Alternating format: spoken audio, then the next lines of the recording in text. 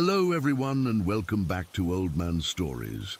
I'm aware that many of you use these videos to fall asleep, so before you doze off, I thought it would be a fun idea if each of you could leave a comment letting me know which part of the world you're listening from. Also, give a like and subscribe to the channel if you're enjoying the episodes, okay? Let's get comfortable, relax, and begin. And Dai Kane, I've always been a skeptic when it comes to paranormal stuff. Ghost stories, hauntings, spiritual mumbo-jumbo. I'd roll my eyes at all of it. But what happened at our vacation home in Central Florida has completely changed my perspective. I'm still trying to make sense of it all. My name is Mike Peterson. My wife Jen and I bought this lakefront property about 3 years ago as a getaway spot for our family. We live in Chicago, and the brutal winters were getting to us. We'd always dreamed of having a place where we could escape during the colder months. Plus, our son Ethan is obsessed with fishing and swimming, so a lake house seemed perfect. The property was surprisingly affordable, considering how beautiful it is. 4 bedrooms, a dock extending into the lake, almost 2 acres of wooded land. It sits on Lake Mineola, which our realtor told us was once part of an extensive waterway system that indigenous people used for transportation centuries ago. That historical tidbit seemed cool, but irrelevant at the time. The first weekend we spent there was perfect. We unpacked, explored the property, and Ethan immediately went searching for lizards and cool rocks like any curious 11-year-old would. We grilled out on the patio, watched the sunset over the lake, and fell asleep to the sounds of cicadas and frogs. Everything felt absolutely normal. It was during our second visit, about a month later, that things started getting weird. Ethan came running into the house one afternoon, clutching something in his hand. "Dad, look what I found by the big oak tree." He opened his palm to reveal what looked like a stone arrowhead. It was about 2 inches long, perfectly crafted with a sharp point and notched base. "That's cool, buddy," I said, examining it closely. "Looks like a real Native American artifact." Over the next few days, Ethan found 3 more arrowheads and what appeared to be a small blue glass bead. Curious about his discoveries, I did some research online and learned that blue glass beads were commonly traded by Spanish explorers with indigenous tribes in Florida during the 16th century. That's when I decided to dig deeper into the history of our property. I visited the County Historical Society and discovered that our lake house sits on land that once belonged to a Native American tribe called the Potano. According to the records, they had a substantial settlement around the lake until a smallpox epidemic decimated their population following contact with Spanish explorers in the 1500s. I found this interesting but didn't think much more about it. That is, until later that night. I was in the garage looking for some fishing gear when I heard voices. Not just ambient noise or the wind, actual voices having a conversation. They were muffled, like people talking in the next room, but definitely human. I called out, thinking maybe Jen had come out with Ethan, but no one answered. When I walked back into the house, I found Jen and Ethan both asleep on the couch watching a movie. "Did you guys just come from the garage?" I asked. "No, we've been here for the last hour," Jen replied, giving me a strange look. I brushed it off as my imagination or maybe sounds carrying from a neighboring property, but the next morning, Jen experienced something similar while I was out getting groceries. "I heard someone talking in the kitchen," she told me when I got back. "I thought you had come home early. It sounded like a man and a woman having a conversation, but when I went to check, nobody was there." We laughed nervously and blamed it on the house settling or sounds carrying from across the lake. Old houses make weird noises, right? But then, things escalated. While we were eating dinner that night, a framed photo suddenly flew off the wall. Not fell, flew, like someone had picked it up and thrown it across the room. It landed about 6 feet from the wall without breaking. We all just sat there, forks mid-air, staring at the picture on the floor. Maybe it wasn't hung properly, I suggested, but even I didn't believe that explanation. That night, I woke up around 3 a.m. feeling uneasy. As I turned to check on Jen beside me, I noticed something on the floor. A small puddle of water, about the size and shape of an adult footprint, sat in the middle of our bedroom carpet. I got up to investigate, thinking the ceiling might be leaking, but the ceiling was bone dry.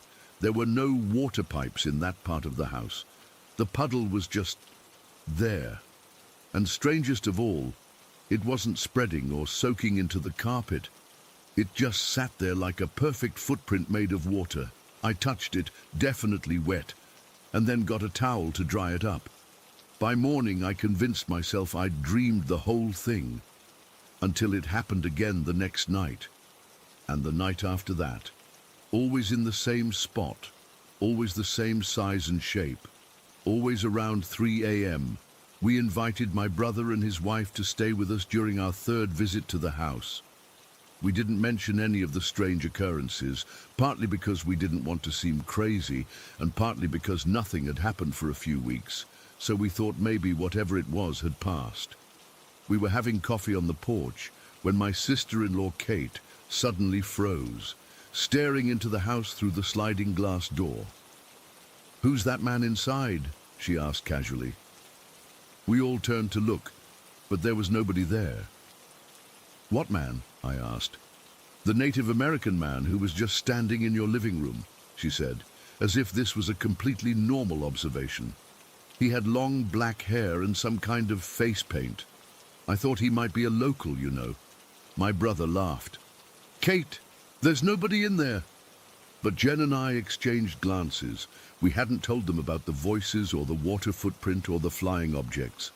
That night, I finally told my brother everything while we were having beers by the fire pit. He's always been the rational one, an engineer who needs logical explanations for everything. "Mike, old houses make weird noises," he said predictably.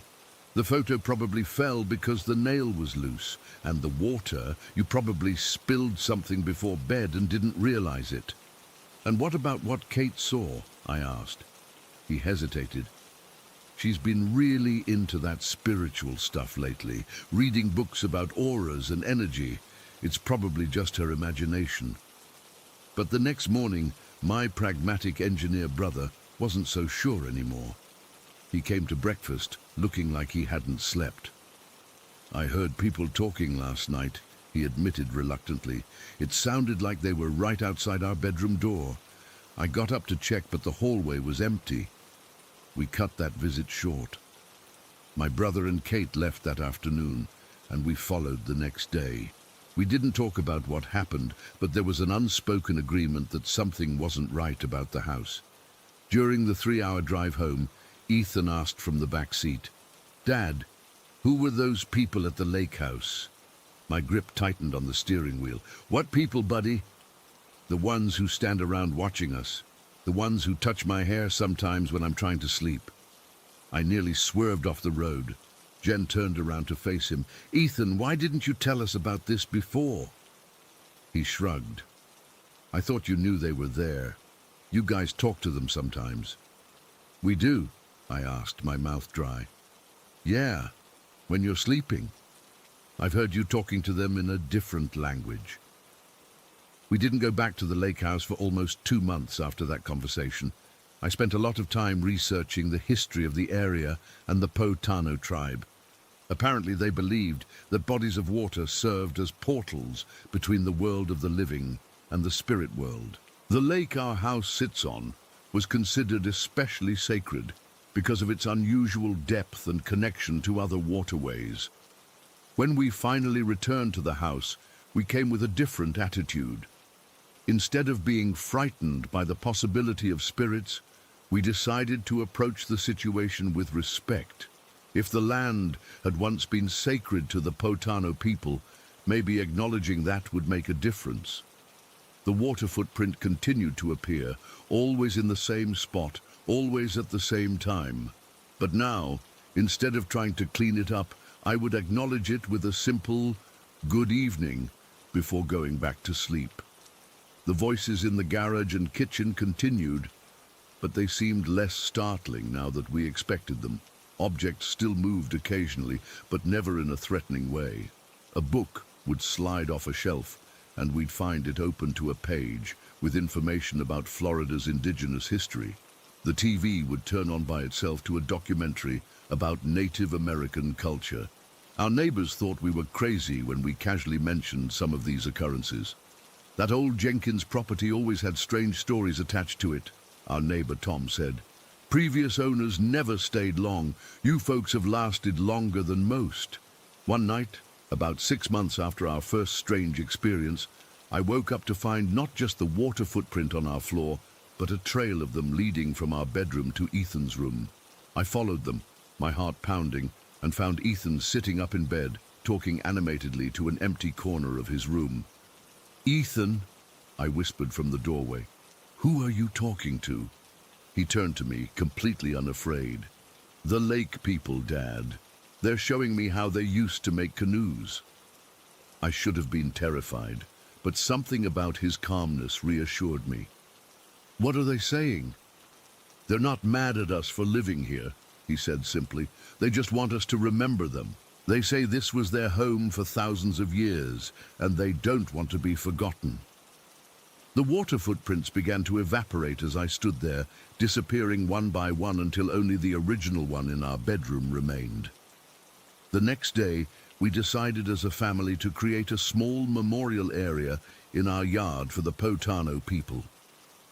We gathered the arrowheads Ethan had found and placed them on a flat stone near the lakefront, along with the blue trading bead. Ethan insisted on adding a small bowl of water beside them. That night, for the first time since we'd owned the house, the water footprint didn't appear in our bedroom. Instead, we awoke to find the bowl of water at the memorial completely empty, despite there being no wind or animals that could have disturbed it. We've owned the lake house for 3 years now. The strange occurrences continue, but they've become part of our experience there rather than something to fear. Sometimes we'll catch glimpses of figures moving just at the edge of our vision. The voices in the garage and kitchen continue their muffled conversations. Objects still occasionally move on their own, but the atmosphere doesn't feel threatening. It feels alive with history. It's as if our vacation home exists in a place where the past and present overlap, where the veil between worlds has worn thin over centuries. Last weekend we had a small gathering at the lake house with some close friends. We hadn't told them anything about our experiences, wanting to see if they would notice anything unusual on their own. As we sat around the fire pit after dinner, my friend Steve suddenly pointed toward the lake. "Did you guys just see that? There was someone standing on your dock." Instead of denying it or making excuses, I simply said, "This land has a long history. Sometimes we get visitors from the past." To my surprise, nobody laughed or looked at me like I was crazy. Instead, there were thoughtful nods and a few admissions of their own unexplainable experiences. As we were cleaning up after our guests left, Jen found something on the memorial stone we'd created. Sitting next to Ethan's collection of arrowheads was a perfectly preserved flower, a species I'd never seen before. When I researched it later, I discovered it was a variety that had been extinct in Florida for nearly 300 years. The water footprint appeared again that night, for the first time in months. But this time, it wasn't alone. A trail of footprints led from our bedroom, through the living room, and out toward the memorial by the lake. They disappeared at the edge of the water, as if whoever or whatever had left them had simply walked into the lake and vanished. I still don't know exactly what's happening at our lake house. I don't know if we're experiencing ghosts, some kind of time slip, or something else entirely. All I know is that our vacation home in Central Florida sits on land where the boundary between past and present, between this world and whatever comes next, isn't as solid as we'd like to believe. The Potano people haven't left. Maybe they can't. Or maybe they simply don't want to be forgotten. Either way, we've learned to coexist with them, to respect their continued presence on the land they called home long before we ever arrived. Sometimes I think about selling the place and finding a vacation home with less complicated energy. But then I remember what Ethan said after talking to the lake people that night. They're not mad at us, Dad. They just want us to remember them. And somehow remembering seems like the least we can do. Story 2. I don't think I'll ever get used to it. Even after all these years, I still wake up sometimes in the middle of the night, heart pounding, because I swear I heard a child crying. My husband just rolls over and pulls the pillow over his head. He doesn't want to hear about it anymore. Can't say I blame him. It all started when I was 16. My parents bought this old house in Millfield's historic district. One of those stately Victorians built in the early 1900s with high ceilings, creaky floors, and way too many rooms for a family of 4. My sister, Abby, and I were supposed to split the big bedroom upstairs, but after one look, she flat out refused. "Something's off about that room," she said, wrinkling her nose. "It feels watched." My mom tried to convince her otherwise, but Abby wouldn't budge. She took the smaller bedroom down the hall instead, which left me with the master bedroom upstairs all to myself. I didn't mind at first. What teenager wouldn't want the biggest room in the house? Plus, I've always been the practical one in the family. Ghosts and monsters weren't real. They were just stories people told to explain away the creaks and groans of old houses settling. I remember the day we moved in so clearly. It was the middle of August, brutally hot, and the old house didn't have central air.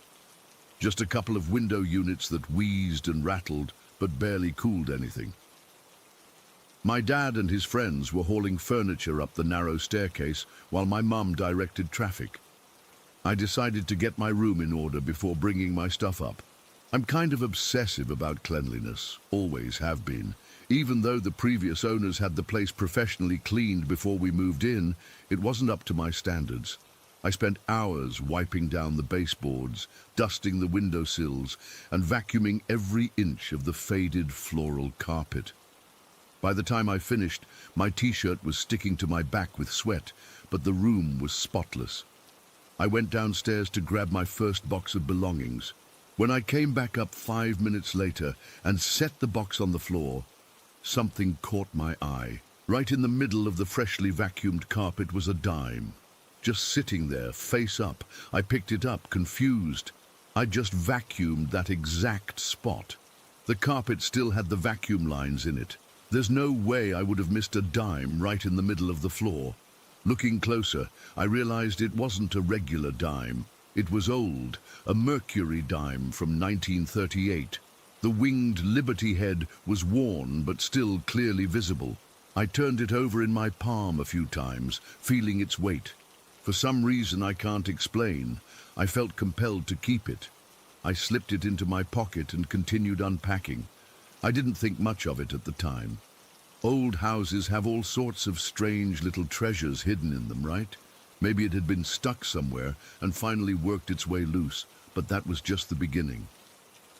About a week after we moved in, my mom came up to help me hang curtains. She was standing on a stepladder near the window when suddenly she gasped and nearly fell backward. I rushed over to catch her. "What's wrong?" I asked. Her face had gone completely white. "There was someone standing right there," she whispered, pointing to the corner by my closet. A shadow, but solid. When I gasped, it turned its head toward me. Then it walked to the window and just disappeared. I looked where she was pointing but saw nothing. Just the wall with its faded wallpaper and my dresser pushed against it. I convinced myself my mom was just tired from the move, maybe dehydrated from the heat. But 2 weeks later, she saw it again in exactly the same spot. This time, she refused to come into my room anymore. Then the footsteps started, always upstairs, always when everyone was accounted for downstairs. Heavy, deliberate steps that crossed from one end of the attic to the other, right above my bedroom. My dad checked the attic multiple times, but never found anything. just dusty old boxes left by previous owners and some ancient Christmas decorations. The weirdest thing about the attic was the cigarette packs. None of us smoked, but we kept finding these old, empty packs of Lucky Strikes tucked in corners or behind boxes. My dad would throw them away, but they'd reappear days later, sometimes in different spots. Always the same brand, always empty. By this point, my sister was feeling pretty smug about her decision to avoid my room. I tried to play it cool, like none of it bothered me. But it did. I started having trouble sleeping. I'd lie awake listening to those footsteps above me, wondering who or what was pacing back and forth at 3 in the morning. The mercury dime became a kind of talisman for me. I kept it on my nightstand, and sometimes when I couldn't sleep, I'd hold it in my palm, running my thumb over its worn surface. There was something comforting about it, like it connected me to the history of the house in a way that wasn't completely terrifying. About 3 months after we moved in, I decided to try something. I had this Zen media player, basically an MP3 player before iPods were everywhere. I wiped all the files off it and set it to record in my room one night when I was downstairs doing homework. The house was completely quiet. My parents were out, and Abby was at a friend's house. When I played back the recording later that night, I almost dropped the player. Through the static, clear as day, was a child's voice asking, "What was this?" The voice sounded young, maybe 5 or 6, and distinctly female. There was something about the way she emphasized "this," like she was pointing at something specific. I played it for my parents when they got home. My dad tried to explain it away as interference from a baby monitor or radio, but the look on his face told me he didn't believe his own explanation. My mom just stared at the player like it might bite her. After that night, the activity ramped up. The footsteps became more frequent. Objects in my room would move. Nothing dramatic, just shifted a few inches from where I'd left them. My alarm clock would go off at random times during the night, and sometimes I'd wake up to find my closet door open, even though I always made sure to close it before bed. I started researching the history of our house, hoping to find some explanation. The local library had records going back to when the house was built in 1904. It was originally owned by the Henderson family, a banker, his wife, and their 3 children. Nothing tragic stood out in their history. They lived there for nearly 20 years before selling it to another family. As I dug deeper, though, I found something interesting. In 1938, the same year as my mercury dime, a young girl named Emily Wilson had died in the house. She was the daughter of the 3rd family to own the place. According to the newspaper article I found, she'd fallen down the main staircase and broken her neck. She was 6 years old. The article mentioned that Emily's mother was devastated by the loss and claimed to hear her daughter's footsteps upstairs for months after the accident. The family moved out less than a year later. I didn't tell my parents what I'd found. I knew it would only make my mom more anxious, and my dad would try to rationalize it away. Instead, I kept it to myself, wondering if Emily was the one walking in my attic, the one who had left the dime, the one whose voice I'd captured on my recording.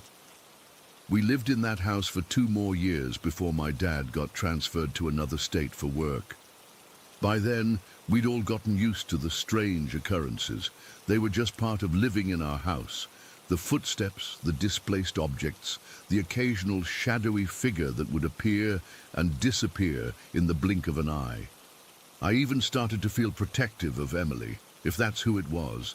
She seemed lonely more than malevolent. When we moved out, I took the mercury dime with me. I couldn't explain why, but it felt wrong to leave it behind. I had it made into a simple necklace that I wore most days, tucked under my shirt where no one could see it. Life moved on. I went to college, got a job, met my husband, Tom. We bought our first house together 5 years ago, a brand new construction in a development outside of town. No history, no previous owners, no chance of any lingering spirits. At least, that's what I thought. It started about 6 months after we moved in. Quiet voices in our bedroom at night, like whispered conversations just at the edge of hearing. Crying sounds that would wake me from a dead sleep, sounding like they were coming from the foot of our bed. Tom never heard them, or at least he said he didn't. One night, I woke up around 3 a.m. to the distinct sound of a child sobbing. It was so clear, so present in the room with us, that I sat bolt upright and turned on the lamp. The room was empty, but the crying continued for a few more seconds before fading away. "Did you hear that?" I whispered to Tom, who was groggily rubbing his eyes. "Hear what?" he mumbled, but the look on his face told me he had. "The crying," I said. "It sounded like a little girl." Tom sat up then, suddenly wide awake. "Eleanor, we've talked about this. I don't want to hear about ghosts or spirits or whatever you think is happening. This is a new house. There's no history here, no dead children, no tragic accidents. It's just the pipes or the wind or your imagination." But I knew what I'd heard, and I knew it wasn't the first time. For weeks after that, Tom would tense up every time I went to say something about the strange sounds in our house. Eventually, I stopped mentioning them altogether, but I didn't stop hearing them. One night, after a particularly clear episode of whispering that had woken me up, I found myself clutching the mercury dime necklace I still wore to bed most nights. As my fingers closed around it, the whispering stopped abruptly. The room felt suddenly intensely cold, so cold I could see my breath in the darkness. And then, just for a split second, I saw her. Standing at the foot of our bed was a small girl in an old-fashioned dress, her hair in neat braids. She was looking directly at me, one hand extended as if reaching for something. Her eyes fell to the dime in my hand, and her face lit up with recognition. Then she was gone, and the room was warm again. I lay there, heart pounding, trying to process what I'd just seen. Had Emily somehow followed me from the old house? Was she attached to the dime somehow? Or was I finally losing my mind after years of these experiences? The next day, I took the dime necklace off for the first time in years and put it in my jewelry box. That night, there were no voices, no crying, no whispers. The house was completely silent. I slept through the night without interruption. This continued for about a week. No necklace, no activity. I started to think maybe it had been in my head all along, that wearing the dime had been some kind of psychological trigger my brain had constructed. Then I found it. I woke up one morning to find the mercury dime sitting on my nightstand, removed from its necklace setting, face up just like I'd found it that first day in my childhood bedroom. I know for a fact it had been in my jewelry box the night before, still attached to its chain. Tom saw it too. He couldn't explain it either. That was the first time I saw real fear in his eyes. "Get rid of it," he said. "Throw it away, bury it, whatever. Just get it out of our house." I should have listened to him, but something stopped me. The same inexplicable feeling that had made me keep the dime in the first place. I put it back in my jewelry box and locked it this time. That night was the worst. The crying was so loud it woke both of us. The temperature in our bedroom dropped so drastically that frost actually formed on the inside of our windows. And the whispering, it wasn't indistinct anymore. It was a clear, childish voice, repeating the same phrase over and over. "It's mine, it's mine, it's mine." I got up and retrieved the dime from my jewelry box with trembling hands. As soon as I touched it, everything stopped. The room warmed up. The crying ceased. The house fell silent. I stood there in the dark, the dime cold against my palm, and realized something I should have understood years ago. This wasn't about a haunted house. It was never about the house at all. It was about the dime, or whatever was attached to it. Tom wanted me to get rid of it immediately, but I couldn't bring myself to just throw it away. Instead, the next day, I took it to a numismatist, a coin expert, hoping to learn more about its history. The expert confirmed it was a 1938 mercury dime, worth maybe $10–15 due to its worn condition. Nothing special about it numismatically. But when I pressed him about whether objects could have attachments, he gave me an odd look. "You mean like cursed objects?" he asked with a skeptical smile. "That's not really my area of expertise." But as I was leaving, he called after me. "You know, coins pass through hundreds, maybe thousands of hands over their lifetime. Who knows what energies they pick up along the way? If I were you, I'd listen to your husband. Some things aren't worth holding on to." I still have the dime. I keep it in a small wooden box lined with salt, something I read about online that's supposed to contain spiritual energy. The activity in our house has calmed down, but it hasn't stopped completely. Sometimes, on particularly quiet nights, I still hear faint whispering. And twice now I've woken up to find the box moved from where I left it, though it's never been opened. Tom doesn't want to talk about it. He pretends not to notice when things happen, but I catch him staring at the wooden box sometimes, with this look of dread on his face. He wants me to get rid of the dime, but he's stopped asking.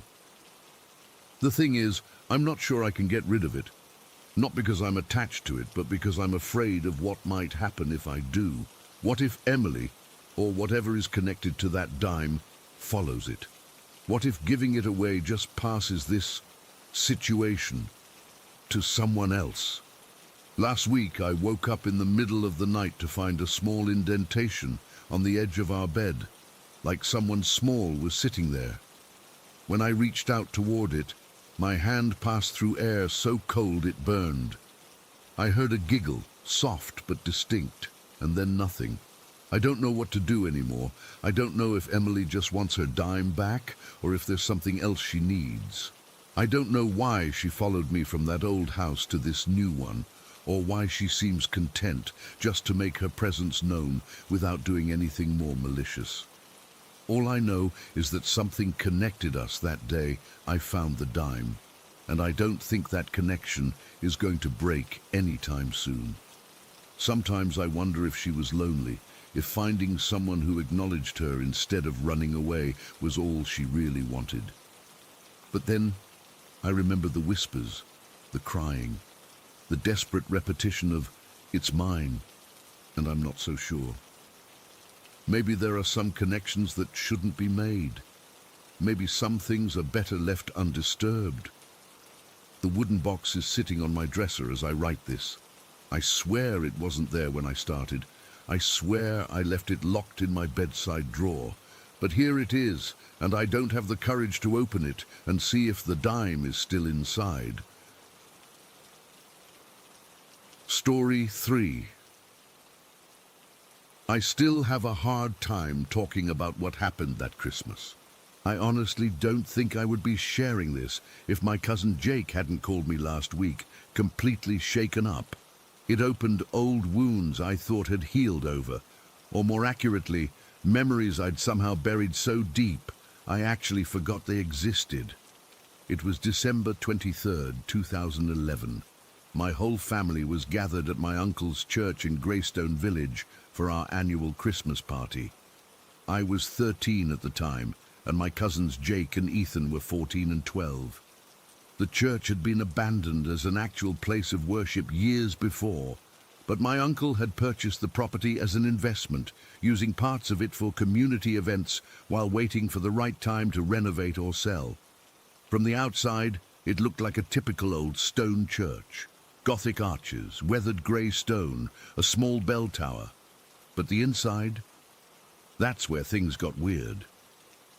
Over the years, the building had been modified so many times by different owners that it had become this labyrinth of hallways, random rooms and staircases that sometimes led nowhere. Half the building was this bizarre mix of old church architecture with newer office spaces and what seemed like apartment units crammed into places they shouldn't be. That night, while the adults were busy with their eggnog and small talk in the main hall, the former sanctuary, us kids were bored out of our minds. After about an hour of sitting around watching the grown-ups, Jake suggested we explore the building. My dad says there are parts of this place even he hasn't been in yet, Jake whispered to me and Ethan. "Want to check it out?" We didn't need much convincing. The three of us slipped away while the adults were distracted. We started with the areas we knew were safe, the former classrooms that now served as storage, the old pastor's office, the small kitchen. But then Jake pulled out a set of keys he'd swiped from his dad's jacket. "These open pretty much everything," he grinned. "Let's see what's downstairs." The basement level was already creepy enough with the lights on. The floor was cold concrete, the walls were exposed brick and stone, and pipes ran along the ceiling. But what made it really strange was how the space had been divided. There were hallways that bent at odd angles, rooms that seemed too small to serve any purpose, and doors that opened to reveal brick walls. It was like whoever had designed the place had no concept of logical space. "My dad says this place used to be connected to other buildings back in the 1800s, Jake explained as we wandered deeper. "They just sealed off the connections instead of redesigning everything." We found our way through a narrow corridor that I swear got tighter as we moved along it. It opened into what looked like it used to be an apartment. There was a kitchenette with ancient cabinets, a small living area, and 2 doors leading to what I assumed were bedrooms or a bathroom. "Who would live down here?" I asked, my voice sounding strangely flat in the dead air. "Probably the caretaker or something," Ethan suggested, running his finger through the thick dust on a countertop. The first door led to a tiny bathroom with a shower that had rust stains so deep I couldn't tell what color the tub had originally been. The second door was locked. Jake tried several keys before finding one that worked. I'll never forget the sound of that lock turning, a heavy metallic click that seemed to echo even though the air was dense and still. The door swung open to reveal a room about 10 feet square. It was completely empty. No furniture, no fixtures, nothing on the walls, just bare concrete floor and yellowed plaster walls. "Weird," Jake said, stepping inside. "Why would they lock an empty room?" I followed him in and immediately felt cold. Not just the normal basement cold, but a deep chill that seemed to come from inside my bones. I rubbed my arms, trying to warm up. "Do you guys feel that?" I asked. "Feel what?" Ethan replied, but I noticed he was hugging himself too. Jake was examining the far wall, running his hands along it.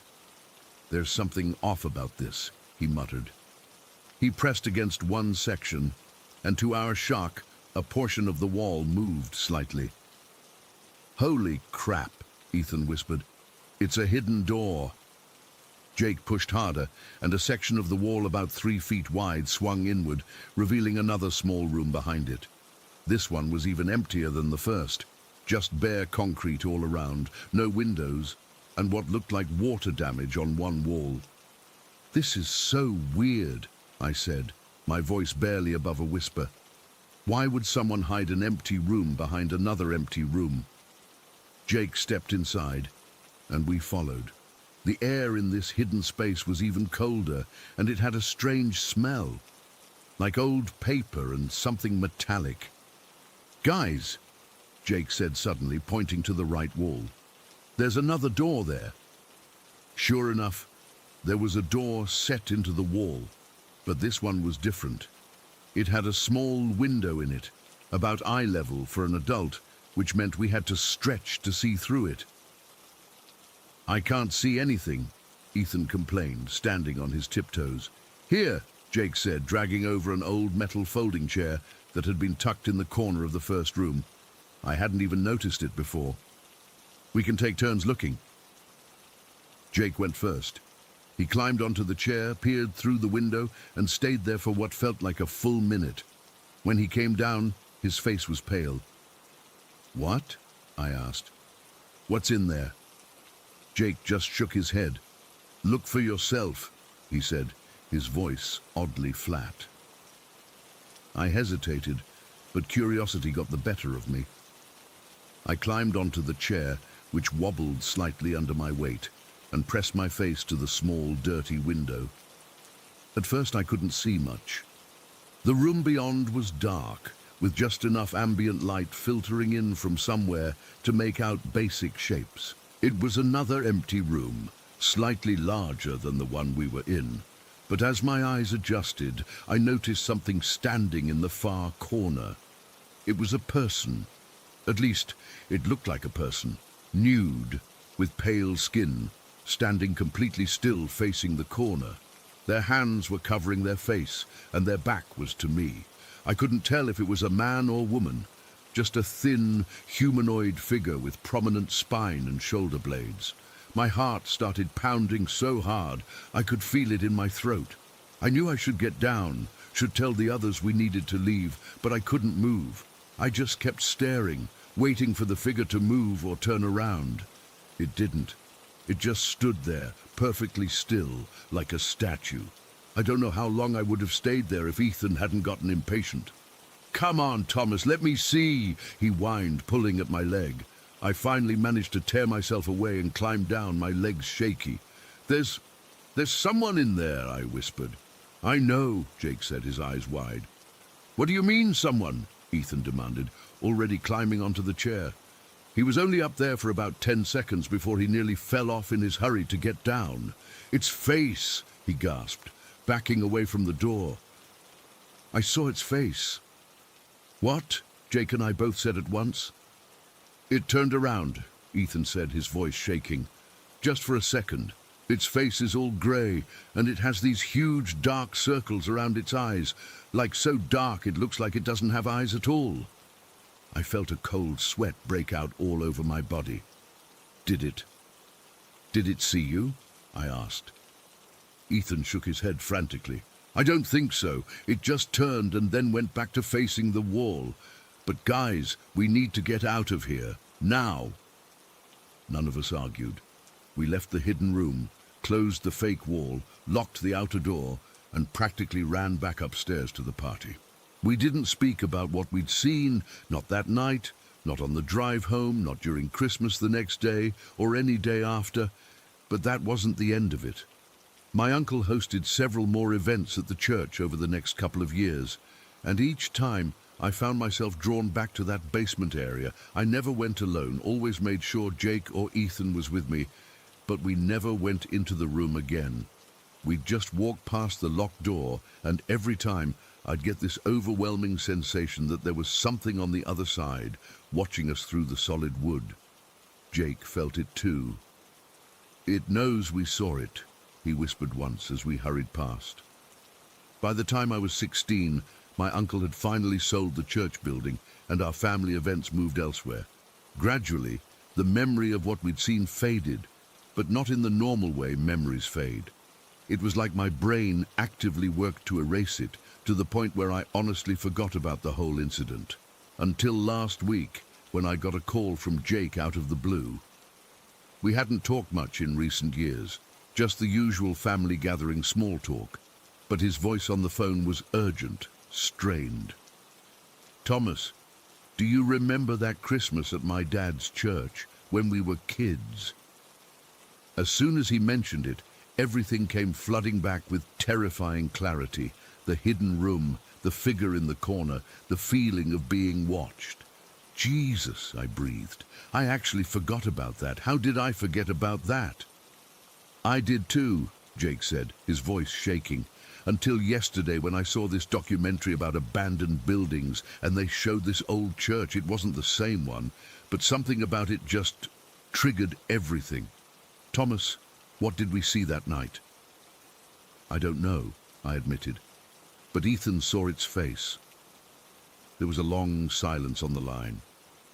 "I called Ethan first," Jake finally said. "He doesn't remember any of it, says we never even went exploring that night, but I know we did. And when I described what we found, he hung up on me.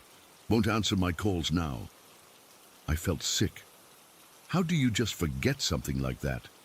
And why am I remembering it now when I completely blocked it out for years? "I don't know," Jake said. "But I keep thinking about that thing standing in the corner. Do you think it's still there, in that room?" "The building's probably been renovated by now," I said, trying to sound reasonable. "That whole area's probably gone." "Maybe." Jake didn't sound convinced. "But what if it isn't? What if it's still standing there, waiting? What if it's been thinking about us all this time, just like we're thinking about it now? I didn't sleep at all last night. I keep seeing that figure in my mind, thin, pale, hands covering its face, and I keep wondering what would have happened if it had turned around while I was watching. Would I have seen what Ethan saw? Those dark, empty eye sockets in a grey face? Or would I have seen something worse? I've tried looking up the old church online to see what became of it. According to property records, it was converted into offices in 2016, but the basement level was condemned due to structural issues and sealed off. Sealed off, not demolished, not renovated, just closed up and left there, which means that room is probably still there. And maybe, just maybe, so is whatever was inside it. Sometimes I wonder if forgetting was some kind of protection, if our minds just couldn't handle what we saw and chose to lock it away. And now that the memory has resurfaced, I can't stop thinking about it. I can't stop picturing that figure, slowly turning around, revealing a face with those deep, dark hollows where eyes should be. And I can't shake the feeling that somehow, by remembering it now, I've opened some kind of door, that it knows I'm thinking about it again, that it's thinking about me too. Story 4. My husband Max and I bought our dream house last year, a beautiful 2-story home right on the river. It needed some work, but we got it for a steal because of that. The previous owners were an elderly couple who had lived there for decades before moving to a retirement community. The house had good bones, as they say, but was stuck in the 1970s with wood paneling everywhere and some seriously outdated wiring. We spent 6 months renovating it, tearing down walls, updating the electrical system, modernizing the kitchen, and replacing the bathrooms. It was exhausting but rewarding work. By the time we finished, it truly felt like our own space. For the first couple weeks after the renovations were complete, everything was perfect. We'd sit on our back deck in the evenings, watching the river flow by as the sun set. I remember telling Max that I couldn't believe our luck in finding this place. The first strange thing happened about a month after we finished the renovations. I was home alone, working from our home office upstairs. It was around 2 p.m. and I heard footsteps downstairs. Heavy, deliberate footsteps, like someone in boots walking across our hardwood floors. I assumed Max had come home early from work, so I called out to him. No response. I went downstairs to find nothing. No one was there. All the doors were locked.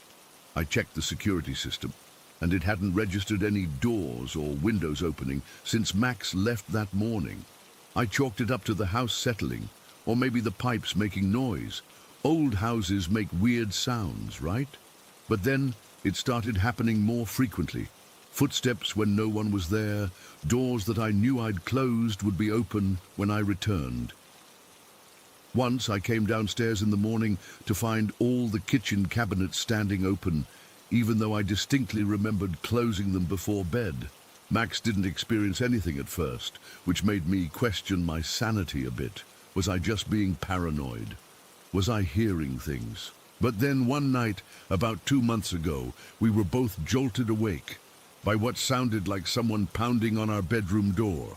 3 loud, deliberate knocks that made the whole door shake. Max jumped out of bed and flung the door open, but the hallway was empty and dark. After that, we started to talk more openly about the strange occurrences. Max admitted he'd been feeling uneasy in the house too, like someone was watching him when he was alone. He'd been dismissing it, thinking it was just his imagination running wild after I shared my experiences. We did some research on the history of the house and the property, but nothing significant came up. No tragic deaths, no violent crimes. The land had once been part of a larger farm in the early 1900s before being subdivided for residential development. Nothing that would explain what we were experiencing. About a month ago, we invited a priest from the local church to come bless the house. Neither of us is particularly religious, but we figured it couldn't hurt. He was very kind, didn't make us feel silly about our concerns, and performed a blessing in each room. For a few days afterward, things seemed quieter. We started to relax, thinking maybe it had all been in our heads. Then last Tuesday happened. I was home alone that afternoon. Max was at work, and I had taken the day off to catch up on some reading. It was a crisp fall day, sunny but cool, and I was curled up in our bedroom with a book and a cup of tea. Around 3 p.m., I caught a glimpse of movement in the hallway outside our bedroom, a shadow passing by the doorway. It was so quick I almost missed it, but it was distinctly human-shaped. "Max!" I called out, thinking he might have come home early. No answer. I put my book down and went to check. The hallway was empty. I checked all the rooms upstairs, nobody there. I went downstairs, thinking maybe Max had come in quietly and hadn't heard me. But his car wasn't in the driveway, and the house was completely empty. I even checked our security app on my phone. No doors or windows had been opened. I felt uneasy, but tried to rationalize it. Maybe it was just a shadow from a tree outside, or a bird flying past the window. I went back to my book, but I couldn't concentrate anymore. After about half an hour of reading the same page over and over, I decided to go downstairs and watch TV instead. I must have dozed off on the couch because the next thing I knew, I was dreaming. In the dream, I was walking through a forest I didn't recognize. It was nighttime, and I had a flashlight, but it kept flickering on and off. I was looking for something or someone, feeling increasingly panicked as my light failed. Suddenly, I heard a twig snap behind me. I turned around and saw a man standing there. I couldn't see his face. It was just a black void where his features should have been. He raised what looked like an old-fashioned rifle and pointed it at me. I tried to run, but my feet wouldn't move. He fired, and I felt a searing pain in my chest. I woke up gasping for breath, my heart racing. The living room was dark. I must have slept longer than I thought. The sun had set, and I hadn't turned on any lights before falling asleep. As my eyes adjusted to the darkness, I realized something felt wrong. The air felt heavy, oppressive, like right before a thunderstorm when the pressure drops. Then I heard it, the front door handle jiggling. Not like someone with a key trying to get in, but like someone testing to see if it was locked. Jiggle, pause, jiggle, pause. I froze. My breath caught in my throat. We have a security system, and it would have chimed if the door had actually opened, but the jiggling continued for what felt like forever, but was probably only 30 seconds or so. Then it stopped. The silence that followed was somehow worse than the noise. I sat there, afraid to move, afraid to breathe too loudly. My phone was on the coffee table in front of me, and I slowly reached for it, thinking I should call Max or maybe even 911. That's when I heard the hissing. It started low, barely audible, like air escaping from a tire. But it grew louder, more deliberate. It wasn't coming from the door anymore. It seemed to be coming from the hallway that led from our living room to the kitchen. I squinted into the darkness, trying to see if someone was there.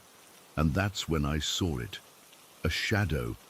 But not a normal shadow. This was darker than the darkness around it, a void that seemed to absorb what little light there was in the room. And it was shaped like a person. Sort of. The proportions were wrong somehow. The arms too long, the torso too narrow, and it was moving toward me. The hissing got louder as it approached, changing in pitch and tone until it almost sounded like words in a language I couldn't understand.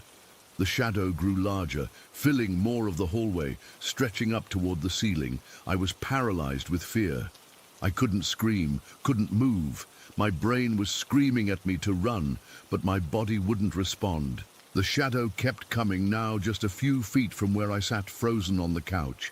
In a surge of desperate panic, I managed to move my arm enough to knock over a lamp on the end table beside me. It fell onto the floor but didn't break, and miraculously it turned on when it hit the carpet. Light flooded that part of the room, and the effect on the shadow was immediate and terrifying. It recoiled like it had been struck, the hissing turning into a high-pitched whine that made my ears hurt. The shadow seemed to fracture, breaking apart like smoke in a strong wind, pieces of it fleeing away from the light in all directions. Within seconds, it was gone. I sat there shaking, the lamplight casting a small circle of safety around me. I don't know how long I stayed like that, maybe minutes, maybe an hour. Eventually, I found the courage to turn on every light in the house, room by room. I checked every closet, every corner, behind every door. There was nothing there. When Max got home around 6:30, he found me sitting in the brightly lit living room, still trembling. I told him everything. I expected him to be skeptical, to suggest I'd had a nightmare or a hallucination, but he believed me immediately.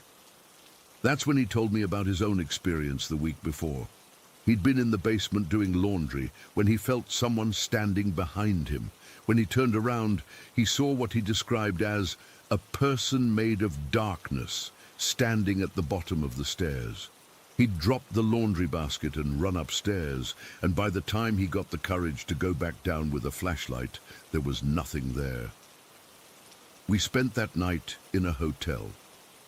The next day, we called the priest again, along with a local paranormal investigator someone had recommended. The investigator spent hours in our house with various devices and cameras. He said he detected unusual electromagnetic fluctuations in several areas, particularly in the hallway where I'd seen the shadow figure, and in the basement where Max had his encounter. He couldn't tell us definitively what was in our house, but he said it was not typical of a standard haunting. The priest performed another, more intensive blessing. He seemed concerned, but tried to reassure us that whatever was there couldn't harm us physically. I wanted to believe him, but the memory of that shadowy figure approaching me, the hissing growing louder, the way it seemed to be reaching for me, I can't shake the feeling that it intended to do something terrible. We've been back in the house for about a week now. We've installed more lights, motion sensors, and even cameras in every room. Nothing significant has happened since that night, but the house doesn't feel right anymore. I feel watched all the time. Sometimes I catch glimpses of movement in my peripheral vision. Sometimes I hear that faint hissing when I'm alone in a room. Max wants to sell the house and move, but the housing market is tough right now, and we put everything we had into the renovations. We're essentially stuck here for the time being. I don't know what that thing was. I don't know if it's still here, hiding in the shadows, waiting for the right moment to return. I don't know if the blessings and precautions we've taken have worked, or if they've just made it more cautious. All I know is that I sleep with the lights on now. I avoid being alone in the house whenever possible, and I can't look at the shadows in our hallway without remembering how one of them moved toward me with purpose, how it seemed to reach for me with elongated limbs, how it hissed in that almost language that I could almost understand. I used to be a skeptic. Now I lie awake at night, watching the shadows on our bedroom walls, wondering if one of them will detach itself and slide toward our bed, wondering what happens if the lights go out, wondering if next time a simple lamp won't be enough to make it retreat. Story 5. I've been living in this HDB flat in Tampines for nearly 3 years now. It's nothing fancy, just a standard 4-room flat on the 17th floor that I managed to get for a decent price. Singapore housing isn't cheap, and I count myself lucky to have found this place. I've always considered myself practical, not superstitious at all. That's something my Ah-Ma would scold me for. Wei, you must respect the spirits. But I'd always laugh it off. Until 2 weeks ago, that is. It started on a Tuesday night. I remember because I had an important client meeting the next morning, and I needed a good night's sleep. Around 1 a.m., just as I was drifting off, I heard it, the distinct sound of something small and hard rolling across the ceiling above me. Tuk, tuk, tuk. Then silence, then tuk, tuk again. At first I thought nothing of it. Probably just the upstairs neighbors moving something. People keep all sorts of hours in Singapore, especially with how many work night shifts. I put my pillow over my head and eventually fell asleep. The next night, it happened again. Same time, almost exactly. Tuk, tuk, tuk. But this time it went on longer. It wasn't loud, but it was persistent, like someone was rolling marbles across their floor, my ceiling.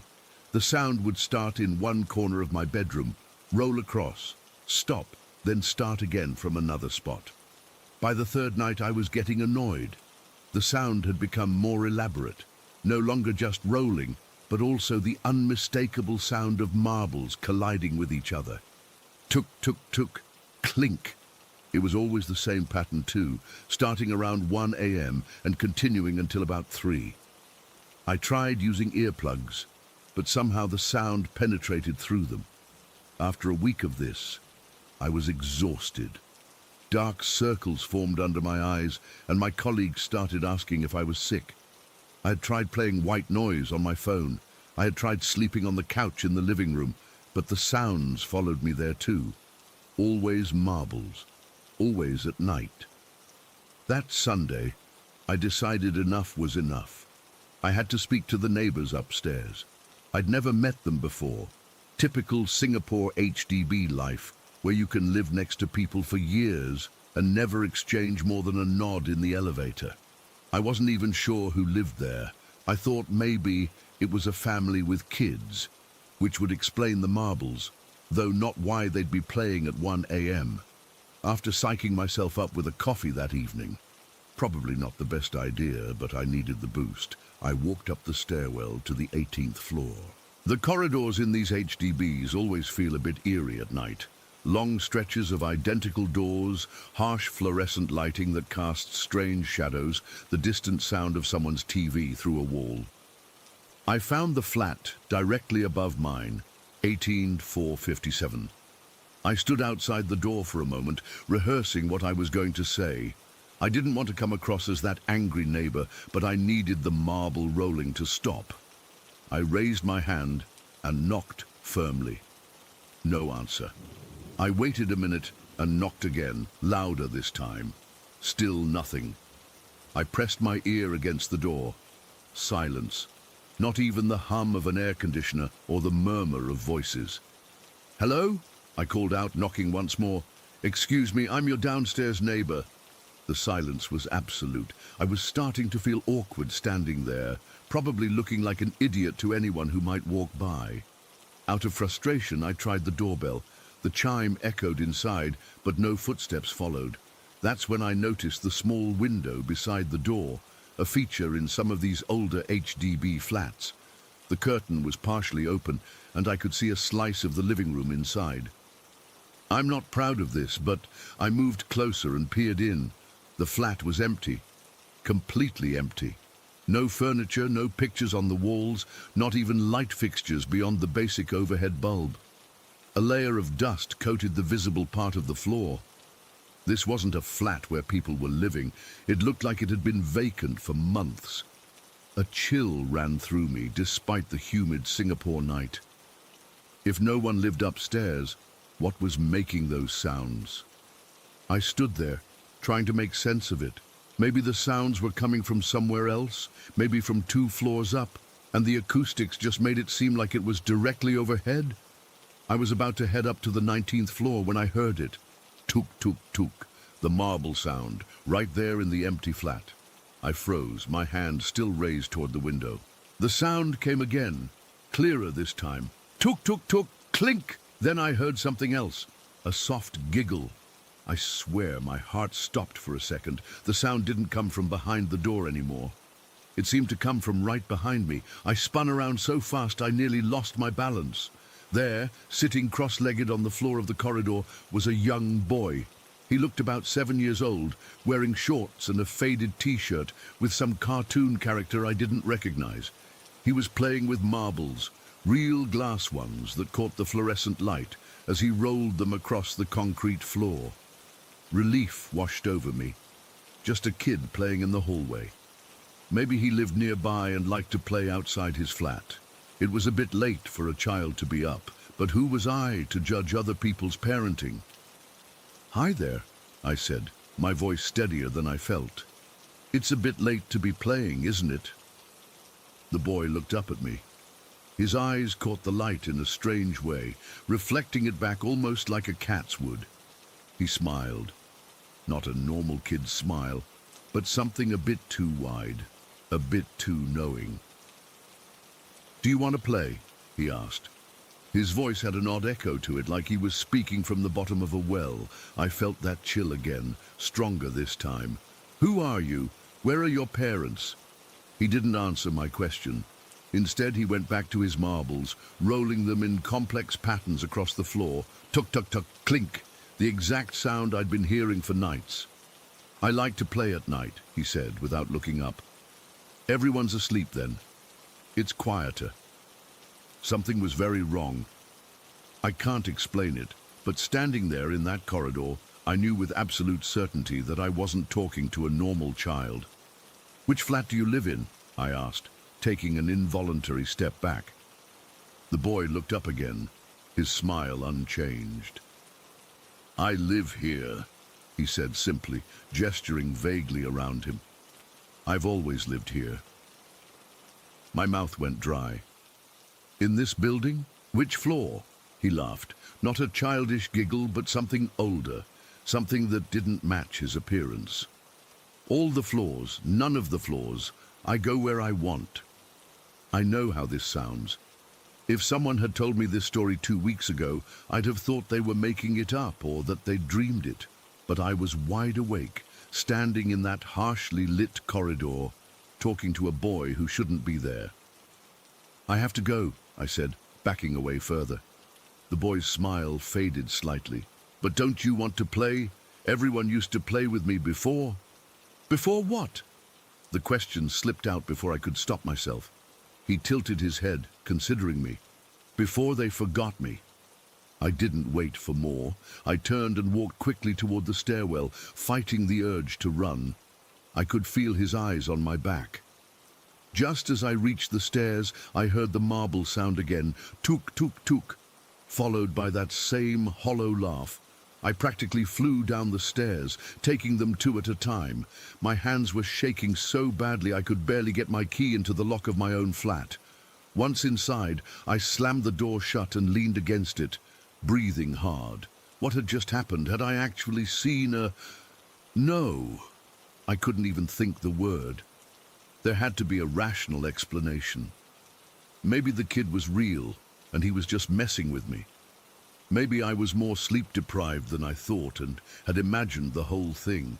But deep down, I knew what I'd seen, and it explained why the flat above was empty while the sounds continued night after night. I didn't sleep at all that night.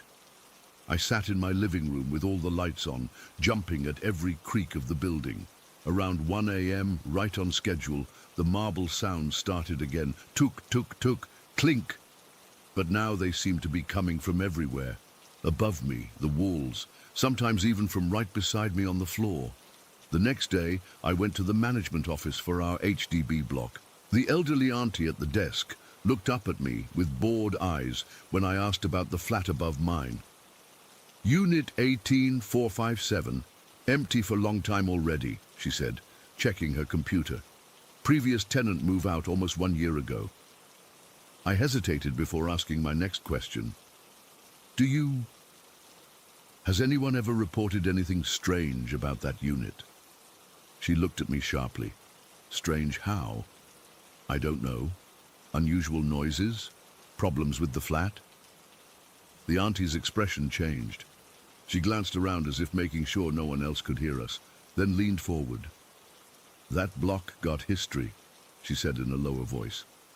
"Many years ago, before you move in, there was accident." My stomach tightened. "What kind of accident?" "Young boy, 7 years old. He was playing in corridor, fell down stairwell." She made a falling motion with her hand. 17 floors. Parents very sad. They move away after." 17 floors, the exact height of my flat. "Which floor did they live on?" I asked, already knowing the answer. 18, just above your flat now." I thanked her and left, my mind racing. That night, I did something I'd never done before. I called my ama. I'd always dismissed her superstitious beliefs, her offerings to ancestors, her insistence on certain rituals. But now I listened as she explained what I needed to do. The next day, I bought the items she recommended. Joss sticks, specific offerings, a small toy marble. I felt ridiculous doing it, but I followed her instructions, setting everything up on a small table near my front door. "You must speak to him with respect," she had told me. "Tell him you understand he wants to play, but he must find peace." That night, after completing the ritual, I sat in my darkened living room and waited. At exactly 1 a.m., the marble sounds began. Tuk, tuk, tuk. "I know you're there," I said aloud, my voice shaking slightly. "I know what happened to you. I'm sorry about that, but you need to find peace." The marble sounds stopped abruptly. "I've left you something by the door," I continued. "It's yours if you want it. But please, I need to sleep. We can share this building, but I need quiet at night." For several long moments, there was silence. Then, so faintly I almost missed it, I heard a child's voice. "Thank you for playing with me." The marble I'd left as an offering was gone the next morning, and for the first time in 2 weeks, I slept through the night without being awakened by the sound of marbles. That was 5 days ago. The marble sounds haven't stopped completely. I still hear them occasionally, but they're fainter now, and they stop by midnight. Sometimes, when I'm alone in my flat, I feel like someone's watching me, but not in a threatening way, more like a child curious about what adults do. I've started researching the history of this HDB block. The auntie was right. A boy did die here in 2007, falling from the 18th floor. His name was Beng, and according to old news articles, he was known for always playing with his marbles in the corridors, despite his parents' warnings about being careful near the stairwell. I still don't know if I believe in ghosts. Maybe there's some rational explanation for everything that's happened. Maybe the power of suggestion made me imagine that boy in the corridor. Maybe the marble sounds are just pipes or the building settling. But last night, as I was drifting off to sleep, I heard a quiet tuck-tuck-tuck from somewhere in my flat. When I opened my eyes, a single glass marble sat on my bedside table, one I know I never bought. It caught the moonlight filtering through my curtains, glinting with colors no modern marble would have. I left it there. It seems like the respectful thing to do. Story 6. I've always been a pretty level-headed guy. I don't believe in ghosts or anything supernatural. Well, I didn't used to. But what's been happening in my apartment over the last month has seriously messed with my head, and I need to get this off my chest. I moved into Frostview Apartments about 6 months ago. It's one of those 1970s buildings that's been renovated just enough to justify the rent increase, but not enough to fix the actual problems. The heating is inconsistent. The pipes make weird noises, but it was affordable and close to work. Nothing seemed off during the first few months. Then about 4 weeks ago, I started noticing something strange when I'd go to bed. I'd be laying there scrolling through my phone or reading, and I'd get this sudden feeling that my bedroom door was opening. Not like a draft or anything. I mean, the distinct sensation that someone had just opened the door and was standing there. Every time I'd look up, the door was closed exactly how I'd left it. But the feeling was so real that I'd get up to check if anyone was there. Obviously, there never was. This happened maybe 3 to 4 nights that first week. I chalked it up to being overtired from working late shifts. I figured my brain was just playing tricks on me. But it kept happening, and it always took me ages to fall asleep afterward. The feeling of being watched was impossible to shake. Last week is when things got seriously messed up. I'm crazy particular about locking my doors at night. I double-check everything before bed. It's just a habit I've always had. My back door leads to a small balcony, and I have this special ALDRLP lock installed. It's this heavy-duty thing my dad insisted I get when I moved in. It's basically impossible for it to unlock itself or be blown open by wind or anything like that. So I locked up like normal on Tuesday night, checked everything twice like I always do, and went to bed around midnight. I woke up around 3:30 a.m. feeling absolutely freezing, like I could see my breath in my bedroom freezing. At first I thought the heating had broken again, but then I realized there was actual wind blowing through my apartment. I got up, grabbed my phone for light, and walked into my living room. The back door was wide open, not just unlocked, fully open, swinging slightly in the wind. The temperature in my apartment had to be like 20 degrees. Everything was ice cold. The lock wasn't broken. There were no signs of forced entry. It was just open. I slammed it shut, locked it, and then wedged a chair under the handle. I checked every closet, under my bed, behind the shower curtain, all the places you check when you're terrified someone's in your home. Nothing. I couldn't get back to sleep after that. I sat on my couch with all the lights on until morning, just staring at that door. I called maintenance the next day, and they just gave me the usual building settle BS. They checked the lock and said it was working perfectly. I know what I saw. That door was locked when I went to bed, and it physically cannot unlock itself. Period. Then 2 nights later, I was playing Call of Duty with my buddy Kevin. We were on Discord, and we'd been playing for about an hour when he suddenly asked, "Who's that old guy that keeps calling your name?" I froze. "What are you talking about?" In the background, there's some old dude that keeps saying Marcus really quietly. "Is your dad there or something?" I was completely alone in my apartment. I told Kevin this, and he got really quiet. He said he'd heard someone saying my name at least 3 different times during our game. I hadn't heard anything, but after he mentioned it, I couldn't focus on the game anymore. We ended up logging off early, and I spent another night with all the lights on. The next day, I started hearing it too. I'd be washing dishes or taking a shower, and I'd hear someone whisper Marcus from behind me. The first few times I spun around, expecting to see someone there, but now I don't even bother looking. I know there won't be anyone. The really weird part is that it's not just happening in my apartment. The neighborhood dogs have started howling every night for hours. Not normal barking.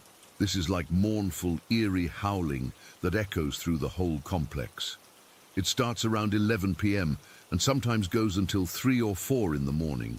I asked some neighbors about it, and they've noticed it too, but nobody knows why it started or why all the dogs are doing it at the same time. Last night was what finally pushed me to write this all down. I couldn't sleep again, so around 1 a.m. I decided to go up to the roof of my building to take some pictures of the night sky. Photography's always been a hobby of mine, and I thought maybe focusing on something normal would help calm me down. I spent maybe 30 minutes up there taking pictures with my DSLR. It was actually pretty peaceful for once. The dogs weren't howling yet, and the sky was really clear. I took about 40-50 shots of various constellations and the moon. Nothing weird happened while I was up there. I didn't hear any voices, didn't feel like I was being watched. It was the most normal I'd felt in weeks. I came back to my apartment, locked the door, and double-checked it, obviously, and started going through the photos on my camera. The first 30 or so were exactly what I expected, just shots of stars, the moon, a few clouds. But then I got to a photo I have absolutely no memory of taking. Instead of stars, this photo showed what looked like colored lights hovering above the building across from mine, not like helicopter lights or drones or anything with a logical explanation. These were orbs of blue, green, and white light that seemed to be pulsating. They formed a kind of triangle pattern in the sky.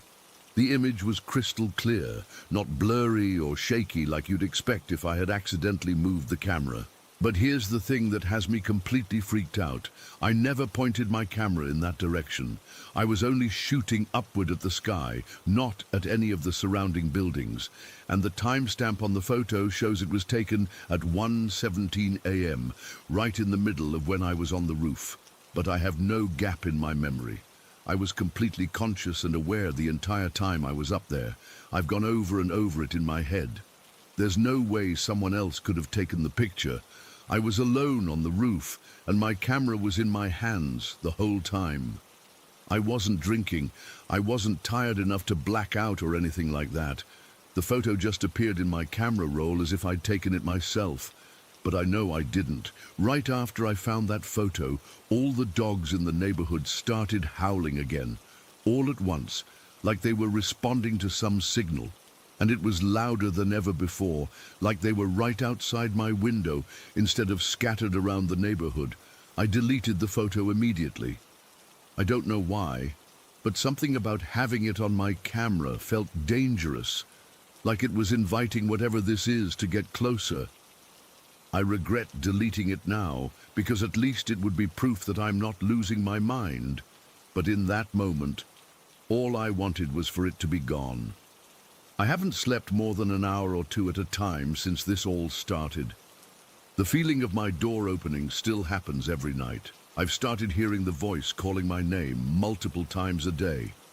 The back door hasn't opened again, but I've pushed my couch in front of it just in case.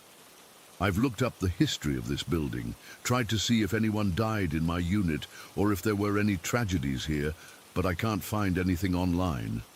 My landlord just gives me a blank stare when I ask about previous tenants. I'm starting to think he knows something he's not telling me.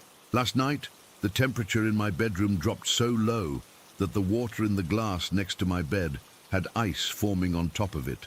This was while my heater was running full blast. I slept on the couch in the living room.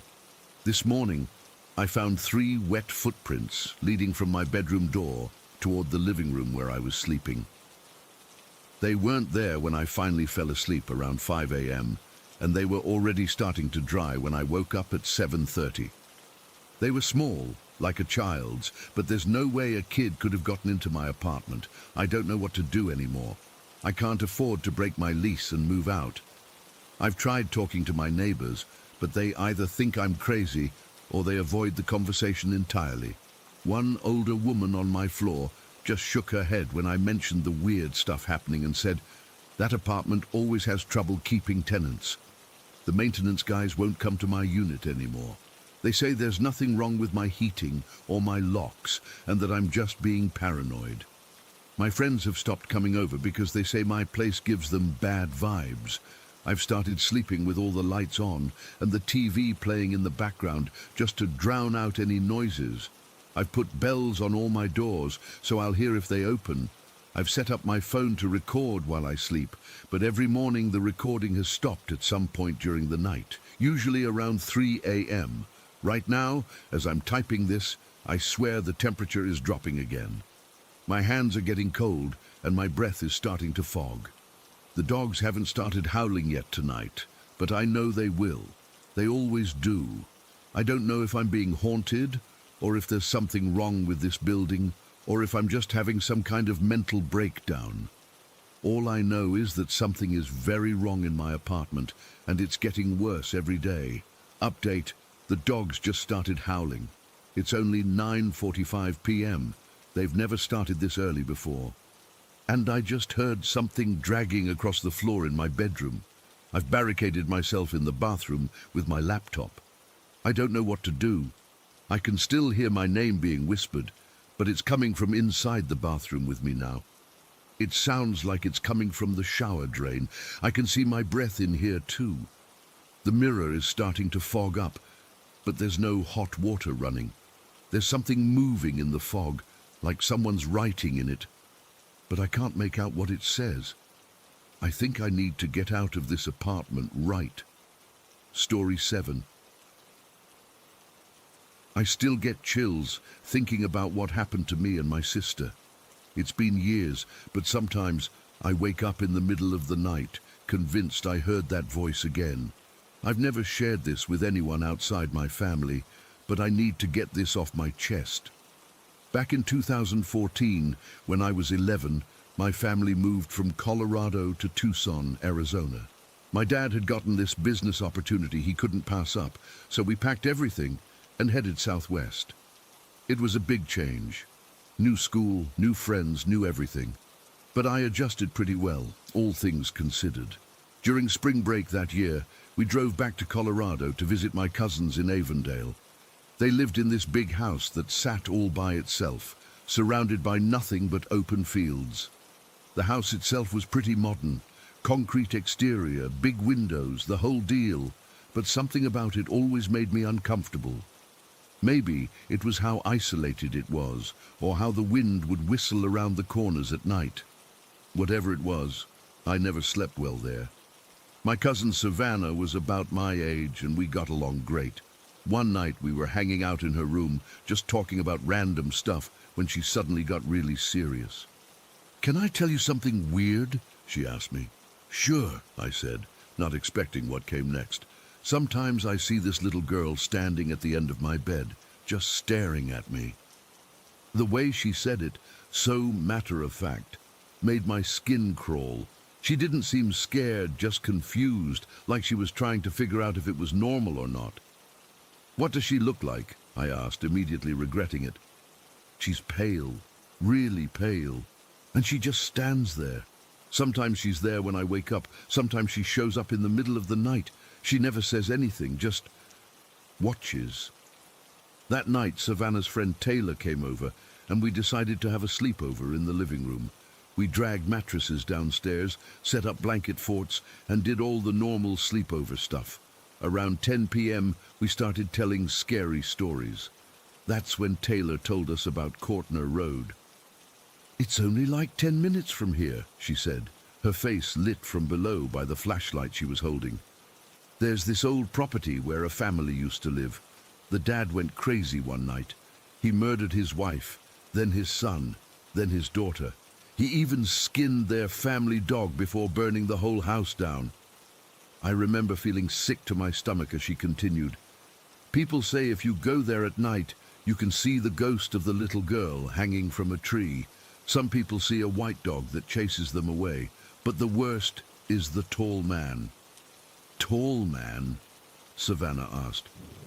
"Yeah, he's super tall and wears this black cloak thing. People say if you see him, he follows you home." We stayed up late, scaring ourselves with more stories before finally falling asleep around 1 a.m. At least, they fell asleep.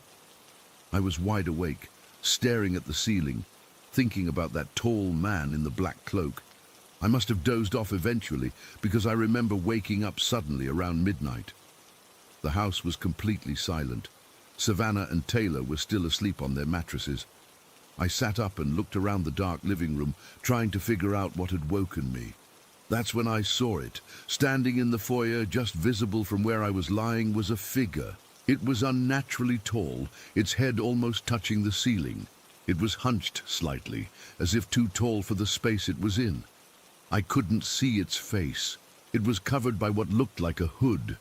I froze, unable to move, unable to scream, unable to do anything but stare. Then it started speaking. The voice didn't come from the figure in the foyer. It came from directly above my head. It was a low, guttural sound, speaking words I couldn't understand. Not another language, just gibberish. But it felt deliberate, like each syllable meant something terrible. I finally managed to find my voice and screamed for Savannah. I screamed and screamed, but she didn't wake up. The voice above me got louder, drowning out my screams. I covered my ears, but it didn't help. The voice was inside my head now. Finally, after what felt like hours but was probably only minutes, the voice stopped. I was still screaming when Savannah finally woke up. "What's wrong?" she asked, rubbing her eyes. "Did you have a nightmare?" I pointed toward the foyer, but there was nothing there. The tall figure was gone.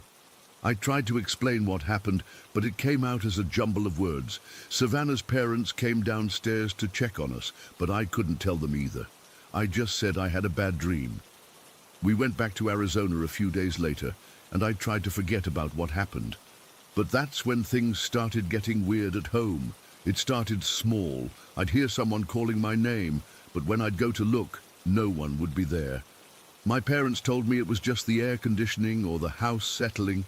But I knew better. It was the same voice from that night, that guttural, meaningless language that somehow I could tell was saying my name. Then I started feeling my mattress move at night. Not like someone sitting on it, more like it was breathing. Sometimes I'd wake up and feel like someone was standing right next to my bed, but I'd be too scared to open my eyes and look. Shadow figures started appearing in my peripheral vision, just quick, darting movements that disappeared when I turned to look. But they were getting bolder, moving across the room in full view before vanishing into walls or corners. My parents divorced about a year later, and my mum, my sister Jessica, and I moved back to Colorado. Colorado Springs this time, not anywhere near Avondale. I thought maybe things would get better once we left that house in Arizona. They didn't. My sister Jessica was 16 at the time and had been diagnosed with non-epileptic seizures. The doctors said they were caused by stress or anxiety, not by any physical problem with her brain. But after we moved to Colorado Springs, her episodes got worse, much worse. During her episodes, she'd scream about shadow figures holding her down. She said they whispered things to her, terrible things. They told her to hurt herself, to hurt our mom, to hurt me. She tried to commit suicide 3 times that year. She spent more time in psychiatric hospitals than at home. I never told her about what happened at Savannah's house or about the things I'd been experiencing. I was scared it would make her episodes worse, but I knew somehow that what was happening to her was connected to what I'd seen that night. Things came to a head one Sunday at church. We'd started going to this small Pentecostal church because my mum heard they did healing prayers. Jessica had been doing better. She'd been home for almost 2 weeks without an episode, but during the service, she suddenly collapsed. It was her worst episode ever. She was thrashing on the ground, screaming about the shadows holding her down, about the tall man standing over her. The church members surrounded her, laying hands on her, praying in tongues, holding her down as she fought against them. I stood frozen, watching as my sister screamed in agony, her back arching unnaturally off the floor. The pastor kept saying, "In the name of Jesus, I command you to leave her," over and over. Other church members were crying, speaking in languages I didn't understand, some falling to their knees. This went on for maybe 10 minutes, though it felt like forever. Then suddenly Jessica went completely limp. Everyone got quiet. For a terrifying moment, I thought she was dead. Then she opened her eyes and started crying, not screaming, just quiet tears rolling down her face. "They're gone," she whispered. "They're finally gone." That was the last violent episode she had. The shadows stopped appearing in our house. The voice stopped calling my name. My mattress became just a mattress again. Whatever had followed me home from Savannah's house that night was gone. Years later, I got curious and did some research on Courtner Road. Turns out, the whole story Taylor told us was made up during the satanic panic of the 70s and 80s. There was a family who lived there, but they all died of natural causes over the years. The house was eventually burned down by the county to stop teenagers from trespassing on the property. But that doesn't explain what I saw that night at Savannah's. It doesn't explain the tall figure in the foyer or the voice above my head. It doesn't explain what followed me home and tormented my sister for over a year. The only theory I have is that we somehow manifested something that night. By acknowledging the urban legend, by being afraid of it, we gave it power. We accidentally invited something dangerous into our lives. I still talk to Savannah occasionally.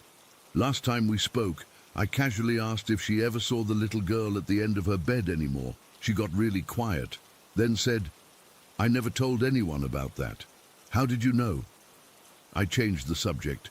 Sometimes I wonder if I should warn people about urban legends, about how believing in them might make them real. But then I think maybe that would just make things worse. Maybe the less said about these things, the better. All I know is that something followed me home that night, something that almost destroyed my family. And even though it's been years since I've seen or heard anything strange, I still sleep with the lights on, just in case. I don't go back to Colorado anymore, not even to visit. Some places are better left behind. Some stories are better left untold. I just hope that by sharing this now, I haven't accidentally invited it back. Story 8. I've never told anyone about this. For years I've convinced myself that what I saw was just some weird internet hoax or my eyes playing tricks on me. But I can't shake it anymore. I need to know if anyone else has seen what I have. It started back in 2014. I was living in Harborview, this small coastal town where nothing ever happens. I had just graduated college with a useless degree and moved back in with my parents while trying to figure out my life. Like most people my age, I spent way too much time online. I've always had this morbid curiosity. Maybe it's weird, but death fascinates me. Not in a sick way. I don't enjoy seeing people die. But there's something about witnessing that moment when someone is here 1 second and gone the next that makes you confront your own mortality. So yeah, occasionally I'd find myself in those darker corners of the internet, watching compilation videos of accidents, suicides, murders. You know the ones. That night in June 2014, I couldn't sleep. The sound of waves crashing against the harbor wall kept me up, so I grabbed my laptop and started browsing. I ended up on one of those death compilation sites, the kind that shows real footage of people's final moments. I'm not proud of it, but I was bored, and my curiosity got the better of me. I remember the first video clearly. It was footage of a highway accident in Russia from a dash cam. A truck lost control on an icy road and plowed into oncoming traffic. Just before impact, I noticed something strange in the corner of the frame. At first I thought it was a glitch or maybe a smudge on the camera lens, this dark, wispy thing that looked like a piece of thin, semi-transparent cloth. It moved in this frantic, almost excited way, getting more agitated as the collision approached. Then after the crash, it just went limp and seemed to float down out of frame. I rewound the video several times, trying to figure out what I'd seen. Was it just an artifact in the video? Maybe some dirt on the windshield?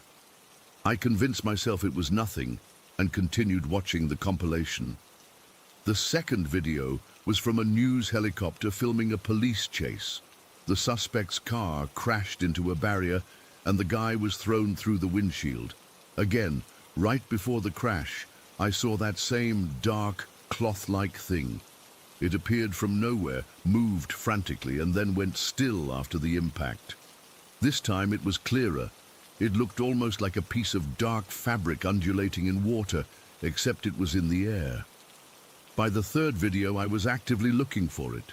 This one showed a shooting at a convenience store from a security camera. And there it was again, that dark entity, moving excitedly before the trigger was pulled, then suddenly going limp after the victim fell. I spent the entire night watching these videos, my stomach turning more with each one, not just from the graphic content, but from what I was seeing.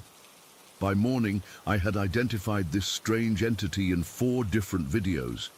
Each time, it appeared just moments before death, moved frantically as if anticipating what was about to happen, and then went limp immediately after the person died. The most disturbing video, the one that still haunts me, was footage of a woman standing on a ledge of a high-rise building. People below were recording on their phones, which is fucked up, but that's humanity for you. I almost missed it at first, but then I saw it. That same dark, cloth-like entity was actually climbing up the side of the building. It wasn't just floating this time, it was deliberately moving upward, getting closer to the woman. When she jumped, the entity seemed to flutter down alongside her, going limp the moment she hit the ground. I couldn't sleep for days after that. I kept seeing that thing in my mind, climbing up the building like it was hungry for what was about to happen. I started researching, trying to find any information about this phenomenon. I trawled through forum posts, read comments on all these videos, searching for anyone who mentioned seeing what I saw. Nothing. Not a single person commented on these strange dark entities. I even created throwaway accounts on Reddit and 4chan, to ask if anyone else had noticed these things in death videos. My posts were either ignored or mocked. One guy told me I was probably just seeing compression artifacts in low-quality videos. Another suggested I was experiencing pareidolia, when your brain tries to find familiar patterns in random noise. A few people said I was crazy or needed therapy. Maybe they were right. Maybe I was losing it. But I know what I saw. For weeks, I became obsessed. Every night, I'd search for more death videos, specifically looking for this entity. Sometimes I'd find it, sometimes I wouldn't. I started to notice patterns. The entity appeared more often in videos where the death was sudden and violent. It rarely showed up in footage of elderly people dying peacefully, and it seemed more visible in outdoor settings than indoor ones. My parents started to worry about me. I barely left my room, hardly ate. My mum would knock on my door asking if I was okay, and I'd mumble something about job hunting online. How could I tell her I was spending my nights watching people die, searching for these things that might not even exist? By August, I had compiled a folder with screenshots of the entity from various videos. Looking at them all together was chilling. Despite the different locations, times, and circumstances, the entity always looked similar, like a piece of dark, semi-transparent cloth that moved with purpose. One night in late August, I was on a video chat with my friend Mike from college. I hadn't told anyone about what I'd been seeing, but I was starting to crack under the weight of it all. After a few beers, I confessed everything to him. "You've been watching too many horror movies, man," he said, laughing it off. But when he saw how serious I was, he asked me to send him links to the videos. I did. He called me back 20 minutes later, his face pale on the screen. "I don't see anything, Alex," he said. "There's no black cloth thing in any of these videos." I couldn't believe it. I opened the videos myself, and there they were, those dark entities, clear as day to me. But Mike couldn't see them, even when I took screenshots and circled exactly where they appeared. That's when I really started to freak out. Was I hallucinating? Was there something wrong with my brain? I scheduled an appointment with my doctor, who referred me to an ophthalmologist. My eyes were fine. I considered seeing a psychiatrist, but was afraid they'd think I was psychotic. By September, I forced myself to stop watching these videos. I deleted my folder of screenshots, cleared my browsing history, and tried to forget about the whole thing. I got a job at the local hardware store, started dating a girl named Rachel, and did my best to return to normal life. For almost a year, I was successful. I didn't think about those entities, didn't watch death videos, didn't even browse morbid content online. I moved out of my parents' house into a small apartment near the harbor. On clear nights, I could see the lighthouse beams sweeping across the water from my window. Life was getting better. Then, in July 2015, everything changed again. Rachel and I were at her place watching TV when a breaking news alert interrupted the program. There had been a mass shooting at a movie theater a few states over. Before I could grab the remote to change the channel, they showed cell phone footage from inside the theater, and there they were. Not just one, but dozens of those dark, cloth-like entities swarming around the theater, moving frantically as shots rang out. I froze, my heart pounding in my chest. Rachel was saying something about how awful it was, but I couldn't hear her over the ringing in my ears. She didn't see them. No one saw them but me. I excused myself to the bathroom and splashed cold water on my face. When I looked in the mirror, I saw something that made my blood run cold. Behind me, one of those dark entities was floating near the ceiling. It wasn't moving frantically like the ones in the videos. It was almost still, just gently undulating like seaweed in calm water. I spun around, but there was nothing there. When I looked back at the mirror, it was gone. I broke up with Rachel the next day. I couldn't explain why, and she was understandably upset. But I couldn't risk her getting caught up in whatever was happening to me. I called in sick to work for a week and barely left my apartment. During that week, I saw more of these entities. They weren't just in videos anymore, and they were around me. I'd catch glimpses of them in reflective surfaces, windows, mirrors, the black screen of my TV when it was turned off. They never appeared in direct sight, only in reflections, and only for a split second before vanishing. I started carrying a small mirror in my pocket, constantly checking behind me. People at work noticed my strange behavior, but I brushed it off as lack of sleep. In a way, that wasn't a lie. I was barely sleeping, afraid of what I might see when I closed my eyes. One night in August, I woke up at 3 a.m. to find my room filled with these entities. They were everywhere, floating near the ceiling, hovering in corners, all moving slowly, almost lazily. I lay perfectly still, afraid that any movement might attract their attention. After what felt like hours, they gradually faded away as dawn broke. That morning, I received news that my grandfather had died peacefully in his sleep at a nursing home in another state. He was 92 and had been ill for some time. I hadn't seen him in years, but the timing was too much of a coincidence to ignore. A terrible thought occurred to me. What if these entities weren't just appearing before deaths I witnessed in videos? What if they were somehow connected to deaths that would affect me personally? My grandfather had died the same night my room was filled with these things. I called my parents to tell them I'd be coming to the funeral, then packed a bag. Before leaving, I took one last look in my bathroom mirror. Behind me, floating in the corner of the ceiling, was one of the entities. But this time, it wasn't moving slowly, it was moving frantically, excitedly, just like in those death videos. I ran out of the apartment without looking back. I drove straight through to my parents' house, 12 hours away. The whole journey, I kept checking my rearview mirror, not just for other cars, but for any sign of those entities. Several times I thought I saw dark shapes moving at the edge of my vision, but when I turned to look, there was nothing there. The funeral was a somber affair. I hugged relatives I barely recognized, accepted condolences from people whose names I didn't remember. Throughout the service, I kept scanning the church, looking for any sign of those dark, cloth-like things. Nothing. After the burial, we returned to my parents' house for the reception. I was standing in the kitchen, pouring myself a glass of water, when I glanced out the window and saw one. It was in the backyard, moving slowly near my father's old oak tree.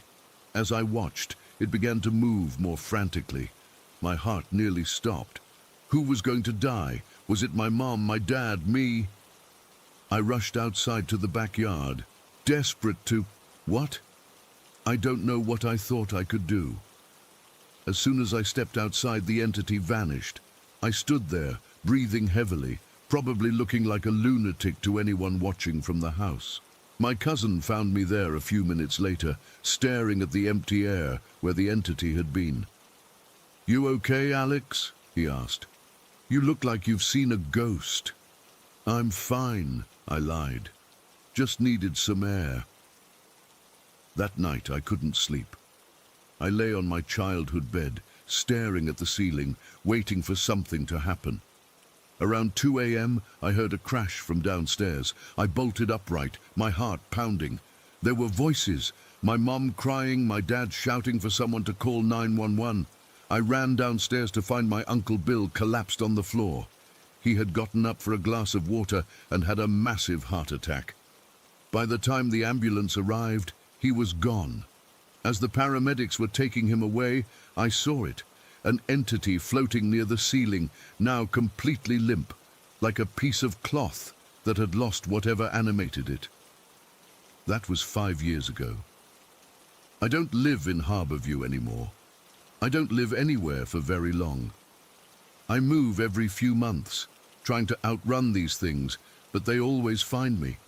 I've stopped looking for them in videos or reflections. I don't need to. They show up on their own now. Sometimes I'll go weeks without seeing one, and I'll start to believe that maybe it was all in my head after all. Then I'll catch a glimpse of dark movement in a store window, or see one hovering in the background of a photo I've taken. The worst part is not knowing what they want or why I can see them when no one else can. Are they causing these deaths, feeding off them, or are they just observers drawn to the moment when life ends? And why me? What made me able to see them? I'm writing this now because yesterday I saw one moving frantically outside my current apartment. I don't know who's going to die, but someone will. They always do when the entities move like that. I just need to know if anyone else has seen them. These dark, cloth-like things that appear before death. Please, if you have, tell me I'm not crazy. Tell me I'm not alone in this. Because I don't know how much longer I can live like this, constantly surrounded by these harbingers of death that only I can see. Story 9. I still get goosebumps thinking about what happened that night. It's been over a year now, but I remember every detail, like it was yesterday. I've been in therapy since then, and my psychiatrist says writing about it might help, so here goes. I was 17 at the time, living with my mom and stepdad in one of those ugly grey apartment blocks from communist times. If you're not from the Balkans, you probably can't picture these neighborhoods. Rows of identical concrete buildings, paint peeling off, graffiti everywhere. Our city has some nice areas, but our part of town definitely wasn't one of them. That night, I couldn't sleep. It was around 3:30 a.m. when I decided to sneak out to meet some friends to smoke weed behind the playground. I know it sounds stupid now, but that's what we did back then. My mom would have killed me if she knew I was going out that late, but I was restless and bored, and my friends were already waiting. I remember putting on my hoodie, grabbing my iPhone 7, and quietly slipping out of our apartment. The hallways in these buildings always smell like a mix of cabbage and cigarettes. The elevator wasn't working, it hardly ever did, so I took the stairs down 8 floors. Outside, the air was cold. Not freezing, but that kind of damp cold that gets under your skin. The streetlights in our neighborhood were a joke. Half of them broken, the others giving off this weak yellow light that barely illuminated anything. I knew the way by heart, though, so I just started walking, hands in my pockets, hood up. I took the shortcut through the back of the buildings where there are these connected alleys. It's creepy, even during daytime, but I'd walked that route 100 times before. I remember checking my phone, 3:48 a.m., and thinking I should hurry up because Marco and Ivana would be waiting. That's when I saw her. I was passing this narrow alley between 2 buildings when something caught my eye. A small figure standing in the shadows. At first, I thought it was just trash bags or something, but then I realized it was a little girl. She was just standing there, holding a ball, completely still. My first thought was, what the hell is a kid doing outside at this hour? She looked maybe 8 or 10 years old.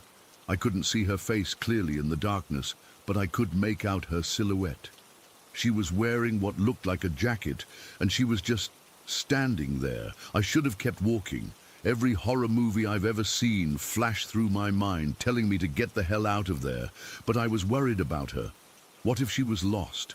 What if something bad had happened? I couldn't just leave a little kid alone in this neighborhood at 4 a.m. So I approached her slowly. "Hey," I said, trying to sound gentle. "Are you okay? Where are your parents?" She didn't answer. She didn't move at all. I thought maybe she was scared of me, a random teenager in a hoodie approaching her in the middle of the night. I knelt down to seem less threatening. "What's your name?" I asked. "Do you live around here? I can help you get home." Still nothing, just this blank stare. I couldn't see her face clearly, but I felt her eyes on me. I figured maybe I was scaring her. I probably looked sketchy with my bloodshot eyes. I'd been gaming all night and was planning to smoke, so I'm sure I didn't look trustworthy. I took out my phone and turned on the flashlight to show her my face, thinking it might make her less afraid. That's when things got weird. The light hit the spot where she had been standing, but she wasn't there anymore, just empty space. I swung the light around, thinking she must have moved, but the alley was completely empty. I even checked behind the dumpsters. Nothing. I stood there for a minute, confused. Had I imagined her? I'd been having trouble sleeping lately, and my mind sometimes plays tricks on me when I'm tired. I've dealt with anxiety before, so I thought maybe this was just my brain being weird. I decided to continue to meet my friends. They'd probably laugh when I told them I was seeing ghost children now. I kept walking, but something felt off. The silence felt heavier somehow. I could hear my own footsteps echoing slightly between the buildings, but then I started hearing something else. More footsteps. Behind me. I stopped. The extra footsteps stopped too, just a split second after mine.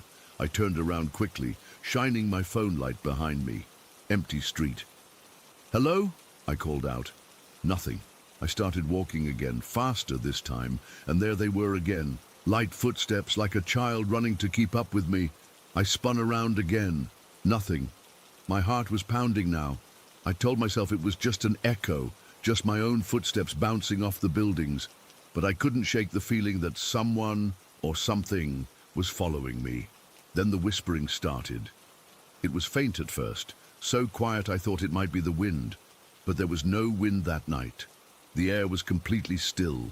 The whispers grew louder, and the strangest thing was I could hear them clearly, but couldn't understand what they were saying. It sounded like a child's voice, but the words were all wrong, distorted somehow, like they were being played backward. I started walking faster, almost running now. The whispers followed me. I could feel sweat forming on my back despite the cold. "Stop it," I said out loud. "It's not real. See, I've had issues with anxiety before. I've experienced panic attacks where I felt like I was dying. I've had moments where I thought I heard things that weren't there. My doctor had warned me about how stress can trigger these episodes, so I told myself this was just that, my brain being a jerk, nothing more." I stopped and crouched down in the middle of the empty street. I covered my ears with my hands and squeezed my eyes shut. "It's not real. It's not real. It's not real," I kept repeating to myself. I focused on my breathing like my therapist had taught me. In for 4 counts, hold for 7, out for 8, again and again until the whispers faded. When I finally felt calmer, I slowly uncovered my ears. Silence.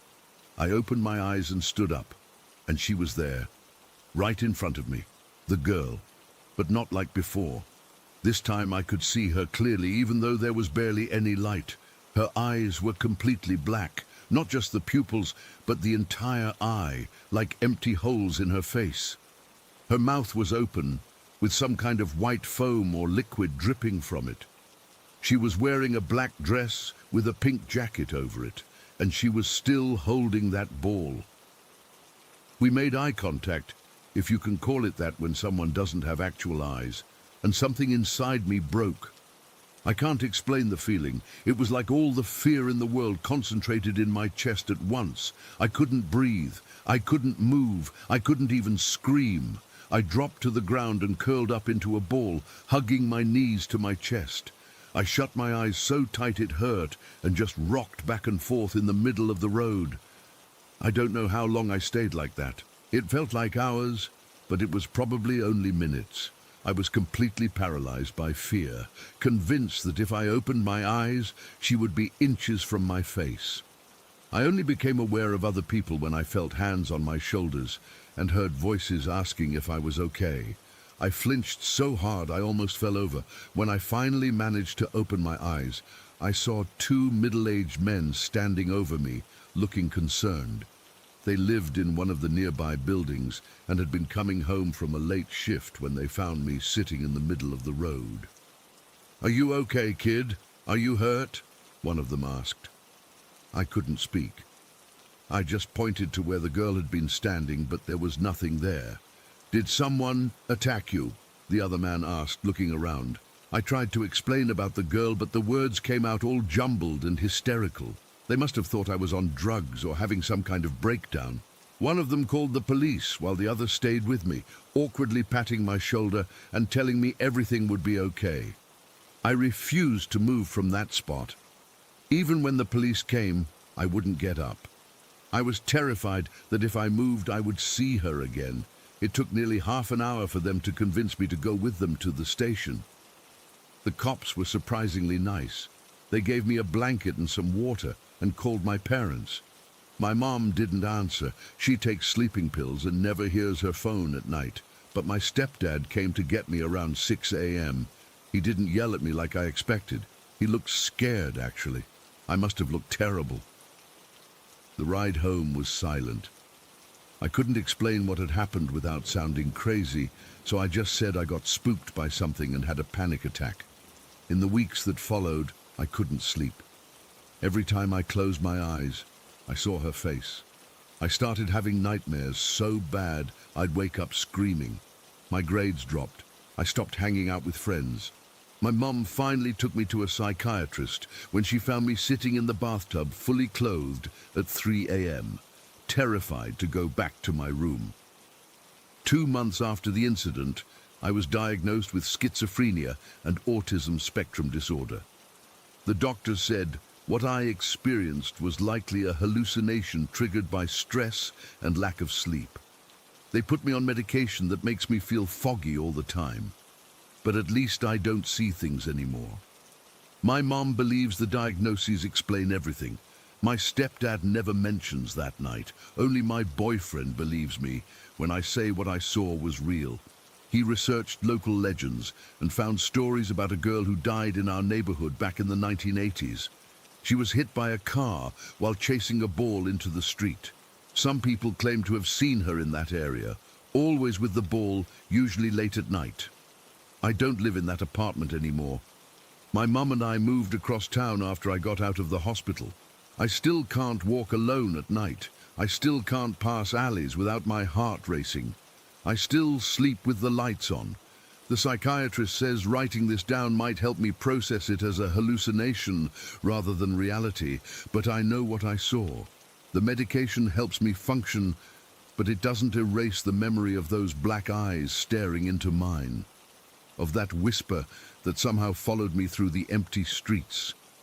Sometimes I wake up at exactly 3:48 a.m., the time on my phone when I first saw her.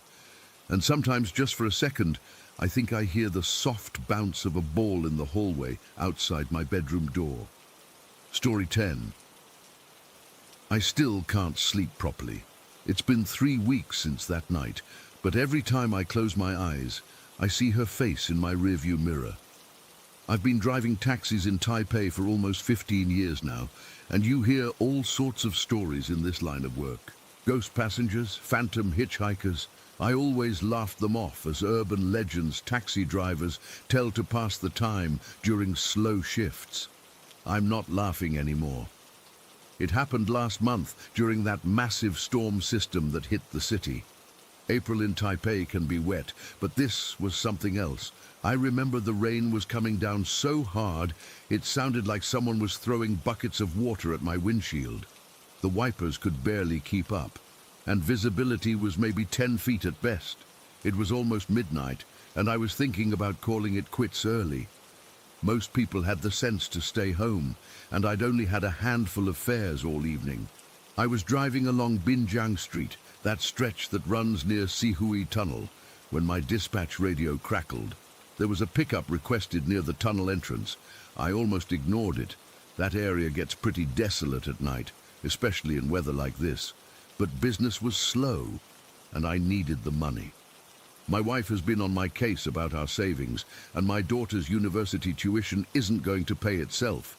So I flipped on my on-duty light and headed toward the tunnel. The rain was hammering down even harder now, and the road was starting to flood in spots. I remember thinking, what kind of person is out in this weather at this hour? As I approached the pickup spot, I almost missed her.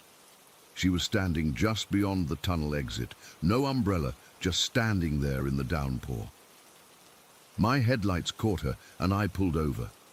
She couldn't have been more than 25, wearing a simple white blouse and dark skirt, totally soaked through. Her hair was plastered to her face, and she was shivering, not running from the rain, not seeking shelter, just standing there, staring straight ahead. Something felt off right away, but I figured she might be in shock or something.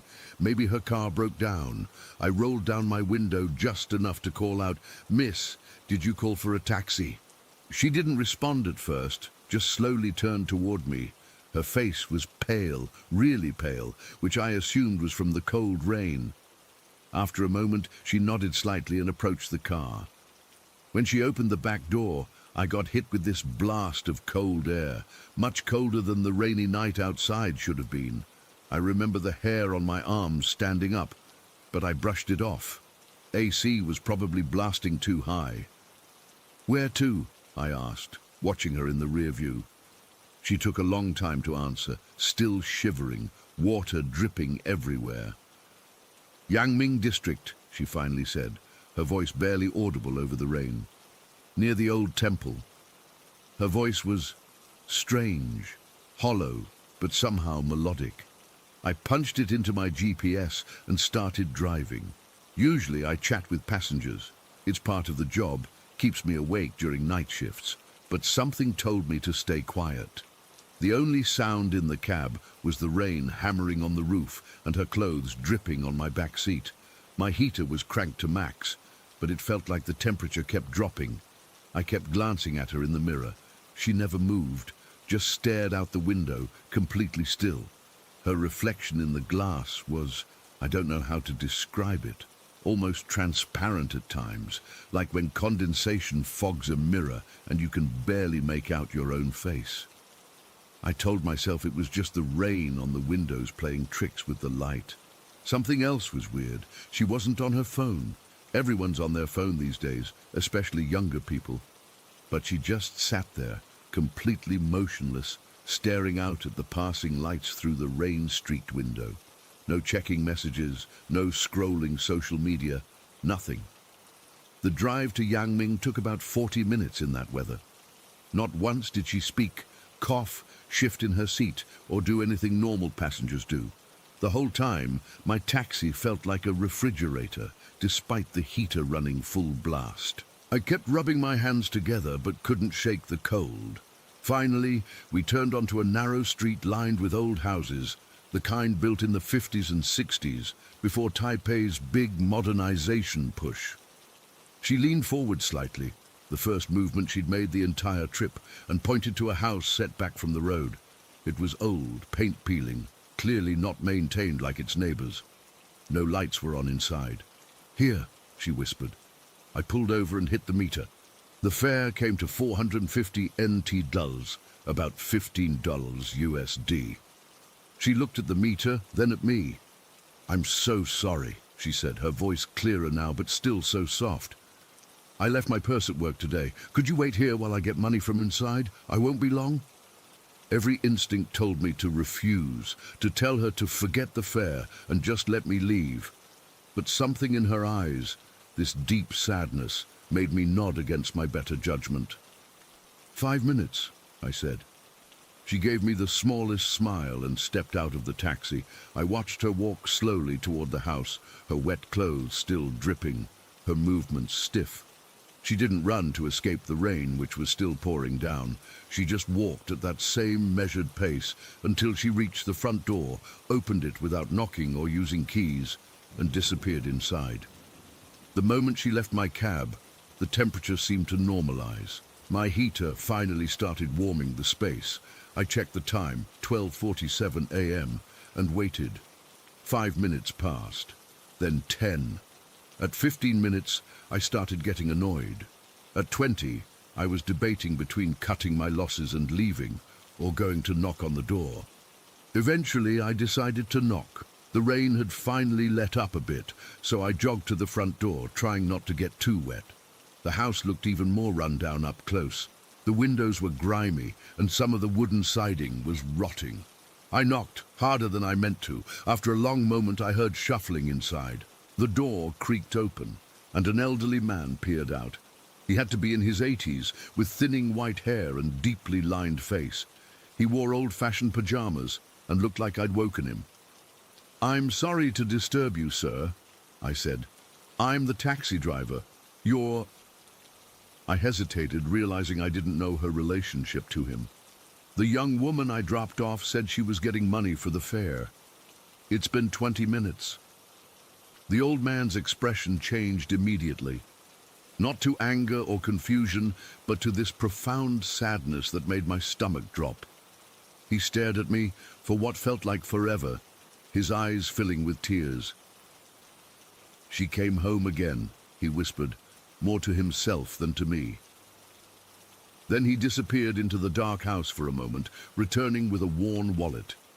He counted out 500 NTL. "Keep the change," he said, pressing the money into my hand. His fingers were ice cold.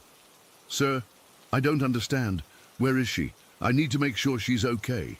The old man sighed, a sound so heavy with grief it made my chest hurt. "My daughter died 12 years ago," he said, his voice breaking. "Car accident, coming home from work. It was raining, just like tonight." He paused, looking past me toward my taxi. "But every time it rains like this, around midnight, she comes home, just like she promised she always would." I felt like someone had dumped ice water down my spine.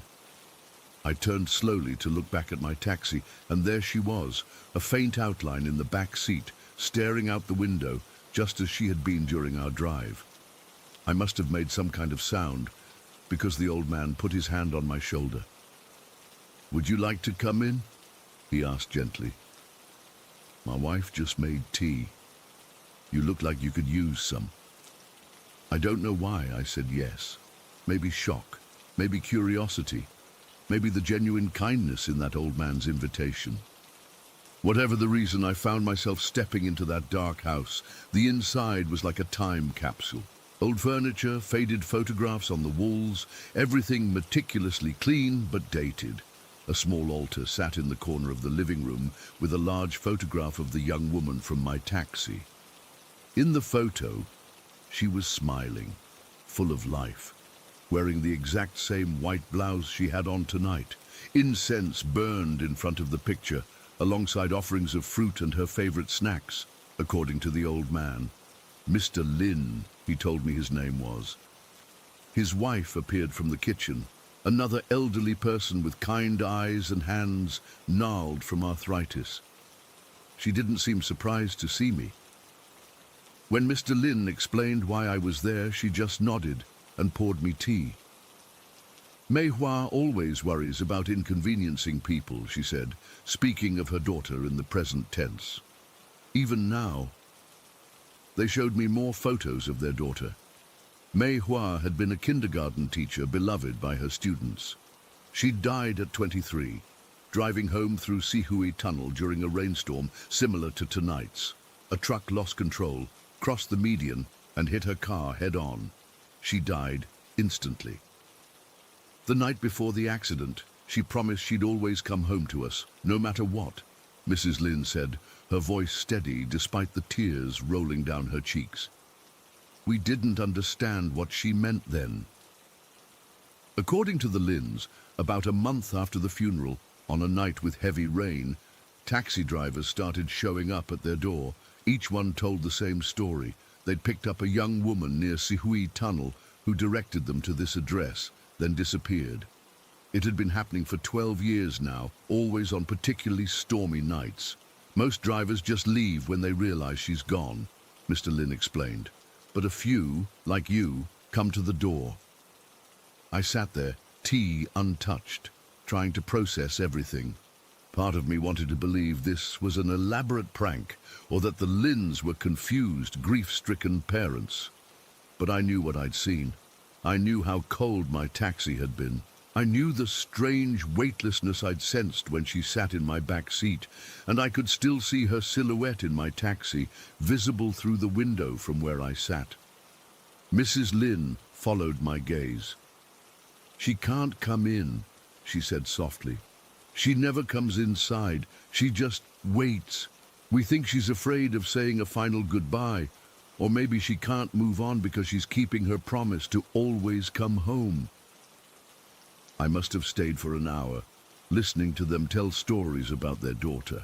They weren't crazy or exploiting their tragedy. They were just parents who lost their child and were given this strange, heartbreaking gift of seeing her return, even if they couldn't touch her or truly have her back. When I finally got up to leave, Mr. Lin walked me to the door. "She'll be gone when you get back to your taxi," he said. "She always disappears before the driver returns. I think she's embarrassed she can't pay the fare." I looked back at my taxi, and sure enough, the back seat was empty now. The cold feeling in my gut intensified. "Why do you think she does this?" I asked.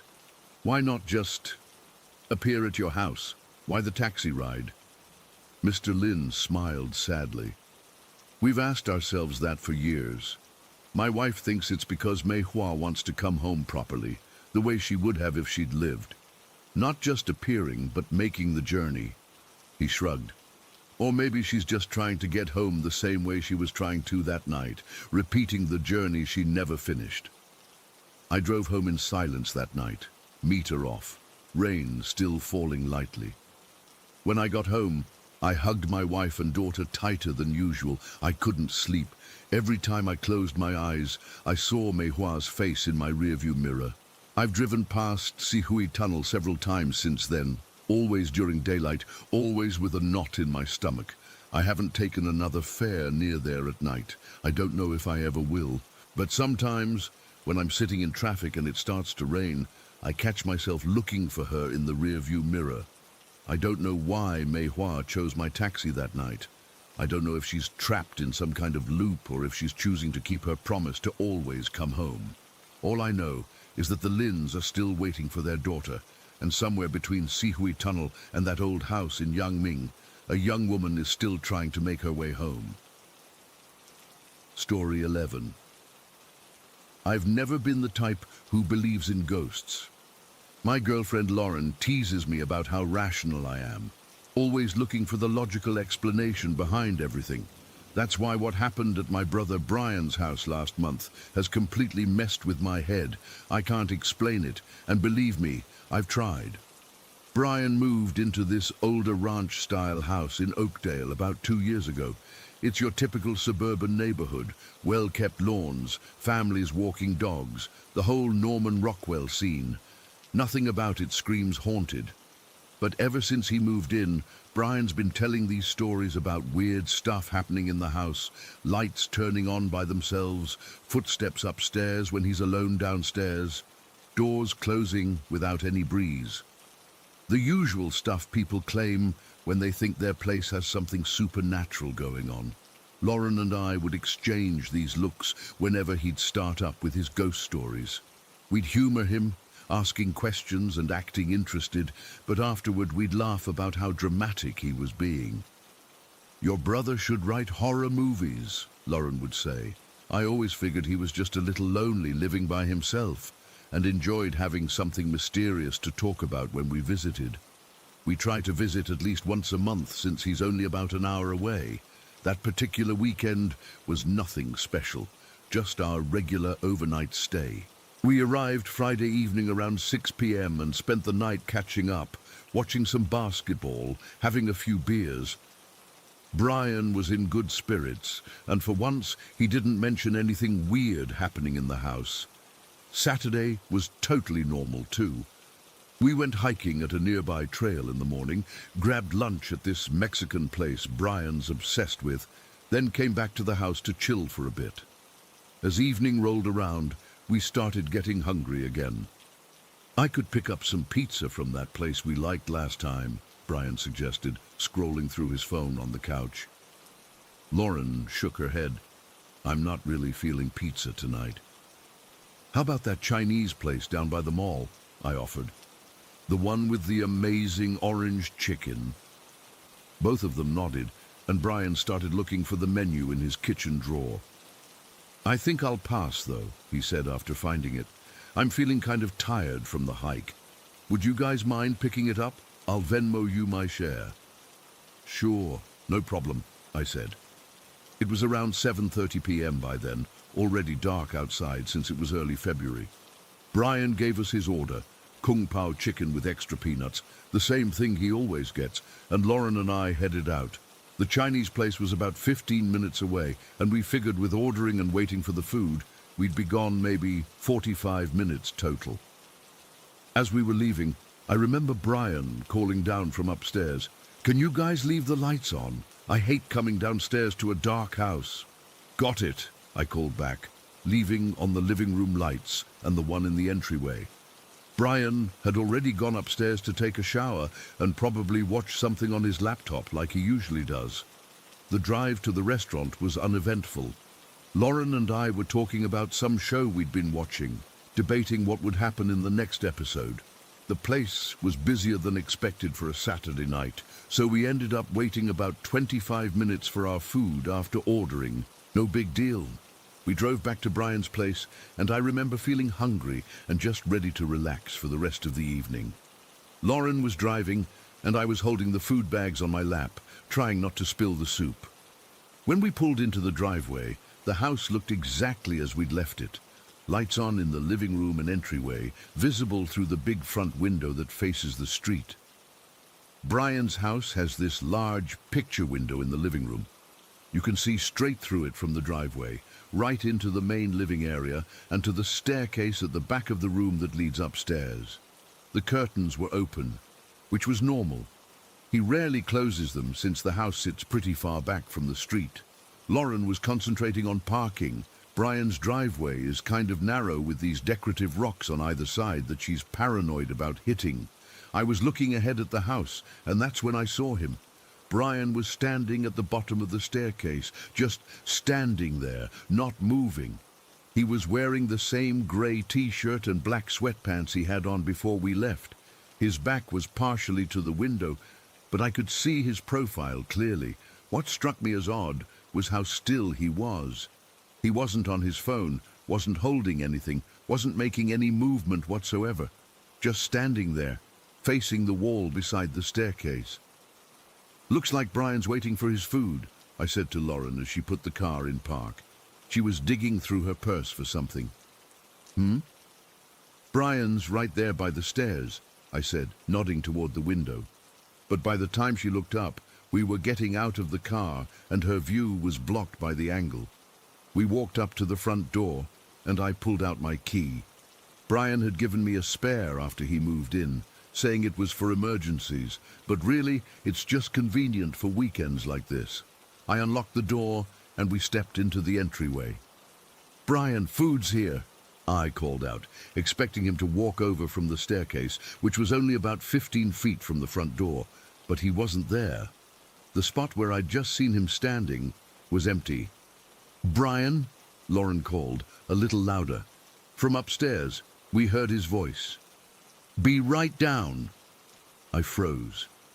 I looked at Lauren, then back to the stairs, then back to her again. "Didn't you see Brian standing right here when we pulled up?" I asked, pointing to the bottom of the staircase. She shook her head. "No, I was trying to find my lip balm in my purse." "Why?" My stomach tightened. "Because I literally just saw him standing right here," I said, walking over to the exact spot where I'd seen him. "Like 10 seconds ago. He was standing right here, facing this wall." Lauren set the food bags down on the coffee table. Maybe he ran upstairs real quick when he saw us pulling in. But that didn't make sense. There hadn't been enough time. I'd seen him standing there as we parked, and then we immediately got out of the car and came inside. Maybe 5 seconds had passed. Even if he'd sprinted up the stairs the moment we pulled in, we would have heard his footsteps, seen him moving. Before I could say anything else, we heard Brian's footsteps upstairs, and then he appeared at the top of the staircase. "Sweet, you guys are back," he said, coming down the stairs. He was wearing the same grey shirt and black sweatpants I'd seen him in through the window. "I'm starving." I must have been staring because he gave me a weird look as he reached the bottom of the stairs. "You okay, Alex?" he asked. I cleared my throat. "Yeah, were you just down here a minute ago? Like, standing right where you are now?" Brian looked confused. "No, I've been upstairs since you guys left. Took a shower and then was watching YouTube in my room." He pointed up. "You can still hear the video playing if you listen." Sure enough, there was the faint sound of someone talking coming from his bedroom upstairs. "Why?" he asked, looking between Lauren and me. "What's up?" "It's just, I swear I saw you standing right here when we pulled into the driveway," I said. "Same clothes and everything." Brian's expression changed. Not scared exactly, but definitely unsettled. "Dude, I was definitely upstairs. Haven't been down here since you guys left." Lauren jumped in, probably trying to ease the weird tension. "Alex, you were probably just seeing things. It was dark outside, and maybe the light was playing tricks through the window. But it wasn't a trick of the light. It wasn't a shadow or a reflection. I had seen my brother standing there plain as day. I'd seen his profile, his stance, even the exact clothes he was wearing. We tried to shake it off and sat down to eat dinner, but there was this uncomfortable vibe now. Brian kept glancing over at the spot where I'd seen whatever I'd seen. After a few minutes of awkward silence, he spoke up. "Remember all those weird things I've been telling you about happening in this house? The footsteps and doors closing?" I nodded, not really wanting to hear where this was going. "Well, about 3 weeks ago, I was in the kitchen making breakfast, and I swear to God I saw someone walk past the doorway toward the living room. I thought it was a burglar or something, so I grabbed a knife and went to check, but there was no one there. All the doors were locked, windows closed." Lauren had stopped eating, her fork hovering midway to her mouth. "And the weirdest part," Brian continued, "is that for a split second, I thought the person looked like me, like my same height and build, but I only caught a glimpse." A chill ran down my spine. I'm not exaggerating. It was a literal cold sensation that started at my neck and went all the way down my back. "Why didn't you tell us this before?" I asked. Brian shrugged. "Because you guys always think I'm making this stuff up for attention or whatever. But I'm not, Alex. There's something not right about this house." We spent the rest of dinner talking about possible explanations. Lauren suggested carbon monoxide, which apparently can cause hallucinations, but Brian said he'd had detectors installed when he moved in and they'd never gone off. I considered that maybe there was someone who looked like Brian in the neighborhood who had somehow gotten into the house. But even as I said it, I knew how ridiculous it sounded. The rational part of my brain kept insisting there must be a logical explanation. Maybe Brian was playing a prank on us. Maybe he had actually been downstairs and was lying about being in his room the whole time. But why would he do that? And he seemed genuinely disturbed by what I'd told him. We tried to salvage the evening by watching a movie, but none of us were really paying attention. I kept looking over at that spot by the stairs, half expecting to see, I don't even know what. Brian seemed jumpy too, getting up multiple times to check something in other rooms. When we finally went to bed around midnight, Lauren fell asleep pretty quickly in the guest room, but I couldn't stop thinking about what I'd seen. I lay there for hours, staring at the ceiling, trying to make sense of it. Here's the thing that keeps bothering me. I know what I saw. It wasn't a shadow or a reflection or my imagination. It was Brian, or something that looked exactly like Brian, standing at the bottom of those stairs, completely motionless, staring at the wall. And in that moment when I first saw it, before any doubt crept in, I had absolutely no reason to question what I was seeing. It was just my brother, waiting for his food. We left the next morning earlier than planned. Brian tried to act normal, but I could tell he was freaked out too. As we were saying goodbye, he pulled me aside. "Alex, I believe you saw something," he said quietly. "I don't know what it was, but I'm thinking about moving." I didn't argue with him. It's been 4 weeks, and I still can't explain what happened that night. Brian's been staying with a friend more often than at his own place. Lauren thinks we all just worked ourselves up over nothing, but she didn't see what I saw. I've replayed that moment in my head 1,000 times, pulling into the driveway, looking through the window, seeing Brian standing there perfectly still, and then walking into the house to find he'd been upstairs the entire time. Who, or what, was standing at the bottom of those stairs? And why did it look exactly like my brother? I used to be so certain about the world and how it worked. Now I'm not sure of anything. All I know is that I saw something impossible that night, and no amount of rational thinking has been able to explain it away. Story 12. I still can't sleep properly. It's been 3 weeks since that night at Old Changi Hospital, and I keep waking up drenched in sweat, my heart racing like I'm still running through those endless corridors. I need to write this down, get it out of my system somehow. Maybe someone here will believe me, or at least understand why I can't just get over it, like my parents keep telling me to. It started with Ben's stupid idea. He's always been obsessed with those paranormal YouTube channels and kept going on about how Old Changi Hospital was like the holy grail of haunted places in Singapore. For those who don't know, it's this massive abandoned hospital from Labiduhun where the Japanese reportedly tortured prisoners. The place has been sitting empty for decades, collecting ghost stories like dust. "Come on, Alex, it'll be epic," Ben kept saying, already recruiting David, Sarah, and Mary. I didn't want to be the only chicken, so I reluctantly agreed. We planned it for a Friday night, when the security guards supposedly took longer breaks. Ben had researched the patrol schedule by staking out the place the week before. That should have been my first warning sign about how serious he was taking this stupid adventure. The day of, I almost bailed. I had this knot in my stomach all through classes, but I showed up at our meeting spot near the east entrance at 11 p.m. anyway, carrying my backpack with water, snacks, a first aid kit, I'm always the prepared one, and my phone with its supposedly amazing night vision camera feature. "Took you long enough," David said when I arrived. He and Ben were dressed in all black like some wannabe ghost hunters. Sarah and Mary stood a bit apart, whispering to each other. Sarah looked as uncomfortable as I felt, while Mary seemed excited, bouncing on her heels. "Security guy just left for his break," Ben announced, checking his watch. "We've got about 40 minutes before he circles back." We climbed over a section of fence where someone had clearly cut the wire before. The hospital loomed ahead, this massive white building with black, empty windows like eye sockets.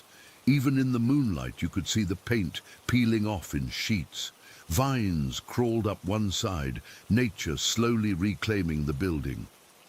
"It's bigger than I expected," Mary whispered, her voice already tight with anticipation. Ben led us to a broken ground floor window. "Ladies first," he joked, but nobody laughed. David went first instead, then helped the rest of us through.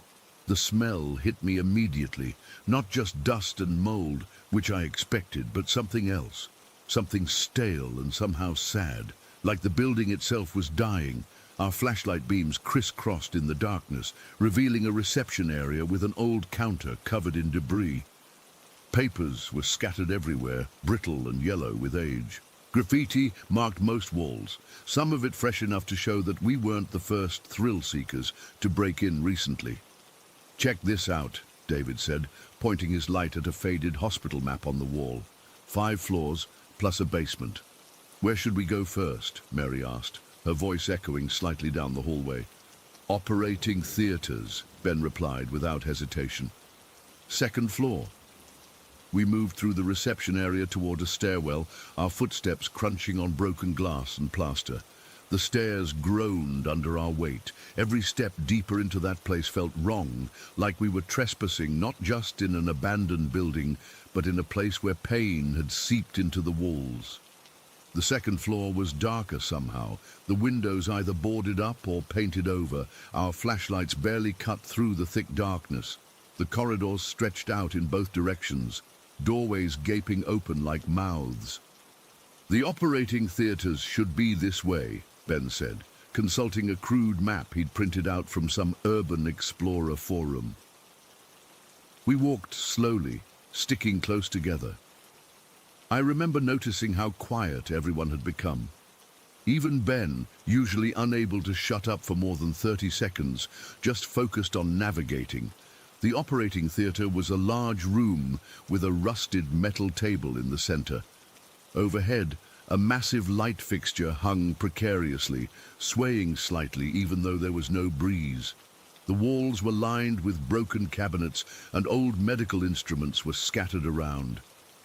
"Can you imagine being cut open in here?" David whispered, running his hand along the edge of the table. "Don't touch that," I hissed. Sarah was filming everything on her phone. "This is going to get so many views," she kept saying, but I could hear the nervousness in her voice. That's when Mary pointed to something in the corner, a wheelchair positioned oddly facing the wall. "Was that there when we came in?" she asked. "Of course it was," David said, but he didn't sound convinced. Ben walked over to inspect it. "Probably just left by the last group who came through here." I checked my watch. We'd been inside for 15 minutes already. "We should keep moving if we want to see more before the guard comes back." We continued exploring the second floor, finding patient rooms with rusted bed frames and bathrooms with cracked stained tiles. Everything was covered in a thick layer of dust, except for these weird clean patches that made no sense, like someone had been cleaning specific spots. Sarah kept falling behind to film, and I kept having to wait for her to catch up. After about 10 minutes of this, I turned around again to check on her, but she wasn't there. "Guys," I called out, my voice sounding small in the empty corridor. "Where's Sarah?" Everyone stopped and looked around. Sarah was nowhere to be seen. "She was just behind us," Mary said, her voice rising with concern. "Sarah!" Ben called out, louder than was probably smart. No answer. "She probably just stopped to film something," David reasoned. "Let's backtrack." We started retracing our steps, calling Sarah's name in increasingly panicked voices. The hospital suddenly seemed much larger, the corridors twisting in ways I didn't remember.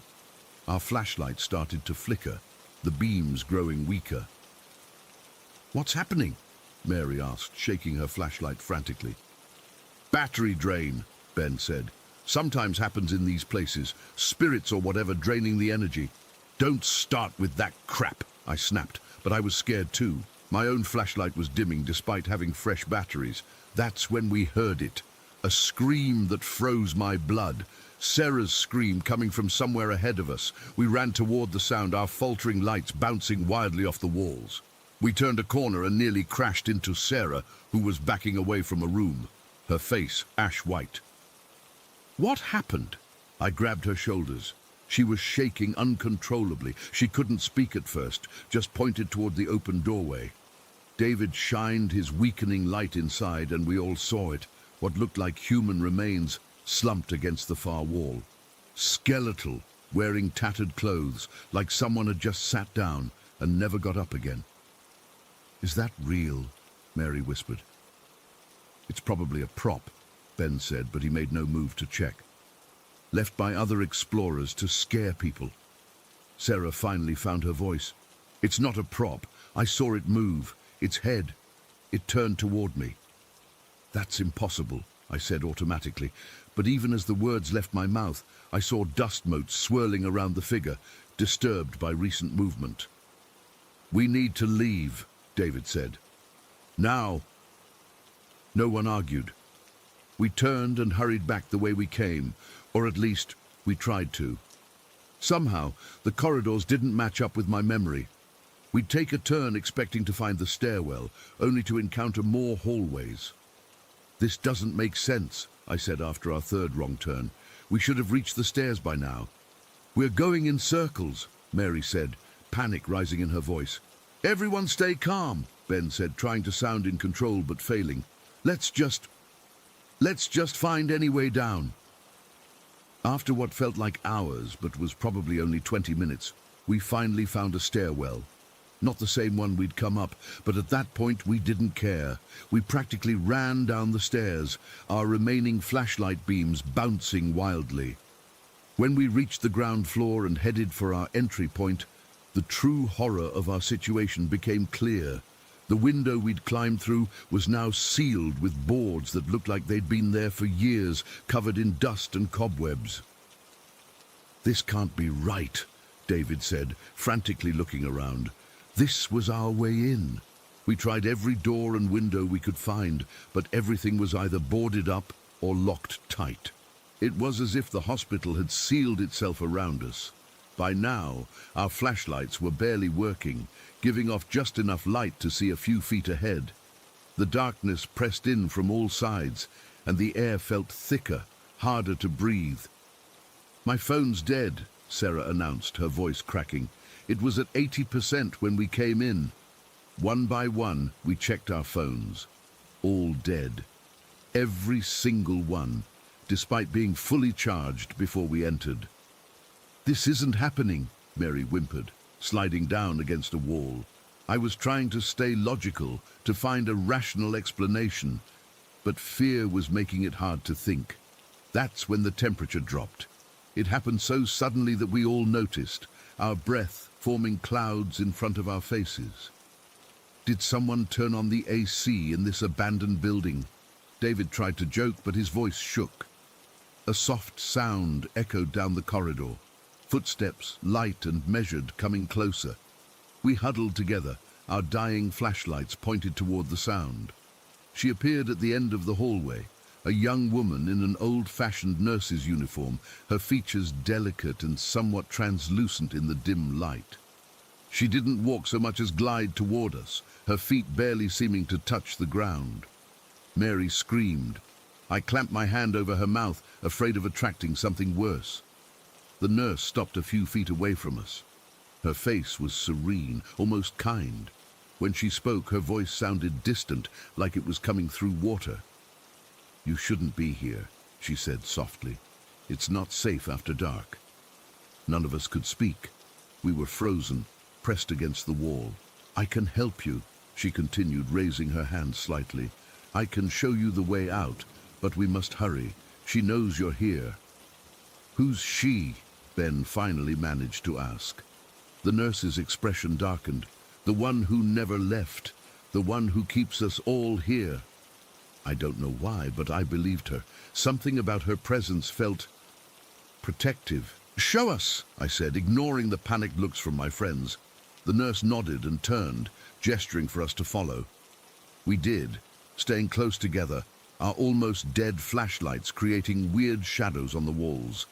She led us through corridors I swear we'd checked before, but now they seemed different, older somehow, with equipment and furnishings that hadn't been there earlier. It was like we were walking through the hospital as it had been decades ago. We descended a narrow staircase I hadn't seen before, going deeper than the ground floor. The basement. The air grew colder, damper. "This way," the nurse whispered, leading us to a heavy door partially hidden behind a fallen cabinet. "This leads to the old service tunnel. Follow it to the end, and you'll reach the outside." David helped me push aside the cabinet, and the nurse pushed open the door, revealing a dark tunnel beyond. That's when everything went to hell. A shriek, inhuman and filled with rage, echoed through the basement. Our guide spun around, genuine fear on her transparent face. "She's coming," she gasped. "Quickly, through the door." But before any of us could move, another figure materialized from the shadows, another nurse, but everything about her was wrong. Where our guide seemed gentle and slightly transparent, this one was solid darkness, her uniform stained with what looked like blood, her face contorted with malice. Her movements were jerky, unnatural, like a spider. "They're mine," the dark nurse hissed, her voice like nails on a chalkboard. "This is my domain." Our guide placed herself between us and the newcomer. "Run," she told us without turning. "I'll hold her back." We didn't need to be told twice. We bolted for the tunnel, all of us squeezing through the doorway at once. Behind us, a battle erupted, not physical, but something else. Light against dark, two spirits locked in combat. The walls trembled and dust rained down from the ceiling. The tunnel was narrow and damp, forcing us to run in single file. Sarah was sobbing, Mary was praying under her breath, and David kept looking back, as if expecting to see the dark nurse right behind us. We ran until our lungs burned, following the slight incline of the tunnel upward. Eventually, we saw it, a grate with moonlight streaming through. Ben and David pushed against it, and it gave way surprisingly easily, letting us scramble out onto overgrown grounds behind the hospital. We didn't stop running until we reached the fence, finding a gap and squeezing through.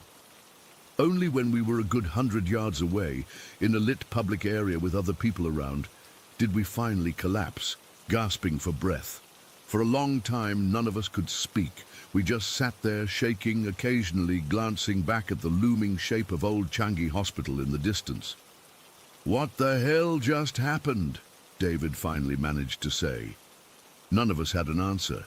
Or rather, we all had the same answer, but nobody wanted to say it out loud. Our phones came back to life once we were outside, showing that we'd been in that hospital for over 3 hours. Though it had felt both longer and shorter somehow. We made a pact that night not to talk about what happened, not to anyone. Who would believe us anyway? But I can't stop thinking about it. About her, our guide, and what she sacrificed to help us escape. Was she trapped there, fighting that other entity for eternity? Were there others like her, helping foolish thrill-seekers escape? The weirdest thing happened yesterday. I was looking through old newspaper archives for a history assignment, and I found a small article from 1955 about a nurse who had worked at Changi Hospital during the Japanese occupation. She had apparently helped many prisoners escape torture by sneaking them through a service tunnel. She was caught eventually and executed by the Japanese soldiers. There was a photo with the article, grainy and faded, but I recognized her immediately. The same gentle eyes, the same serene expression. I haven't told the others yet. We've barely spoken since that night, avoiding each other in the hallways at school. Some bonds aren't strengthened by trauma, they're shattered by it. I don't know what we experienced at Old Changi Hospital. I don't know if writing about it here will help, or just make everything worse. All I know is that I'll never go back there, and neither should you. Story 13. I've been wanting to get this off my chest for so long. I've tried talking to friends about it, but they either think I'm exaggerating or just making stuff up. My therapist suggested I write it down as part of my healing process. So here goes. Last summer, my girlfriend Zhao Yu and I decided to visit Thailand. We'd been dating for almost 3 years and both love traveling to places where we can experience authentic culture, not just tourist traps. We're both into folklore and local myths, so Thailand seemed perfect with its rich spiritual traditions. We'd saved up for months. I work as a graphic designer, and Zhao Yu is a kindergarten teacher. We'd been planning this trip for nearly a year, researching hidden gems, learning basic Thai phrases, the whole deal. We were beyond excited. The first week was amazing. We visited Bangkok, ate street food that blew our minds, and then headed north to experience more rural areas. The people were incredibly welcoming, and everything felt like an adventure. About 10 days into our trip, we stayed in this small village near Chiang Mai. It was stunning. Lush green everywhere, mountains in the distance, and these beautiful old wooden houses. Our hotel was this family-run place with only 6 rooms. The owners spoke decent English and were super helpful with recommendations. One night we were having dinner at this tiny local restaurant. Just us and a few locals. An old man at the next table struck up a conversation with us in broken English. He was friendly, asking where we were from and if we were enjoying Thailand. Then he started telling us about local spirits and ghosts. At first, it was just casual conversation, but then his tone changed when he mentioned something called a krasu. He lowered his voice, and I noticed the restaurant owner glancing over nervously. The old man described this thing as a floating head with glowing eyes and dangling entrails that hunts at night. According to him, it feeds on blood, raw flesh, and, this part made me uncomfortable, unborn babies. He said pregnant women needed to be especially careful. Zhao Yu and I exchanged looks. We're not superstitious people, I mean, we enjoy ghost stories, but we don't actually believe in them. We thanked him for sharing, paid for our meal, and headed back to our hotel, joking about how these myths probably started as ways to keep people, especially women, inside at night. The next day, we visited this ancient temple about an hour from our hotel.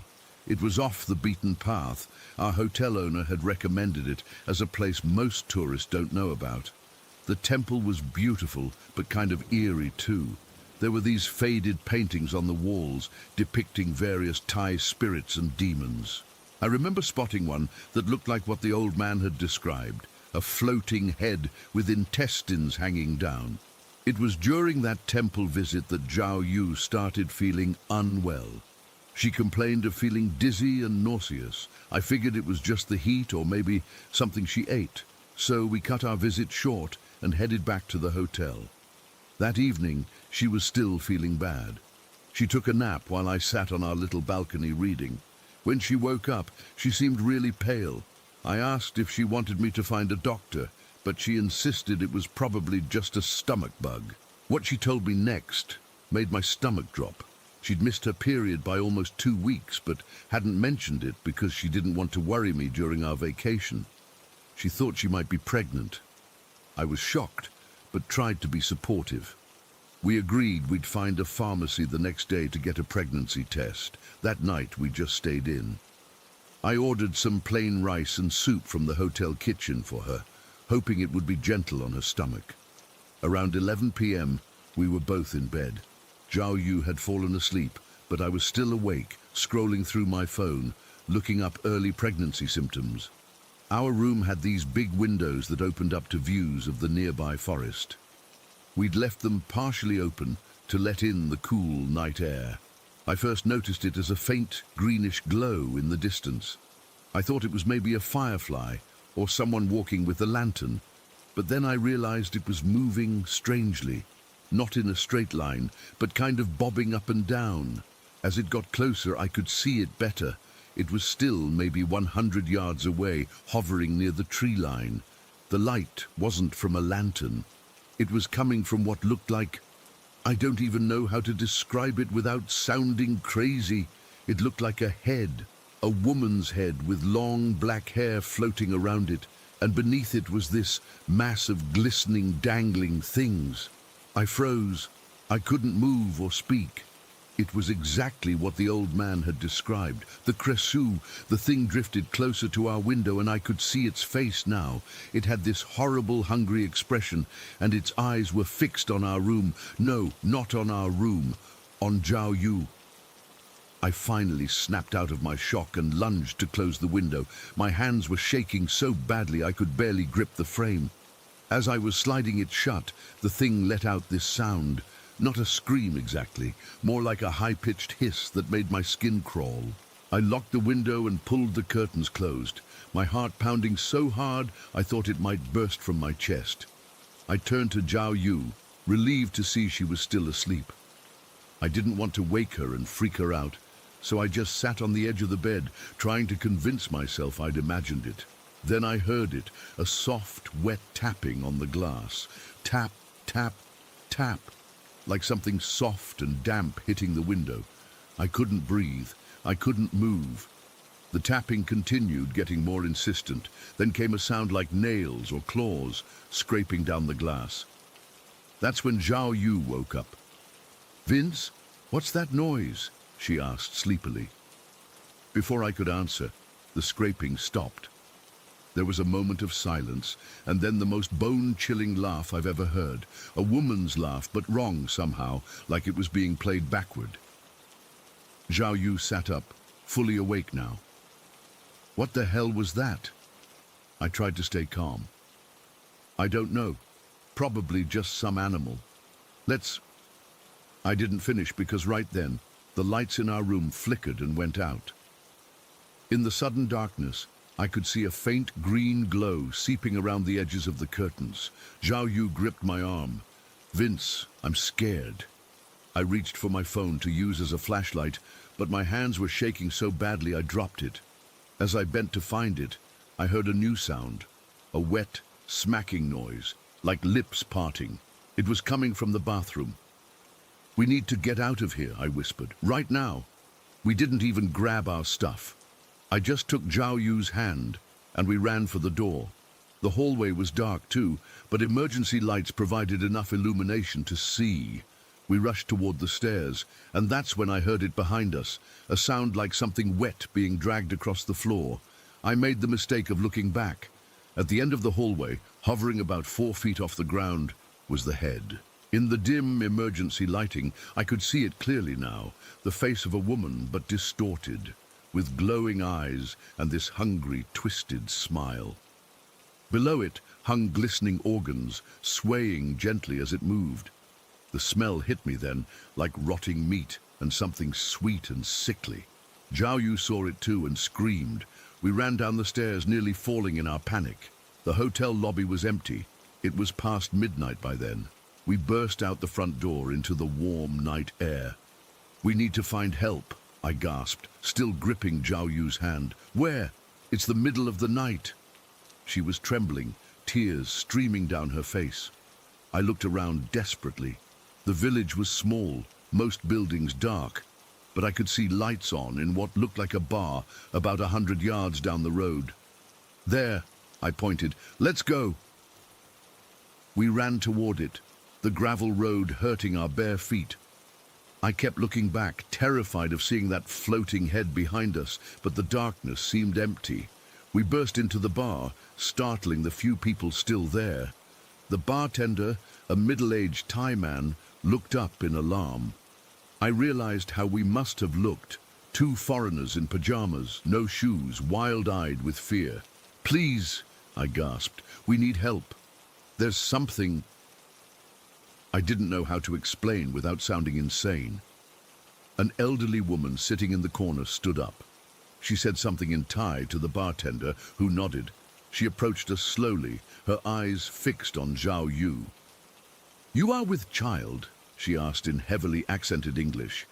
Zhao Yu looked startled. I think so. Maybe." "How did you know?" The old woman's face grew grave. "Krasu, it hunts for the unborn." A chill ran through me. "You know about it? That floating head thing? It's real?" The woman nodded solemnly. "Very real, very dangerous, especially for her." She gestured to Zhao Yu. "It wants the heart of the unborn, for strength." I felt sick. This couldn't be happening. Things like this weren't real, but I'd seen it with my own eyes. "What do we do?" Zhao Yu whispered, one hand moving protectively to her stomach.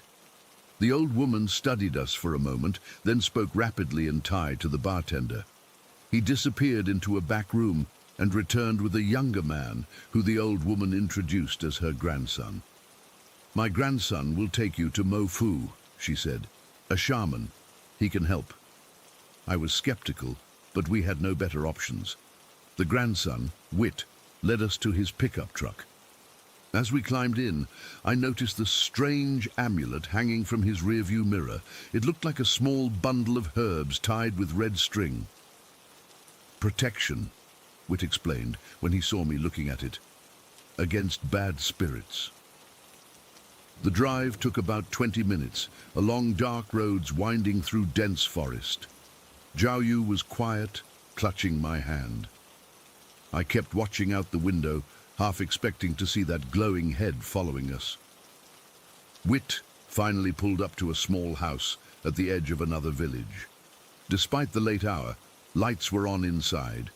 An old man was sitting on the porch as if expecting us. Wit spoke to him in Thai, gesturing toward us. The old man, Mo Fu, I presumed, nodded gravely. He was ancient, with deep wrinkles and sparse white hair, but his eyes were sharp and alert. He beckoned us to follow him inside. The house was small, just one main room filled with strange objects. Bundles of dried herbs hanging from the ceiling, shelves crowded with jars of mysterious substances, and in the center, a low table surrounded by cushions. Mo Pu motioned for Zhao Yu to sit. He studied her face, then placed his weathered hand on her forehead and closed his eyes. After a moment, he nodded and said something to Wit. He says the Krassu has marked her, Wit translated. It will not stop hunting her as long as she carries the child. Zhao Yu began to cry softly. I put my arm around her. Ask him what we can do. There must be something. Wit translated my question. Mo Fu's response was lengthy, his hands moving expressively as he spoke. He can make a talisman of protection, Wit explained. It will shield both her and the baby from the Krassu, but it must be worn at all times, especially at night. Yes, I said immediately. Please tell him yes. The ritual that followed was unlike anything I'd ever experienced. Mo Fu gathered various items from around the room. Herbs, small bones, pieces of cloth, and what looked like dried insects. He placed these on a small metal plate and set it alight, creating pungent smoke that filled the room. As the smoke swirled around us, he began chanting in a low, rhythmic voice. The sound seemed to resonate in my chest, making my skin prickle. He took a small piece of paper and wrote on it with red ink, then folded it into a tiny square. This he placed in a small cloth pouch along with some of the burned materials. The whole process took about an hour. During this time, I kept hearing strange noises from outside, rustling in the bushes, and once, what sounded like that same eerie laugh we'd heard at the hotel. Each time, Mo Fu would pause in his chanting, his eyes darting to the windows before continuing with increased urgency. Finally, he tied the pouch with red string and handed it to Zhao Yu. Through Wit, he instructed her to wear it around her neck and never remove it until after the baby was born. As Zhao Yu put on the talisman, I felt a change in the atmosphere. The air seemed lighter somehow, and the strange noises outside ceased. Mo Fu nodded in satisfaction. We need to go back to the hotel, I said to Wit. Our passports, our things, they're all still there. Wit spoke to Mo Fu, who shook his head emphatically and said something that made Wit's eyes widen. He says, "You cannot go back tonight," Wit translated. The Krassu will be most angry now that you have sought protection. It will be waiting. You must stay here until morning. Mo Fu cleared a space in the corner of the room, laying out mats and blankets for us. Before leaving, Wit promised to return at sunrise to take us back to the hotel. Zhao Yu and I lay down, exhausted but too terrified to sleep. Her hand kept going to the talisman around her neck, as if reassuring herself it was still there. Around 3 a.m., we both heard it, that wet, smacking sound, right outside the window. Mo Fu, who had been sitting in meditation near the door, opened his eyes. He spoke a few words that sounded like a command or warning. The response was immediate, a shriek of fury that made the windows rattle. I held Zhao Yu close as we watched a greenish glow appear outside, illuminating the window from behind the thin curtain. The shape of a head was clearly visible, pressing against the glass. Mo Fu stood and approached the window, holding up some kind of amulet similar to the one he'd given Zhao Yu. He spoke again, his voice stronger now. The shrieking intensified, and the glowing head pressed harder against the glass, which began to crack. I thought we were done for, but then something strange happened. The talisman around Zhao Yu's neck began to glow with a soft golden light. The Krassu outside let out one final agonized howl, and then the light was gone. Mo Fu turned to us and nodded, a small smile on his wrinkled face. He said something that Wit later translated for us. It cannot breach the protection. Your child is safe now. The rest of the night passed in uneasy silence. At dawn, Wit returned as promised and drove us back to our hotel. The staff seemed surprised to see us, explaining there had been a power outage during the night. They had knocked on our door when the power returned, but got no answer. We packed our things quickly and checked out that same morning. We spent the remainder of our trip in Bangkok in a modern hotel with electronic keycards and security cameras. Zhao Yu wore the talisman constantly. When we returned home, a pregnancy test confirmed what we already knew. Zhao Yu was indeed pregnant. Today, our daughter is 6 months old, healthy, happy, and seemingly normal in every way. Zhao Yu still wears the talisman, though Mo Fu had said it was only needed during the pregnancy. Sometimes, on dark nights, I wake up suddenly with the feeling of being watched. I look at my little family sleeping peacefully and wonder about what happened in Thailand. Was it real? Some mass hallucination triggered by local legends and the power of suggestion? Or did we truly encounter something supernatural? I don't know, but one thing's for sure. I'll never forget the sight of that floating head, its hungry eyes fixed on Zhao Yu, or the smell of decay that accompanied it. And sometimes, when my daughter cries in the night for no apparent reason, I could swear I catch a whiff of that same sickly sweet odor, and my blood runs cold. Story 14. I still can't fully process what happened during my time working at the Fright Night haunt in Farlwood last fall. I've been sitting on this experience for months, debating whether to share it, but I need to get it out there. Maybe someone can make sense of what I experienced, because I sure as hell can't. I was between jobs and desperate for cash when I saw the ad for seasonal workers at this haunted house attraction. The pay was decent, $15 an hour to basically dress up and scare people. Easy money, right? The location caught my attention. They'd taken over the old Starlight Theatre, a rundown movie palace from the 50s that had been abandoned for at least a decade. As a kid growing up in Farlwood, I remembered seeing the "Coming Soon" sign that never changed, the peeling paint, and those creepy Art Deco figures flanking the entrance. When I showed up for orientation, I met the owner, a guy named Marcus, who was clearly passionate about horror. He gave us the rundown on the haunt's theme, something about escaped asylum patients and revenge, but also casually mentioned the building's history. 2 people had died there, a patron back in the 60s, heart attack during a Hitchcock film, and more recently, a scare actor who worked the previous season. Apparently, the guy keeled over from a heart attack in the men's bathroom during a break. Marcus mentioned this like it was a selling point, saying the place had authentic haunted energy. Then he dropped another bomb. The theater was built on land that used to be part of Pinewood Sanitarium's grounds in the early 1900s. According to local historians, there might be unmarked graves underneath. Great. I should have walked right then, but like I said, I needed the money. Setup week started 2 weeks before opening. My first day, I was paired with James, the tech manager, for a facility tour. James had worked haunts for years and had this nervous energy about him, constantly looking around corners, jumping at noises. Not exactly reassuring. The haunt was divided into different scenes throughout the building. The first floor had been converted into a maze of doctors' offices and bloody operating rooms.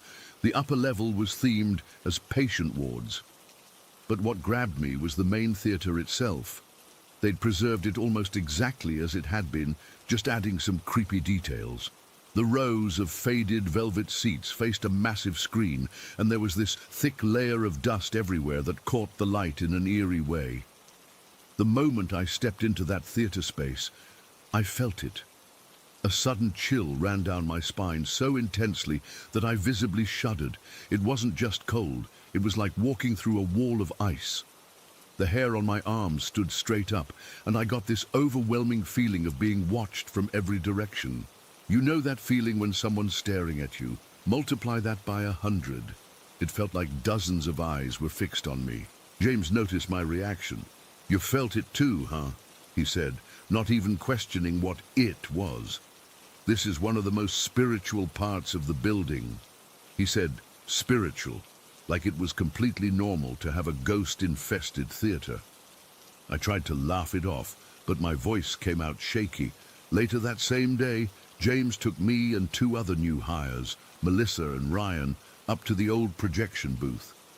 It was a cramped, dusty space with ancient equipment still sitting there like the operators had just stepped out for lunch 30 years ago. We were checking out the space. It was going to be a mad scientist scene, when we all heard it. A distinct clicking sound, like someone rapidly flipping switches, followed by 3 loud knocks that seemed to come from inside the wall.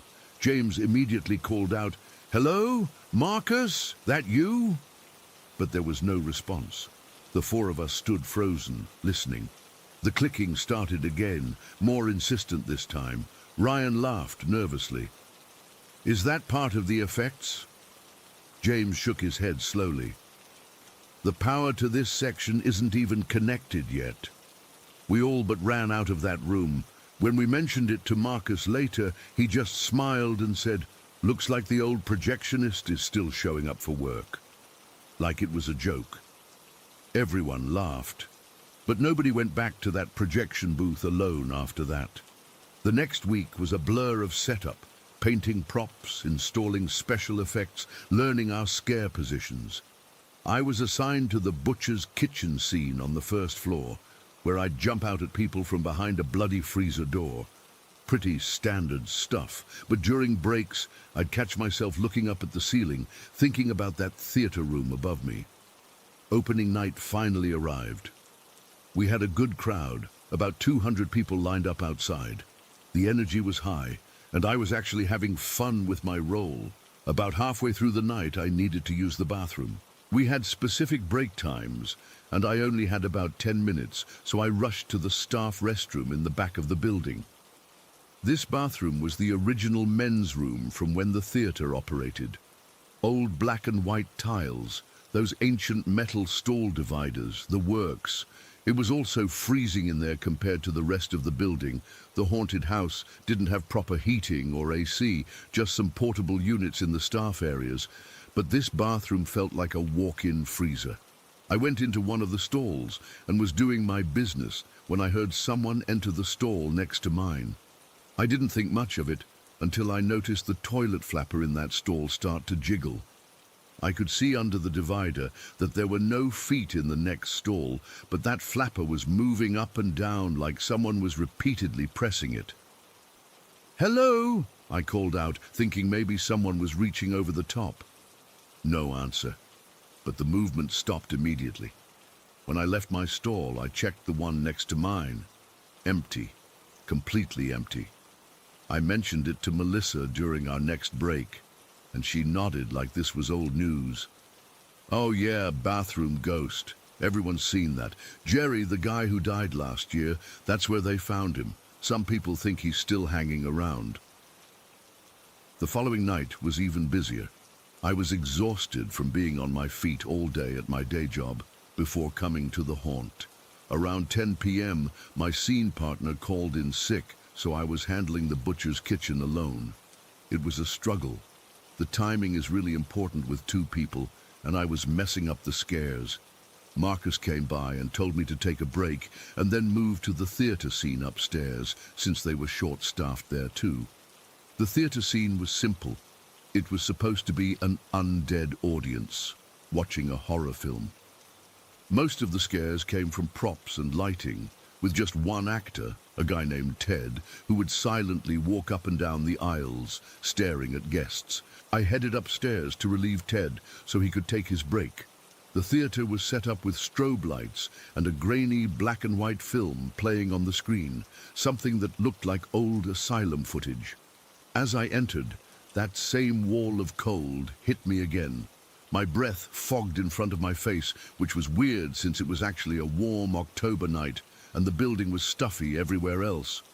Ted was supposed to be waiting for me, but the theater seemed empty. I called out, "Ted, you in here, man?" My voice echoed against the high ceiling. No response. I figured he might have stepped out already, so I made my way down the center aisle to get into position. The strobe light made everything disorienting, catching the dust particles in the air and creating these weird, suspended moments of visibility. The film on the screen cast flickering shadows across the seats. That's when I heard footsteps entering from the back of the theater. Heavy, deliberate steps on the carpeted floor. I turned, expecting to see Ted, and I caught a glimpse of a figure in the strobe light, just for a split second. Tall, wearing what looked like a uniform of some kind. "Ted," I called again, That you, dude? The footsteps continued, getting closer. I couldn't see clearly with the strobes, just catching fragments of movement. Ted, quit messing around, man. You're creeping me out. No answer, but the footsteps kept coming. Then they stopped, somewhere in the middle of the theater. I couldn't see anyone anymore, but I could feel a presence. That sensation of being watched was overwhelming. Just then, the walkie-talkie on my belt crackled to life, making me jump about a foot in the air. It was Marcus. Hey, Ted just checked in with me downstairs. He said he couldn't find you to hand off. You in position yet? My blood turned to ice. If Ted was downstairs, who the hell was in the theater with me? I backed toward the exit, unable to tear my eyes away from the rows of seats where I'd heard the footsteps stop. In the strobe light, I swear I saw something shift, a shadow moving against the pattern of the flashing light, like someone turning their head to follow my movement. I probably should have played it cool, but screw that.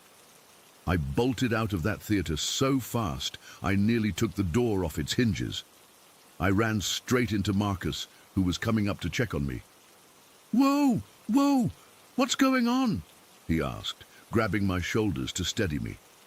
I was breathing so hard I could barely speak. There's someone in there. I heard footsteps. I thought it was Ted, but... Marcus gave me this look. Not disbelief, but something more like confirmation. Show me, he said. We went back in together. The theater was empty. No mysterious figure, no footsteps. But that cold spot was still there, right in the middle of the center aisle, about 7 rows back from the screen. We both walked through it and Marcus visibly shivered. That's where Mr. Henderson died, he said quietly.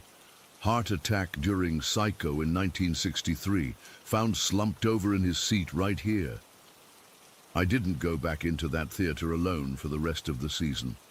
I made sure Ted and I switched places in the hallway outside. But the weirdness didn't stop there. Throughout my time at the haunt, I kept experiencing these inexplicable cold spots. I'd be sweating under my costume 1 minute, then suddenly shivering uncontrollably the next. There was no pattern to it. It would happen in different locations each time. The building had no AC or heating system that could explain these drastic temperature changes. Other staff had stories too. Ryan swore he saw a woman in a nurse's uniform in the upstairs hallway when no one was wearing that costume. Melissa's props would rearrange themselves between groups. James admitted that equipment would turn on and off by itself, even when disconnected from power sources. The clicking and knocking in the projection booth became such a regular occurrence that the tech crew started saying, "Morning, Jerry," whenever they entered, thinking it was the deceased actor. Maybe it was a coping mechanism, turning something terrifying into something almost companionable. The strangest part, none of us quit. We all just accepted it. Like these paranormal experiences were part of the job description. Every single person who worked there for more than a few days experienced something they couldn't explain. We'd gather in the break room and swap ghost stories. Only they weren't stories. They were things that had happened to us just hours earlier. One night, near the end of the season, I was taking my break in the staff room when James sat down next to me, looking shaken. "You okay?" I asked. He shook his head. "I was just in the basement checking the circuit breakers. I heard someone whispering my name, right in my ear. I could feel their breath, man." I should have been freaked out by his story, but by that point, it seemed almost normal. "What did you do?" I said, "Not now. I'm busy," and kept working. He laughed, but there was no humor in it. "What the hell is wrong with us? Why are we still here?" I didn't have an answer then, and I don't have one now. All I know is that when I left that job after Halloween, something followed me home. Nothing dramatic, no full-body apparitions or objects flying across the room. Just little things. The sound of footsteps in my hallway when I'm alone. Doors I know I closed, standing open in the morning.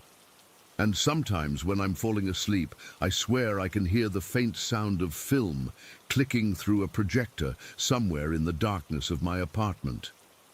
I drive by the old Starlight Theatre sometimes. They've closed up the haunt for the season, but Marcus is already advertising for next Halloween. I wonder how many of last year's staff will return, knowing what waits for them inside. And the really messed up part, I'm considering it, because even though it terrified me, there's something about that place that gets under your skin, something that makes you want to go back, to understand it better. Or maybe whatever followed me home wants to return, and I'm just along for the ride. Story 15. I've been putting off writing this for years, partly because I don't think anyone will believe me, and partly because I'm still scared to death thinking about it. But it's been eating away at me, and I need to get it out. Back in 2003, I was 20 years old and living in a small apartment in Westlake with my two best friends, Heather and Jamie. We weren't exactly rolling in money, just three young women sharing rent, working retail jobs, and trying to figure out our lives. Our apartment wasn't much, but it was our first place away from home, and we loved the freedom. One Friday night in October, we were bored out of our minds. There was nothing good on TV, we were too broke to go out, and we'd already watched all our DVDs 1,000,000 times. That's when Jamie suggested we get a Ouija board. "Come on, it'll be fun," she said. "My cousin had one, and they totally got it to move." I rolled my eyes. "Those things are fake. People just push it themselves without realizing." Heather was more into the idea. "Melissa, don't be such a buzzkill. It's almost Halloween. Perfect timing." So we drove to Kmart, yes, freaking Kmart, and bought a Ouija board for like $20. It came in this glossy cardboard box with purple writing and looked so cheap and harmless. I remember joking about it on the drive home, asking if the spirits would be offended that we didn't spring for the deluxe model. We got back to our apartment around 9 p.m., ordered a pizza, and cracked open some cheap wine while setting up the board on our coffee table. The pizza guy came, we ate, and then decided to get serious about our séance. Jamie lit some candles, not for the spirits, just because our overhead light was harsh and gave her migraines, and we sat on the floor around the coffee table. "So how do we do this?" I asked, still thinking this was just a dumb way to pass a Friday night. "We all put our fingers on the planchette thingy and ask questions," Heather said. "Don't push it, just let it move on its own." We placed our fingertips on the plastic pointer and started with basic questions. "Is anyone there?" Jamie asked. Nothing happened at first. We kept our fingers lightly on the planchette for what felt like forever, and I was about to suggest we give up when it suddenly moved to yes. "Who's pushing it?" I said immediately, looking at both of them. "Not me," they both insisted. "Okay, who are we speaking with?" Heather asked. The planchette moved slowly. B-E-N. "Hi, Ben," Jamie said, giggling a little nervously. "Are you a good spirit?" "Yes." "What are you?" I asked, still convinced one of my friends was moving it. The planchette spelled out G-U-I-D-E. "Like a spirit guide?" Heather asked, her voice suddenly more serious. "Yes."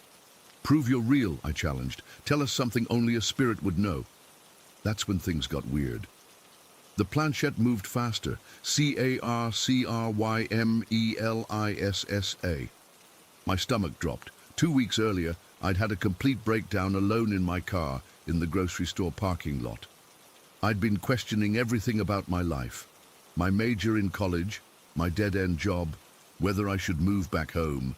I'd cried for almost an hour with my forehead against the steering wheel. I hadn't told anyone about it. Not even Heather or Jamie. "What does that mean?" Jamie asked, looking at me. I couldn't speak. My mouth went completely dry. "Melissa?" Heather nudged me. I had a breakdown in my car a couple weeks ago," I finally said. "I was alone. There's no way anyone could know about that." Jamie looked skeptical. Maybe you mentioned it and forgot." "No," I insisted. "I definitely didn't tell anyone." We kept going, and Ben told us he was actually multiple spirits who worked together as guides. He claimed to be watching over all three of us. The longer we used the board, the more personal the information became. He knew about Jamie's childhood dog that died when she was 7. He knew about Heather's secret crush on her boss, things we hadn't discussed with each other. By midnight, we were all believers. We started using the board almost every night. Ben became like a fourth roommate. We'd ask him for advice about work, about guys we were dating, about family drama, and he'd answer, sometimes with actual helpful advice. About 2 weeks in, our friend Mike came over to hang out. He thought the whole Ouija thing was stupid and made fun of us for believing in it. After a few beers, he passed out on our couch while the three of us decided to do a session. We were sitting on the floor near the couch where Mike was sleeping. As soon as we started, the energy felt different. The planchette moved faster and more aggressively. "Are you Ben?" Jamie asked. "No." "Who are you then?" The planchette didn't spell anything, just circled the board rapidly. "Are you okay?" Heather asked. "No." Then Himout. "Him out? You mean Mike?" I asked. "Yes." Suddenly Heather gasped and yanked her arm back from the board. "Something just grabbed me," she whispered frantically. "Something cold wrapped around my arm." I didn't feel anything, but goosebumps erupted all over my body. The temperature in the room seemed to drop by like 15 degrees in seconds. "Let's stop," I suggested, thoroughly creeped out. No. The planchette moved by itself, even though we'd all pulled our hands back. That's when Mike woke up with a yell. He sat bolt upright on the couch, clutching at his chest. "What the hell?" he shouted. "What's wrong?" Jamie asked. "Something was sitting on me," he said, his eyes wide with panic. "I couldn't breathe." We turned on the lights, and when Mike pulled up his shirt, we all just stared in horror. Across his chest and stomach were what looked like tiny handprints, like a child had pressed their hands against him with red paint, except there was no paint. His skin was just red and irritated in the shape of small hands. That should have been our wake-up call. That should have been when we burned the board and never touched it again. But we didn't. We convinced ourselves it was because Mike had been disrespectful. We just needed to be more careful. About a week later, we came home from grocery shopping around 6 p.m. The second I unlocked our apartment door, we all heard it, a child screaming. Not just crying, but a high-pitched, terrified scream. Our downstairs neighbors had twin toddlers, and our first thought was that something had happened to one of them. Jamie ran down to check, while Heather and I cautiously entered our apartment. The screaming stopped the moment we stepped inside. Jamie came back up and said the twins were fine. They were sitting in their playpen watching TV when their mom answered the door. As we stood there in confusion, I noticed a smell. At first, it was faint, but it quickly became overwhelming, like rotting meat. So powerful I had to cover my nose with my shirt. "Do you smell that?" I asked. They both nodded, looking as disgusted as I felt. "Did we leave meat out?" Heather suggested, heading to the kitchen to check. But our kitchen was spotless. We'd cleaned it thoroughly before leaving, and there was nothing that could explain the smell. Just as mysteriously as it appeared, the smell vanished after about 5 minutes. That night, Heather was flipping through some books on the occult she'd checked out from the library. Yeah, she'd gotten really into researching this stuff. She randomly opened one book and called us over, her face pale. "Listen to this," she said, and read aloud. "Two common manifestations of malevolent entities are the sounds of children in distress and the smell of decay or rotting flesh. When experienced simultaneously, these phenomena are considered by demonologists to be indicators of pure evil." I felt like someone had dumped ice water down my back. Pure evil. Those words echoed in my head for days afterward. We decided to take a break from the board. Heather returned the books to the library. I placed an open Bible in our living room. I wasn't even religious, but it felt like insurance. Jamie started carrying a small cross in her purse. We never formally said goodbye on the board. We just stopped using it and shoved it in the back of my closet. For months, things went back to normal. We convinced ourselves we'd overreacted. The screaming, probably just the TV from downstairs. The smell, maybe something died in the walls. The handprints on Mike. He must have slept on something that left marks. Then one night in April, after a few too many drinks celebrating Jamie's promotion, we got stupid. We dug out the board. "Just one quick session," Heather said. "I want to ask about this new guy I'm seeing." I should have said no. I should have thrown that thing in the dumpster months earlier. But I didn't.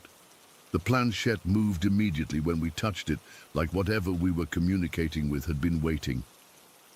"Ben?" Jamie asked. "Yes." "We've missed you," Heather said, and I remember thinking how weird that sounded, like she was talking to an old friend. The session started innocently enough. Ben told Heather her new boyfriend wasn't right for her. He wasn't. They broke up 2 weeks later. He told Jamie her promotion would lead to another one by Christmas. It did. Then he turned to me, WATCHHEATHER. "What about me?" Heather asked. SEVENFORYOU. "7 what?" she pressed. No response. 7 children, Jamie guessed, laughing. The planchette shot to yes so violently it nearly flew off the board. Heather rolled her eyes. "Yeah, right. I don't even know if I want kids." That was the last time we used the board. The next day, sober and feeling stupid, we all agreed to get rid of it. Jamie took it to a dumpster behind her workplace and buried it under bags of trash. Life moved on. I started dating someone seriously. Jamie got that second promotion. Heather began having health issues, fatigue, nausea, mood swings. We assumed it was stress from her job. 7 months after that last session, I was folding laundry when it hit me. Heather's symptoms, the timeline, that message. 7 for you. I called her immediately. "Heather, this is going to sound crazy, but is there any chance you're pregnant?" There was a long silence on the other end. "Why would you ask me that?" "Just answer the question," I insisted. "No," she said firmly. "I've been on the pill, and I haven't even been with anyone in months." But I couldn't shake the feeling. That weekend I brought over a pregnancy test as a joke. She took it to humor me, convinced it would be negative. It wasn't. The doctor later confirmed she was almost exactly 7 months pregnant. She had no explanation for how she hadn't noticed, how she'd still had what she thought were periods, how she hadn't shown. The father was her ex, the one Ben had said wasn't right for her. Her daughter was born healthy 2 months later. Heather was a great mom, despite the shock. But that prediction, 7 for you, haunted us. Did it mean she'd have 7 children, or that something would happen when the child turned 7? I moved out of the apartment a year later when I got engaged. Jamie left 6 months after me for a job in another state. Heather stayed the longest, finally leaving when her daughter was 3. It's been years now, but none of us has escaped whatever attached itself to us that October. Jamie wakes up with unexplained scratches. I sometimes hear whispering when I'm alone in my house. Heather's daughter talks about the dark man who stands in her closet at night. We don't discuss it much anymore. What's the point? We can't undo what we did. We invited something in, and it never really left. Heather's daughter turned 7 last month. We're all pretending not to be terrified about what might happen. I wish I could end this with some resolution or explanation, but there isn't one. All I know is that I'll never touch a Ouija board again, especially not one from Kmart. Some doors aren't meant to be opened, and some things can't be uninvited once they've come through. Lastai, Story 16. I've never been the type to believe in ghosts. I mean, I've had my fair share of weird experiences with sleepwalking, sleep paralysis, and nightmares since I was a kid. But I've always chalked it up to my brain just being wired differently. That was until we moved into our new apartment. My boyfriend Marcus and I had been looking for a place for months. The rental market was brutal. And when we finally found something in our price range that didn't look like it belonged in a horror movie, we jumped on it. It wasn't anything special, just a modest two-bedroom in a newer block of flats, built in the early 2000s. Nothing historic or creepy about it, just your standard concrete and drywall construction with neighbors on either side and above us. The first few weeks were normal. We unpacked, arranged furniture, and started settling into our routine. I was working from home 3 days a week, and Marcus was at the office full-time. Everything was fine until Marcus started mentioning weird things. "Did you move the coffee mug I left on the counter?" he asked one morning. I hadn't touched it. Then it was the keys that weren't where he left them. A book that somehow ended up in the bathroom when he swore he'd been reading it in bed. Little things, but enough that he started joking about our place being haunted. I laughed it off. This building isn't even 20 years old. It doesn't have time to be haunted. Besides, I was the one with the history of sleep issues. If anyone should be noticing weird stuff, it should be me, right? Then the nightmares started. I've had bad dreams before, but nothing like what happened about 2 months after we moved in. I dreamt I was lying in our bed, exactly as I had fallen asleep, when these shadow figures started forming in the corners of our room. They weren't just dark blobs, they had form, substance. They looked like people but distorted, with limbs too long and heads that weren't quite right, and they were crawling toward the bed. In my dream, I couldn't move. Classic sleep paralysis, something I'd dealt with before. But this felt different, more real. I could feel the weight of something pressing down on my chest, making it hard to breathe. The shadows kept coming, closer and closer, until one of them was right at the edge of the bed, reaching for me with these impossibly long fingers. That's when I managed to break free. In my dream, I flung myself sideways off the bed to escape. The problem was, I actually did it in real life too. I woke up on the floor with a sharp pain in my side. I'd hit the radiator on my way down and had a nasty bruise for weeks afterward. Marcus woke up to my scream and found me shaking on the floor. He helped me back to bed, held me until morning, but I could tell he was freaked out too. "Maybe we should sage the place," he suggested the next day. I rolled my eyes. It was just a nightmare. I've had them before. But they kept happening. Not every night, but often enough that I started dreading going to sleep. I'd see those shadows in my dreams, always reaching, always coming closer. Sometimes I'd wake up standing in the middle of the living room with no memory of how I got there. Classic sleepwalking, but it had been years since I'd done that. Marcus was patient, but I could tell he was worried. He started checking the locks twice before bed, making sure all the windows were secured.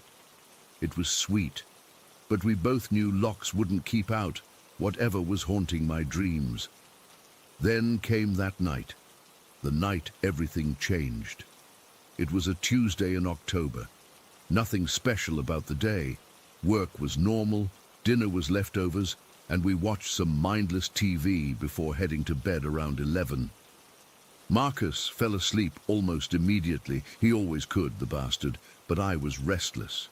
My mind kept racing, thinking about work deadlines and bills and whether we needed to buy more toilet paper. The usual 2 a.m. thoughts, except it wasn't even midnight yet. I tossed and turned for hours, checked my phone, 1:15 a.m., adjusted my pillow, 1:42 a.m., tried counting sheep, 2:18 a.m. By 2:30 I was still wide awake and incredibly frustrated. My bladder wasn't helping either. After another half hour of trying to ignore it, I finally gave up and decided to use the bathroom. Our flat's layout meant the bathroom was just down the short hallway from our bedroom. I carefully slid out of bed, trying not to wake Marcus, who was snoring softly beside me. The hallway was dark, but I didn't want to turn on the light and risk waking Marcus. I used my phone's flashlight to guide me to the bathroom. Once inside, I decided to leave the door partially open rather than close it completely. Something about being in total darkness in there made me uneasy that night. I sat down on the toilet, still holding my phone for light, scrolling through social media to pass the time. That's when I noticed it. The door handle was moving, not violently, not all at once, but slowly. It inched downward as if someone was carefully, deliberately, trying to open the door without making noise.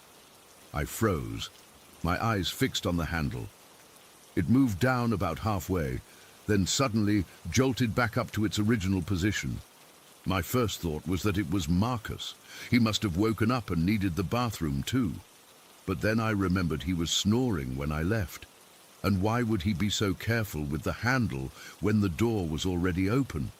I sat there, completely still, waiting. Maybe I'd imagined it, maybe it was just the building settling. Then it happened again. Down went the handle, slowly, deliberately, then back up, then down again. My heart was pounding so hard I could hear it in my ears. I wanted to call out to Marcus, but my voice wouldn't work. I was frozen, watching this impossible thing happen right in front of me. Then, without warning, the handle violently jerked down and up, down and up, down and up, down and up. 4 rapid, aggressive movements in quick succession, like someone was frantically trying to get in. That broke my paralysis. "Fuck off!" I screamed, louder than I meant to. I yanked up my pajama pants, not even bothering to flush, and bolted out of the bathroom, past the door with its now still handle. I ran straight into our bedroom and dove into bed, pulling the covers up to my chin like a terrified child. Marcus was still asleep, completely undisturbed by my shout. How the hell was he still asleep? I wanted to wake him, to tell him what had happened, but some irrational part of my brain was afraid. What if it wasn't Marcus? What if something was pretending to be him? I lay there, wide-eyed, staring at the ceiling, listening for any sound from the hallway. My body was drenched in sweat, but I felt ice cold. I didn't sleep at all that night. I watched the darkness slowly give way to dawn, the shadows in our room retreating as sunlight crept through the blinds. When Marcus's alarm went off at 7, I nearly jumped out of my skin. He rolled over, saw my face, and immediately sat up. "Jesus, what happened to you? You look like you've seen a ghost." I told him everything. The door handle, the movements, my terror. He listened, his face growing more concerned with every word.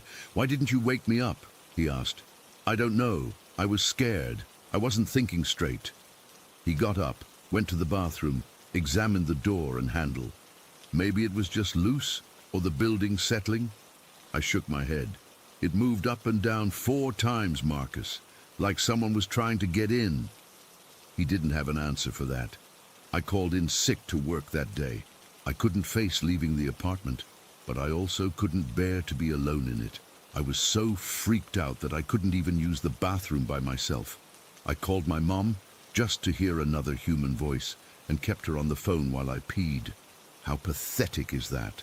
A grown woman needing her mommy to use the toilet. Since that night, things have gotten weirder. Marcus has started noticing more unexplainable things. A picture frame that rotated 180 degrees on the wall when there was no draft. His wallet disappearing from the counter where he always leaves it, only to show up in the refrigerator. The TV turning on by itself at 3:27 a.m., always the same time, always tuned to static. I've tried to rationalize it. Maybe our building has weird electrical issues. Maybe the foundation is settling, causing things to shift. Maybe we both just need more sleep and are imagining things. But deep down, I know that's not it. Something is in our flat with us. I don't know if it came with the place, or if it somehow followed one of us here. Sometimes I wonder if Marcus brought something with him. He lived in an old Victorian house before moving in with me. The kind of place that actually could be haunted. Maybe something attached itself to him and came along for the ride. Or maybe it's seasonal. Maybe whatever this is gets stronger as we head into winter, as the days get shorter and the nights longer. That would explain why things have escalated since October began. What makes it worse is that I'm pregnant now, 10 weeks along. We weren't planning it, but we're excited, or at least we were excited before I started wondering what kind of environment we're bringing a baby into. What if whatever's here targets the baby? What if it's already affecting my pregnancy somehow? Marcus says we should move, but have you seen the rental market lately? We can't afford to break our lease, and even if we could, there's nowhere to go. So we're stuck here, with whatever else is living with us. The strangest part? Some nights are completely normal. We'll go days without anything weird happening, to the point where I start to think maybe I imagined the whole thing. Maybe it was just sleep paralysis, combined with an overactive imagination and a loose door handle. And then I'll wake up at 3 a.m. to find all the kitchen cabinets open. Or Marcus will call me from work, his voice shaking because he swears someone just whispered his name in his ear while he was in a meeting. Last night, I felt something sit on the edge of the bed. The mattress compressed, like there was weight on it. I was facing away from that side and I couldn't bring myself to turn around. I just lay there, eyes squeezed shut, pretending to be asleep, feeling the presence of something that shouldn't be there, something watching me. I don't know what to do. I don't know who to talk to. A priest would think I'm crazy. A medium would probably be a scam. The landlord would just say, there's nothing wrong with the flat. So here I am, typing this out at 4:26 a.m. because I woke up to the sound of someone whispering my name, and when I opened my eyes, Marcus wasn't in bed beside me. He was standing in the corner of our room, staring at the wall. When I called his name, he didn't respond. I got up, touched his shoulder, and he turned around with this blank look on his face and asked why I'd woken him up. He has no memory of getting out of bed. I'm terrified of what's happening in our flat. I'm terrified of what it might do to my baby. And I'm terrified that whatever it is, it's only getting stronger. The door handle is moving again right now. I can see it from where I'm sitting. Down, then up. Down, then up. I'm not going to open it this time. I'm not going to see what's on the other side. Story 17. I've been debating whether to share this for months now. Part of me wanted to just forget it ever happened, but I can't sleep properly anymore, and writing this down might help me process it. Maybe someone out there has experienced something similar and can tell me I'm not losing my mind. I live in Shadowvale, a small town tucked away in the mountains. It's the kind of place where everyone knows everyone, where the nearest Walmart is a 45-minute drive, and where the internet connection drops every time it rains heavily. I've lived here all my life, and until 6 months ago, I'd have told you the most frightening thing about this town was Old Man Peterson's temper when kids cut through his yard. I was wrong. So wrong. It started on a Thursday evening in January. The winter had been brutal, with temperatures dropping to single digits and snow piling up against my front door almost daily. I work from home as a freelance graphic designer, which means I can sometimes go days without leaving the house, especially during winter. That particular day, I'd been cooped up for nearly a week straight, working on a deadline for a client. Around 7 p.m., I decided I needed fresh air before I went stir-crazy. The snow had stopped falling earlier that afternoon, and the sky had cleared, revealing a blanket of stars. I bundled up in my warmest coat, pulled on my boots, and headed out for a walk through town. Shadowvale is beautiful at night, especially after a fresh snowfall. The streetlights cast an amber glow over the untouched snow, and the silence is almost absolute. My breath came out in visible puffs as I trudged down Main Street, past the darkened storefronts and the old library. There weren't many people out, just a couple heading into the diner and someone walking their dog in the distance. I walked for about 20 minutes before turning down Pine Road, which leads to the old cemetery. I know it sounds morbid, but I've always found cemeteries peaceful. This one dates back to the 1800s, with weathered headstones and a wrought iron fence that's rusted in places. During the day, it's a spot where locals sometimes have picnics, or where teenagers hang out after school. At night, though, it's completely deserted.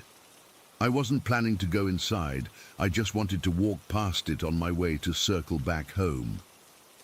But as I approached the cemetery gates, I don't know how to describe it exactly. Like the air had suddenly become thicker, heavier. The temperature seemed to drop several degrees in an instant, and the back of my neck prickled as if someone was watching me. I stopped walking and looked around. The street was empty. The only sound was the distant bark of a dog somewhere in town. I shook my head, telling myself I was just being paranoid from being inside too long, and continued walking. That's when I saw it for the first time. Just inside the cemetery gates, standing motionless between two large oak trees, was a tall figure. At first, I thought it was just a shadow cast by one of the trees, but as I squinted through the darkness, I realized it was too solid, too defined to be just a shadow. It was tall, maybe 6.5 feet, and completely black, like it was cut from the night itself. And it was wearing what looked like a wide-brimmed hat.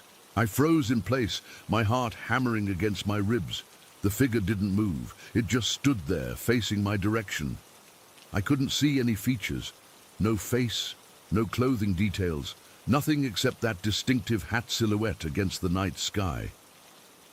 A car drove past behind me, its headlights briefly illuminating the cemetery, and when I looked back, the figure was gone. I practically ran home after that, convincing myself it was just my imagination playing tricks on me.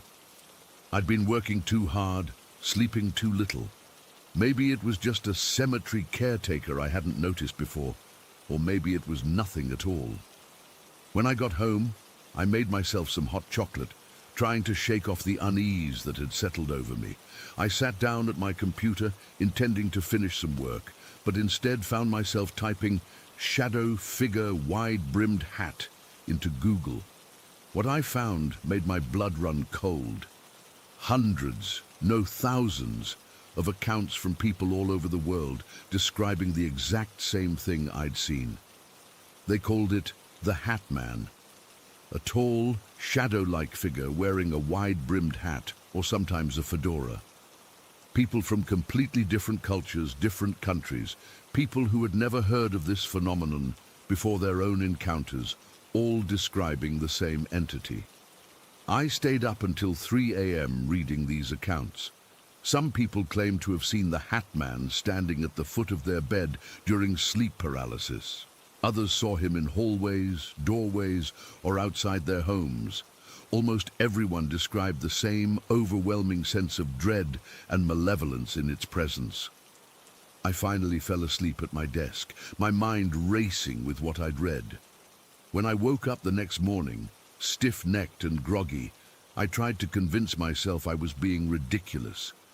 I'd seen a shadow, or maybe a person, and my mind had filled in the blanks with what I'd later read online. That had to be it, but I couldn't shake the feeling that something wasn't right. Over the next few days, I found myself looking over my shoulder more often, checking the dark corners of my house before turning off the lights, keeping my curtains drawn at night.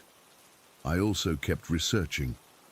I've always been the kind of person who deals with fear by trying to understand it.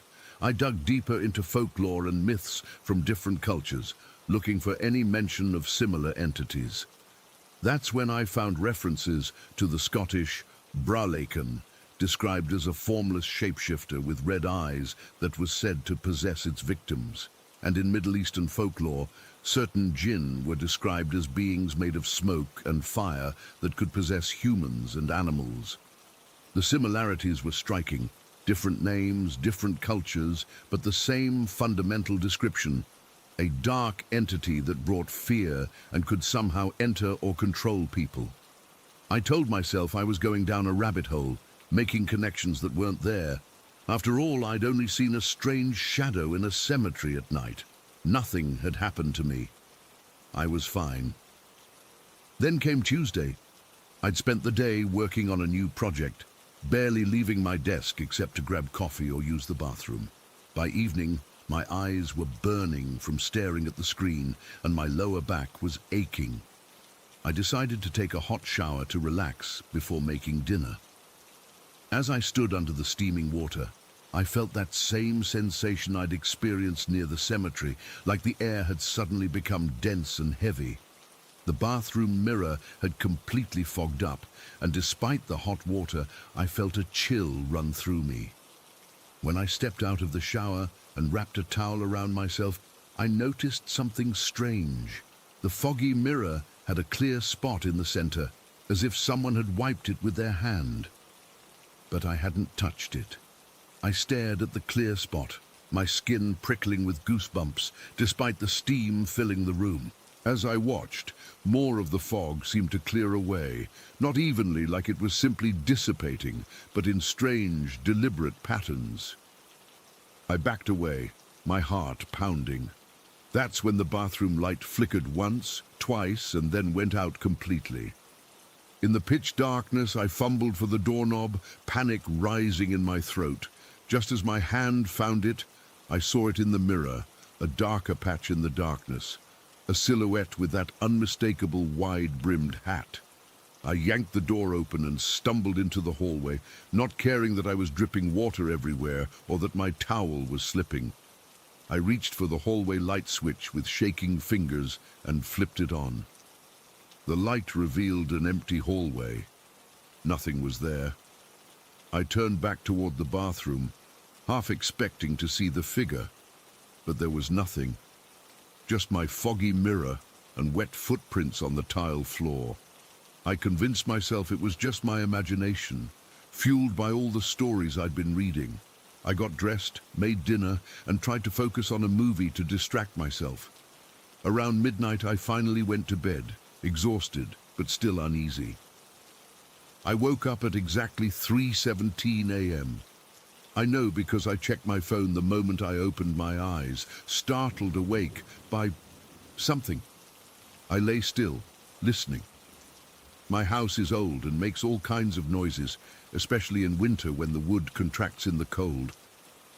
But this wasn't the usual settling sounds or the hum of the heater. It was footsteps. Slow, deliberate footsteps moving down the hallway toward my bedroom. I live alone. There shouldn't have been anyone else in the house. The footsteps stopped right outside my door. I could see the shadow of feet in the gap between the floor and the bottom of my door, blocking the faint nightlight from the hallway. I couldn't move, couldn't breathe, couldn't even reach for my phone to call for help. It was like my body was frozen in place, while my mind screamed at me to do something, anything. The doorknob turned slowly. The door creaked open just an inch, then two. In the sliver of space, I could see nothing but darkness, a darkness deeper than the night surrounding it. The door swung open fully, and there it stood, the Hat Man. Exactly as I'd seen it in the cemetery, but now in my home, in my sanctuary, a silhouette cut from the darkest shadow, featureless except for the wide-brimmed hat. It was so tall its head nearly touched the top of my doorframe, but this time I could see something else. Two small, glowing red eyes, like embers in the darkness. It stood there watching me, for what felt like hours, but must have been only seconds. Then it began to move toward me, gliding rather than walking, leaving the doorway and entering my room. I still couldn't move. It was like sleep paralysis, but I knew I was awake. This was real. This was happening. The Hat Man stopped at the foot of my bed. The red eyes grew brighter, and I felt an overwhelming sense of evil, of wrongness emanating from it. The temperature in the room plummeted. I could see my breath coming in short, terrified gasps. And then it spoke. Not with words, not out loud, but somehow directly into my mind. A voice like gravel being crushed, like static between radio stations. "I've been waiting for you, Marcus." It knew my name. How did it know my name? Before I could process that thought, the Hat Man moved again. But this time, it didn't glide toward me. It seemed to blur, to lose its solid form, becoming smoke-like and fluid. And then it lunged. Not at me. Into me. I felt it enter my body like ice water being injected directly into my veins. My back arched off the bed as pain shot through every nerve ending. My vision went red, then black, then filled with strange, fragmented images that weren't my memories. Stone circles, ancient forests, people in old-fashioned clothes, screaming as their bodies contorted unnaturally. I could feel it inside me, moving through me, exploring every part of my body like it was trying on a new suit. I couldn't control my limbs. I felt my mouth stretch into a grin that wasn't mine, felt my hands clench and unclench. And the voice in my head grew louder, no longer just one voice, but many, speaking in languages I didn't understand, overlapping and arguing and laughing. I don't know how long it lasted, minutes, hours. Time seemed meaningless. I was trapped in my own body, a passenger while something else was at the wheel. Eventually, I must have lost consciousness. When I woke up, sunlight was streaming through my window. I was lying on the floor beside my bed, my sheets tangled around me, soaked in sweat. For a moment, I thought it had all been a nightmare, just a terrifying dream brought on by my research into shadow people and possession. Then I saw my arms. From wrist to shoulder, both arms were covered in strange symbols, not drawn or tattooed, but raised on my skin like scarification, symbols I'd never seen before, in no language I recognized. They weren't bleeding, weren't even red like fresh cuts. They looked like old scars, white and fully healed, as if they'd been there for years, but they hadn't been there when I went to bed. I ran to the bathroom and examined myself in the mirror. My face looked the same, but somehow different. My eyes seemed darker, and there was an expression I didn't recognize, like someone else was looking back at me through my own eyes. That was 6 months ago. The symbols on my arms faded within days, disappearing completely by the end of the week.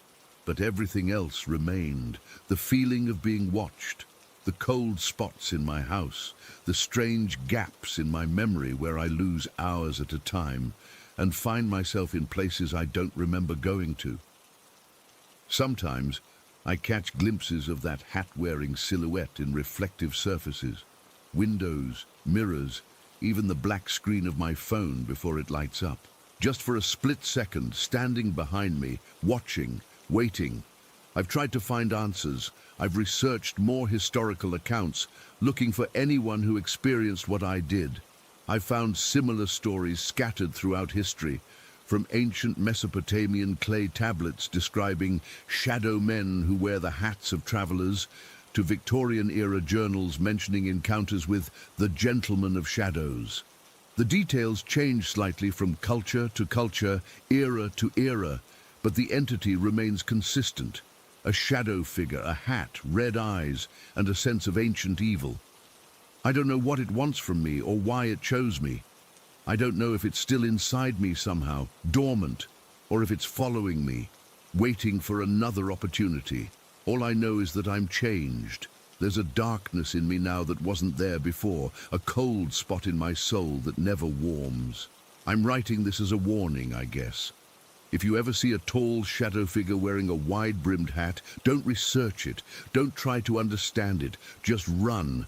Because once it notices you, once it knows you've seen it, it won't stop until it has you. And the worst part, I think it's spreading. 3 days ago, my neighbor mentioned seeing a strange man standing in her yard at night. Just a shadow, really, she said, wearing what looked like an old-fashioned hat. I didn't tell her what I knew. What could I say that wouldn't sound insane? But I saw the fear in her eyes, the same fear I've been living with. And I know it's only a matter of time before she experiences what I did. Whatever this entity is, this hat man, this shadow person, this ancient evil with many names, it's patient. It's been haunting humanity for thousands of years, and it will continue long after we're gone. I don't know if I'll ever be free of it. Sometimes, late at night, I feel it stirring inside me, like it never fully left. And sometimes in my dreams, I'm the one wearing the hat, looking through those glowing red eyes, searching for someone new to possess. Story 18. I still can't sleep well. It's been 3 weeks since I left that place, but I swear sometimes I wake up in the middle of the night, feeling like someone's watching me from the corner of my bedroom. I know how this sounds. Before all this happened, I would have laughed if someone told me a story like mine. But I need to get this off my chest, even if no one believes me. Back in August, I took a job at this old Soviet summer camp in rural Ukraine, about 40 minutes outside my hometown. The place was called Camp Zerka Star in Ukrainian. It had been abandoned for years after the USSR collapsed, but some businessman bought it and started renovations to turn it into some kind of resort. The pay was good, twice what I'd make at the factory in town, so I didn't ask too many questions. My job was simple, soaring and fitting heating equipment in this small maintenance building about 400 meters from the main facility. It was just me and maybe 15 other workers spread across the grounds, each doing our own thing. The foreman only checked in once a day, usually in the morning, then left us alone. The isolation didn't bother me at first. I liked the quiet, the forest air, and having my own space to work. To reach my workshop, I had to follow this dirt path that curved through some pines and past this small silicate brick building. This building always gave me a weird feeling. It was different from the other structures, older somehow, with these tiny square windows that were too high for anyone to look in or out of. They were maybe 20 x 20 centimeters, just these perfect little squares near the ceiling. I never knew what that building was for. Storage? Some kind of utility building? The doors were chained shut with a rusty padlock that looked like it hadn't been opened in decades. The first week was uneventful. Wake up at 5 a.m., drive my beat-up Lada to the camp, work until 4 p.m., go home.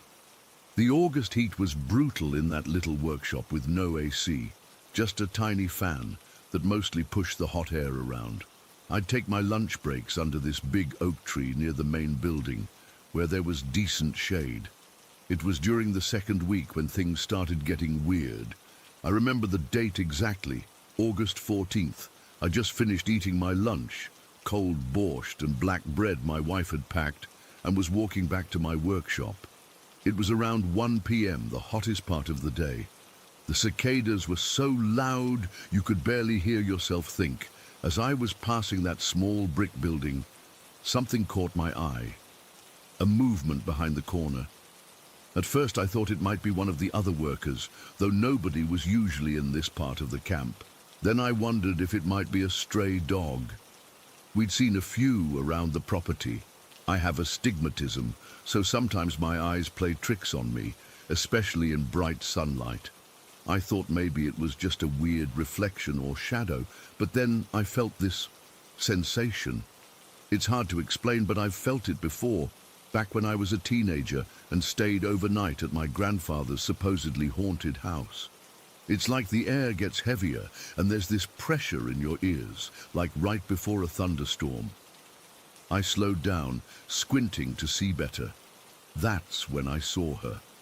Behind the corner of the building, partially hidden but clearly visible, was a girl's face, but not normal.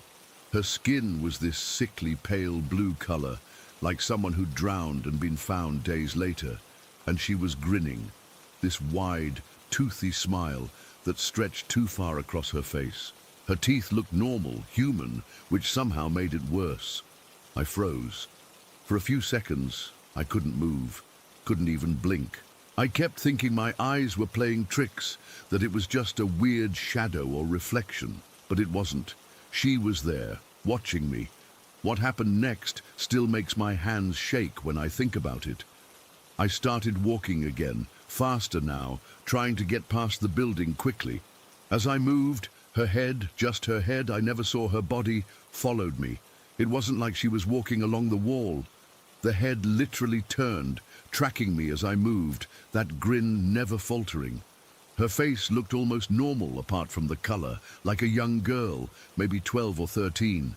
But something was off about the proportions. The skin seemed stretched too tight over her cheekbones, and her eyes. God, her eyes were fully black, no whites at all, not like shadows hiding them, like actual black orbs. They reflected no light. I practically ran the rest of the way to my workshop. My heart was pounding so hard I could feel it in my throat. Once inside, I slammed the door shut and leaned against it, breathing hard. The rational part of my brain tried to come up with explanations. Maybe it was another worker's kid playing a prank. But no one would bring their child to an active construction site, and the blue skin, that wasn't makeup, it was too uniform, too unnatural. I tried to focus on my work for the rest of the day, but I couldn't stop thinking about what I'd seen. I kept looking over my shoulder, jumping at every noise. I considered telling someone, but who? The other workers barely spoke to me, and I'd sound crazy. As the afternoon wore on, I convinced myself it had been my imagination. The heat, exhaustion, maybe dehydration. I drank more water and tried to calm down. Around 3:30 p.m. I needed to get some supplies from the storage container near the main building. This meant taking the same path, passing that brick building again. I almost asked one of the other guys to go instead, but my pride wouldn't let me. What would I say? I'm scared of a blue ghost girl, so I went myself. I walked quickly, eyes straight ahead. I was about 10 meters from the brick building when I heard it, a scream. Not loud, more like the echo of a scream, as if coming from far away or underwater. It was high-pitched, definitely a child's voice. I stopped looking around wildly, but there was no one. Then another scream, lower-pitched, adult-sounding, then another and another. Different voices, different pitches, all seeming to come from inside the brick building with the tiny windows. The screams weren't continuous, just these short bursts of terror, like snapshots of someone's worst moment. I ran. I'm not ashamed to admit it. I ran like hell back to my workshop and stayed there until quitting time. I didn't even go get the supplies I needed. When 4 p.m. finally came, I practically sprinted to my car. That night, I told my wife I wasn't feeling well, that maybe I'd gotten heat stroke. I couldn't tell her what really happened. She already thought I was too superstitious, always making us avoid certain places I got bad feelings about. The next morning, I almost called in sick. I sat in my car for 20 minutes in our driveway, keys in hand, trying to work up the courage. The money was too good to quit, and we needed it for our son's university fees. Finally, I forced myself to go. I decided to take a different route to my workshop, a longer way that looped around the main building and approached from the other side. It added about 10 minutes to my walk, but at least I wouldn't have to pass the brick building. The day went by quietly. I worked hard, trying to keep my mind occupied. Around midday, I needed to use the bathroom, which was in the main building. As I was walking through an unfinished corridor, I passed a room with no lights on. From the corner of my eye, I saw something that made me stop cold. Red eyes, two glowing red dots in the darkness of the room, not reflecting light, generating it, like tiny LED lights, but organic somehow. When I turned to look directly, they were gone. I hurried to the bathroom and back to my workshop without stopping. Things escalated from there. Every day, something new would happen. Sometimes I'd hear the screams again, even from hundreds of meters away. Sometimes I'd feel watched, turning around to find nothing there, but knowing something had just been looking at me. One day, I dropped a tool, and it rolled under my workbench. When I bent down to retrieve it, I saw small, dirty footprints in the dust, child-sized but not normal. The toes were too long, almost finger-like. They hadn't been there earlier, I'm certain of it. The worst day was August 19th. I was cutting pipe when my saw blade snapped. I jumped back, cursing, and in that moment of silence, I heard breathing right behind me. Hot, ragged breathing, like someone who'd been running. I spun around. Nothing. But then I noticed the window was fogged up in a small patch, about the height where a child's mouth would be. I started bringing religious items to work. A small cross my grandmother had given me, a prayer card, some blessed salt I sprinkled around my workstation each morning. The other workers noticed and kept their distance, probably thinking I was losing it. During my last week there, I saw the blue-faced girl 2 more times. Once by the tree line, just standing there, staring at me during my lunch break. The second time was worse. She was closer, maybe 30 meters away, and she wasn't just staring. She was beckoning to me, one blue finger curling in a "come here" gesture. I started researching the camp's history during my evenings at home. It was hard finding information. Most records from the Soviet era are spotty at best.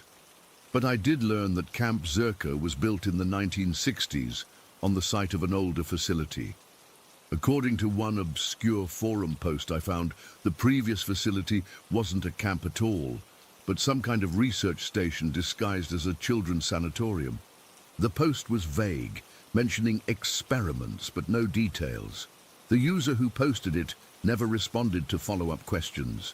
On my last day, August 21st, I was determined to finish my work and never return. I'd already told the foreman I couldn't continue due to family obligations. He seemed disappointed, but didn't press. I worked faster than usual, wanting to be done early. Around 2 p.m., I realized I'd miscalculated the pipe measurements and needed to check something in the blueprints, which I'd left in the foreman's office near the main building. I decided to be brave and take the short path past the brick building. It was daytime, my last day. What could happen?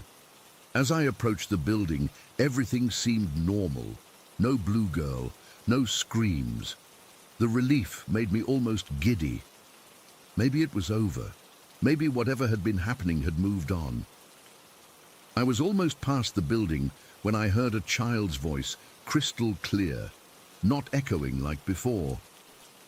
"Will you play with me?" It was sweet, innocent, a normal child's question. But there was something underneath it, a wrongness I can't explain. I didn't turn around. I kept walking, faster now.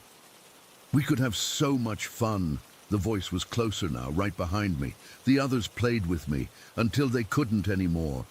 I broke into a run. Behind me, the voice changed, deepening, multiplying, until it sounded like dozens of voices speaking in unison. "Don't leave us here." I reached the main building and yanked the door open, slamming it shut behind me. The foreman was there, looking startled. "You okay, Victor? You look like you've seen a ghost," he joked. I couldn't speak. I just grabbed the blueprints and went back outside. There was nothing there now.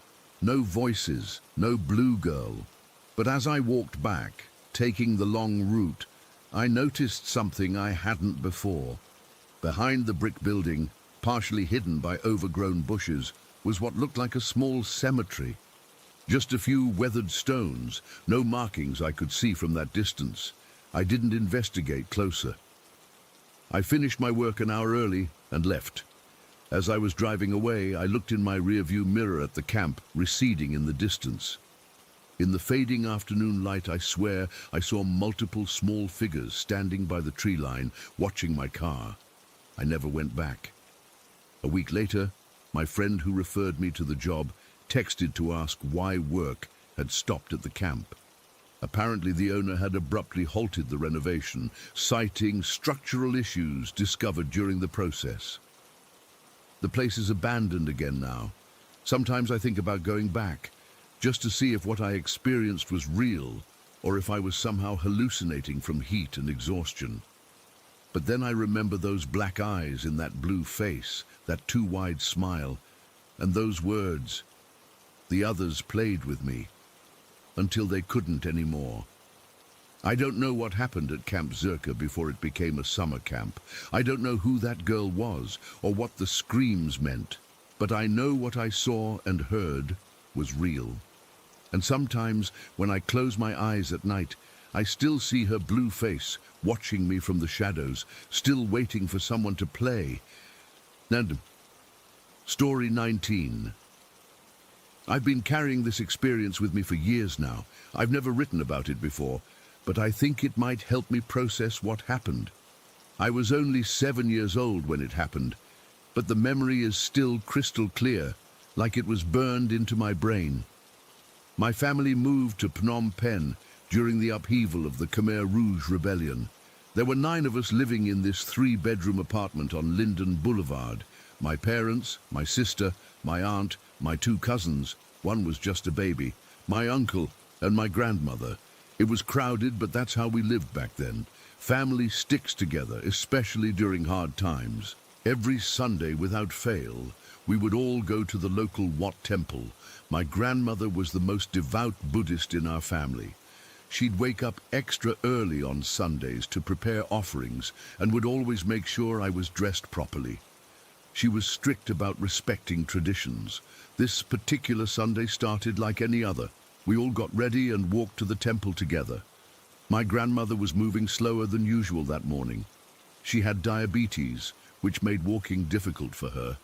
She had this distinctive way of moving. She'd sort of drag her feet across the floor.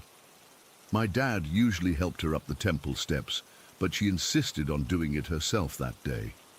I was a few steps ahead when I heard a commotion behind me. When I turned around, my grandmother had collapsed on the steps. Everything after that became chaos. People were shouting, my mother was crying, and someone was trying to give my grandmother CPR. I just stood there frozen, watching it all happen. She died right there on the temple steps. The monks said it was a heart attack.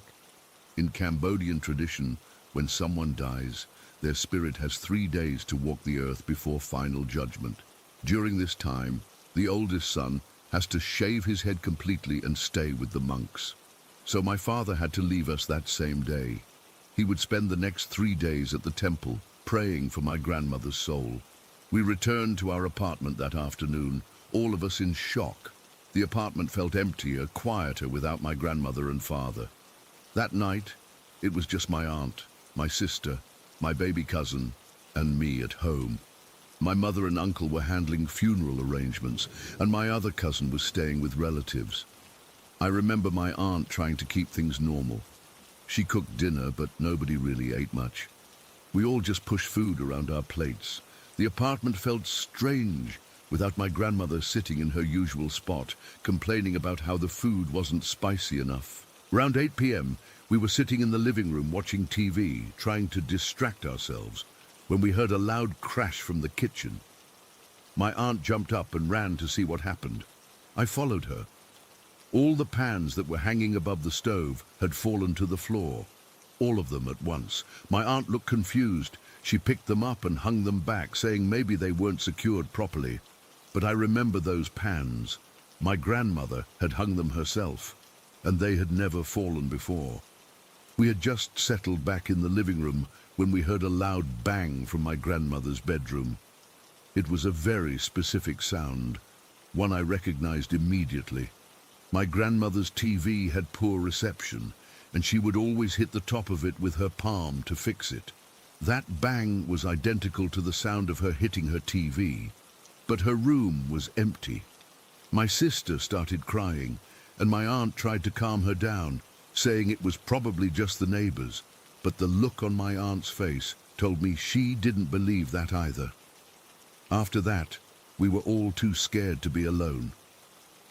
My aunt moved the baby's crib into the living room, and we decided we would all sleep there together. My aunt pushed the couch against the wall and laid out blankets on the floor. She turned on all the lights in the apartment, the living room, the hallway, the bathroom, the kitchen.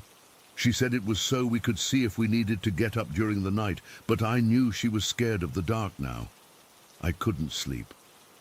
I lay there on the floor, staring at the ceiling, listening to my sister's soft breathing beside me, the baby's occasional whimpers, and my aunt's restless turning.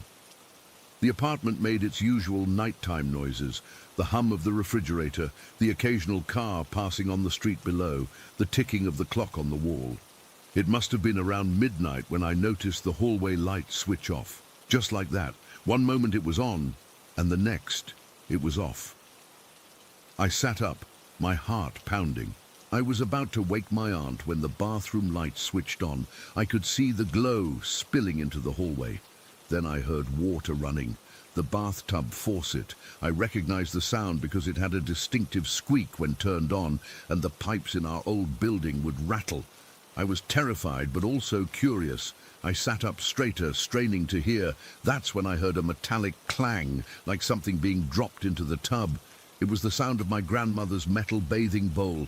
She couldn't bathe herself properly because of her diabetes, so every night she'd fill this bowl with water and use it to wash herself while sitting on a stool in the tub. I wanted to wake my aunt, but I was frozen in place. Then came the sound that made my blood run cold, the unmistakable sound of feet dragging across the bathroom floor, then into the hallway. My grandmother's distinctive gait.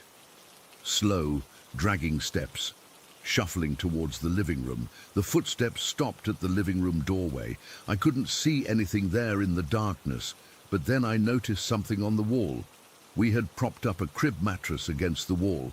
We used to put it on the floor during the day for the baby to play on, and on this mattress I could see a shadow, a silhouette. It was my grandmother's shape. The rounded shoulders, the slight hunch, the outline of her traditional sampot skirt that she always wore. The silhouette just stood there, as if watching us sleep. I couldn't move, couldn't scream, couldn't even blink. I just stared at that shadow, and somehow I knew it was staring back at me. I don't know how long we stayed like that, me watching the shadow watching us. Then, as suddenly as it had appeared, the bathroom lights switched off. The shadow disappeared. The apartment was dark again except for the living room light. I must have fallen asleep eventually, because the next thing I remember is waking up to sunlight streaming through the windows. My aunt was already up, feeding the baby. I asked her if she had heard anything during the night, but she said no. She had taken a sleeping pill to help her rest. I told her what I saw and heard. She listened quietly, then said something I'll never forget. Your grandmother loved you very much. Maybe she came back to say goodbye. Later that day, when we went to the bathroom, we found something that made my skin crawl. The bathtub was wet, and on the edge sat my grandmother's metal bowl. My aunt had packed it away the previous afternoon with my grandmother's other belongings. When my father returned from the temple 3 days later, we told him what happened. He wasn't surprised. He said that in our culture, the spirits of the departed often return to complete unfinished business or to say goodbye to loved ones. I've thought about that night many times over the years. Was I just a scared kid with an overactive imagination? Was I dreaming? Or did my grandmother really come back to perform her nightly ritual one last time and to watch over us as we slept? I still don't have answers, but I know what I saw and heard. The crashing pans, the TV bang, the lights turning off and on by themselves, the running water, the metal bowl, the dragging footsteps, and that silhouette standing in the doorway, watching us. Sometimes I wonder if she was trying to tell us something, or if she was just making sure we were okay before she moved on. I like to think it was the latter, that even after death, she was still looking out for us, still being our grandmother. My grandmother was buried the next day. We never experienced anything like that in the apartment again. It was as if she had completed what she needed to do and could finally rest. But that one night, when her spirit returned home, will stay with me forever. It's been years since that night, and I've never been able to explain what happened. I've spoken to monks and spiritual leaders, and they all say the same thing. Sometimes love is stronger than death. Sometimes the need to say goodbye, to complete a familiar ritual one last time, can bring a spirit back to those they left behind. I don't know if that's true, but I do know that for one night, the boundary between life and death didn't seem so fixed. And while it scared me then, now it brings me a strange comfort. The idea that maybe death isn't the end of our connections to those we love. I still miss my grandmother. I still remember how she used to bring me sweets from the market and tell me stories about Cambodia before the war. And sometimes, when I'm alone at night and hear an unexplained noise, a small part of me wonders if she's still checking in on me, still making sure I'm okay. Story 20. I still get nightmares about what happened that day, even though it's been 7 years. I was 15 at the time, and it was one of those frozen winter mornings in rural Michigan when the air feels like it could shatter if you speak too loudly. My dad had started taking me hunting when I was 12, but this was my first time going alone. Looking back, That was probably a mistake. I woke up at 3:30 a.m., excited and nervous. The house was quiet except for the hum of the heater. I'd laid out all my gear the night before. My dad's old .30-06 rifle he'd upgraded recently and let me use his old one, my camo, hand warmers, some beef jerky, and a thermos of hot chocolate, standard stuff for a winter hunt. I remember putting on 3 pairs of socks because my hunting boots were a little big, and my mum always worried about frostbite. By 4 a.m., I was on our 4-wheeler heading toward the back property. It was snowing lightly, those tiny, dry flakes that don't really accumulate much but make everything silent. The headlight cut through the darkness, and my breath clouded around my face shield. We had about 80 acres that backed up against state land, and I was heading to my favorite spot, a platform stand attached to a massive oak at the edge of a clearing. The ride took about 15 minutes through the woods. I remember the 4-wheeler's engine seemed unnaturally loud in the pre-dawn silence. I kept thinking about how the sound was probably alerting every animal within a mile that I was coming. I parked about 200 yards from my stand and covered the 4-wheeler with a camo tarp. Dad always said the shine of metal can spook deer from further away than you'd think. Walking through the snow in the dark, I kept my flashlight pointed down to avoid ruining my night vision. The trees loomed overhead like silent sentinels, branches occasionally dropping small puffs of snow. It was probably around 15 degrees, and the cold air burned my lungs a little with each breath. When I reached my stand, I slung my rifle over my shoulder and climbed the ladder to the platform about 9 feet up. The wooden platform was covered in a thin layer of snow that I brushed off before settling in. I had a sleeping bag specially made for hunting. It had arm slots so you could still shoot while staying warm. I unrolled it, got inside, and positioned myself facing the clearing. Then came the waiting game. For anyone who hasn't hunted, most of it is just sitting absolutely still and being patient. I checked my watch, 4:45 a.m. Legal shooting time wouldn't start until around 7 but I wanted to be in position early so any animals would have time to forget I was there. The darkness was almost complete. No moon, just endless stars above the tree line and the faintest hint that somewhere far to the east the sun would eventually rise. I leaned back against the tree trunk and just listened to the woods wake up. Around 5:30, I started to make out vague shapes in the field. The sky had lightened just enough that the world wasn't completely black anymore. I spotted movement at the far edge of the clearing, a spike buck, young with just small antlers. He was too far for a clear shot, and honestly, I was hoping for something bigger. Dad had always taught me to be selective, especially since we weren't hurting for meat that season. The buck grazed for a few minutes before wandering back into the trees. A squirrel scampered across the open area about 20 minutes later, its dark form clearly visible against the snow. The morning crept on painfully slowly. My toes were starting to get cold despite the hand warmers I'd stuffed in my boots. I wiggled them carefully, trying not to make any noise. That's when I first heard it, a soft rustling directly beneath my stand. The sound of something small moving through the snow. Probably a rabbit, I thought. They were common on our property. I stayed perfectly still, knowing that any movement or sound from me would spook not just whatever was below me, but any deer that might wander into the clearing. The eastern sky was turning a dull grey now. Objects were becoming more defined as dawn approached. I could see the individual trees at the edge of the clearing, the contours of the field. I remember checking my watch, 6:38 a.m. Legal shooting time would start soon. The rabbit, or whatever it was, continued to move around beneath my stand. I could hear it clearly, the soft crunch of snow, occasional pauses, then more movement. I was debating whether to risk looking down when I heard something else. Footsteps. Larger, more deliberate, coming from behind my stand, from deeper in the woods. My first thought was deer. My heart rate picked up immediately, that familiar surge of adrenaline that hunters know well. But almost immediately something felt wrong. The footsteps were too purposeful, too slow, too measured. Deer move with a certain rhythm. They take a few steps, pause to look and listen, then take a few more. This was different. This was slow, continuous movement. Whatever it was circling.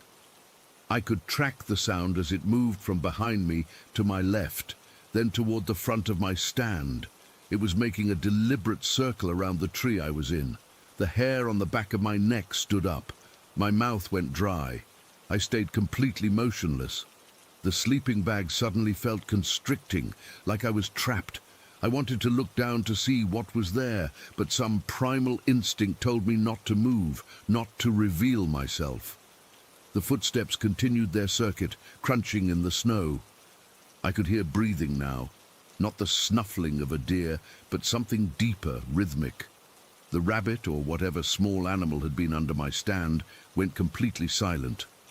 The woods themselves seemed to hold their breath. For what felt like forever, but was probably only a minute or two, nothing happened. The creature below me stopped moving. I could sense it was still there, though, waiting, listening. My heartbeat was so loud in my ears, I was certain whatever was down there could hear it too. Then came a sound I'll never forget, a soft, deliberate sniffing, the kind of sound a predator makes when it's trying to catch a scent. My mind raced through the possibilities. Bear? No, they should be hibernating. Coyote? No, too big by the sound of it. Wolf? There weren't supposed to be wolves in our area, though rumors had circulated. The fear was paralyzing.